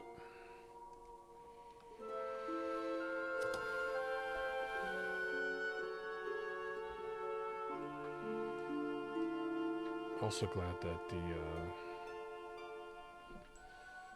PS3 transfer went off without a hitch.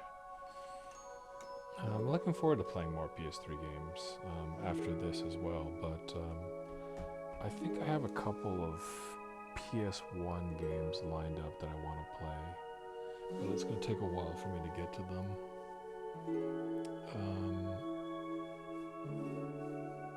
I wanted to play Mega Man Legends 2, which is part of my retro backlog, but and I already played Misadventures of Tron Bonne. I might make an exception for that. So it'll take a while to get to, but I went ahead and picked up a copy of Mega Man Legends 1, which wasn't part of my retro backlog, but I was like, well, I can't play the second game and then just like, you know, whatever, right? So I'll play Mega Man Legends 1, and then I'll probably play something on PS2. And then I'll play Mega Man Legends 2, which is a game I'm actually trying to get to. And then maybe play something on PS3. And then play something on PS3. And then go back to PS2 maybe? And then go back to PS1, which would be maybe playing through Misadventures of Tron Bonne. Breaking the rule, but just doing it because, you know, the unofficial end to the trilogy, since we never got a Mega Man Legends 3, and which I know the community is very sore about. I respect going for the order, not the I remember it mattering much. Yeah, I just want to play them all. I was also missing. I also want to play all the Deception games, but here's the thing: I beat Tecmo's Deception 1. I might break a rule on it because on my first playthrough of Tecmo's Deception 1, I got the best ending, and I got it a long time ago, which is surprising. As it's funny because when you're younger, you think, well, I'm better at video games because I've got better hand-eye coordination. And that's not actually always true. But in this particular case, I just happened to get it right. With Tecmo's Deception, there's a lot of choices you can make. And I guessed correctly on them. And I was like, wait a second, this is actually like a happy ending in a really dark fucking game. So maybe I can break that rule and play Tecmo's Deception over again. And therefore, by doing so, I would be able to play Tecmo's Deception. I can play Kagero Deception 2. And then I can play Deception 3 Dark Delusion, which I did not finish. And then one of these days when I get to my modern retro backlog, which is Xbox One, PS4, and up, I can play Deception 4. But the same reason is the same reason why I picked up Kagero, which was not in my collection, is because I had Tecmo's Deception, which is Deception 1, and Deception 3, but not Kagero. And I was like, well, I might as well pick it up. This is terrible. This is terrible. This is a bad thing, because I'm literally adding games to the retro backlog, and I'm supposed to be removing them. But it's fine. It's fine.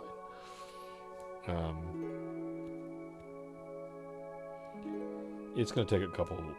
It's gonna take a couple of years, I think, to get through it, and by that time, I'll have even more modern retro backlog.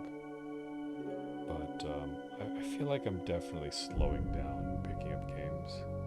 One game off, 2 games on.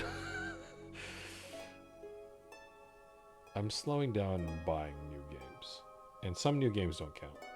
Like if it's a game that I'm playing in co-op, as socially with friends, that doesn't count. I'm talking about all these like single player story games that I never finished that I'm trying to get through, mostly. And maybe I'll actually schedule that out. I could just put it on my page and just have that schedule. So after Folklore, Mega Man Legends 1. Yeah, I could plan out like the next 6 months probably, worth of games. Let's see if I can do that.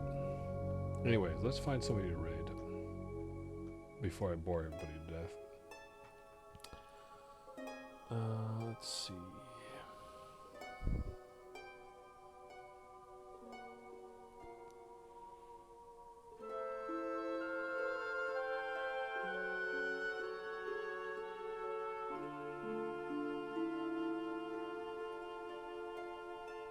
They're doing a collab.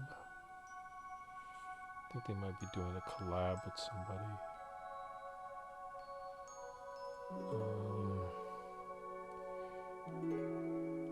Hey Liv, thanks for dropping by. I appreciate you stopping by and chatting with me. It's always fun to talk about games and retro collections and all that.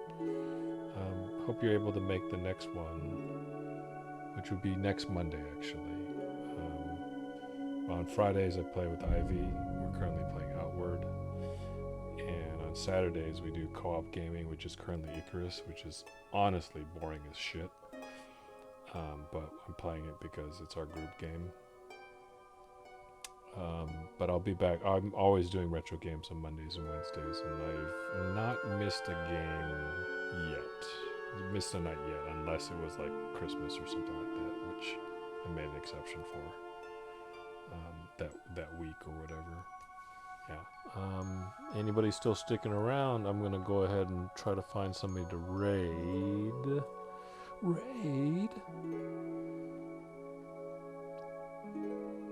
Maybe I'll find somebody new. Monday it is. Awesome. I hope to see you then. Or I will see you then. Group games are usually pretty hot dog water. Yeah. Icarus is not great. I'm just trying to level up fast and unlock things, and even among survival crafting games, I would say Icarus is one of the more boring ones, but we'll stick with it for right now, because we haven't done the story content at least yet, but we're trying to wait for everybody to be there, and there's always some random weird reason why somebody can't make it. So then it just pushes it out even further and further.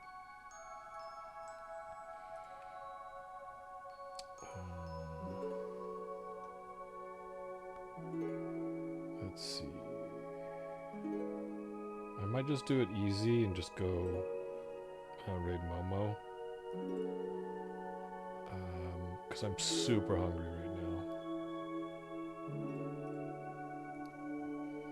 I think I'll just do that.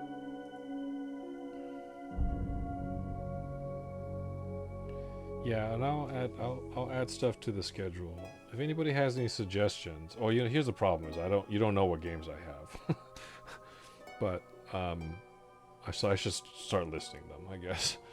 But yeah, I'm gonna try to schedule out like the next 6 months worth of games,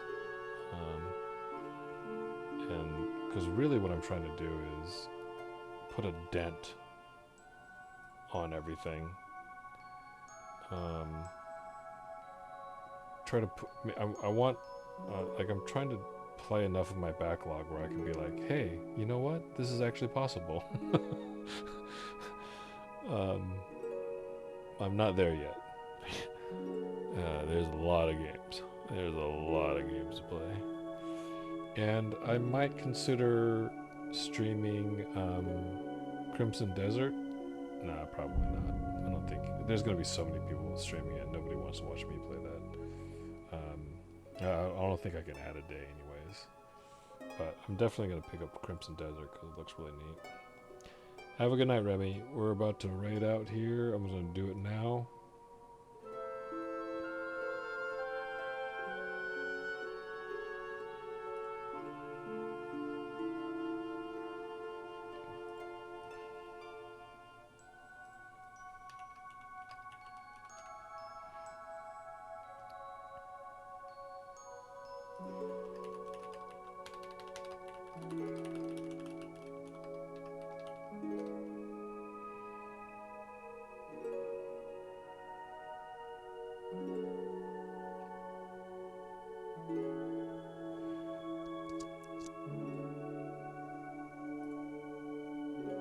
Thanks for sticking around for the raid, folks, and my channel. If you can still hear me, you hang out with Momo.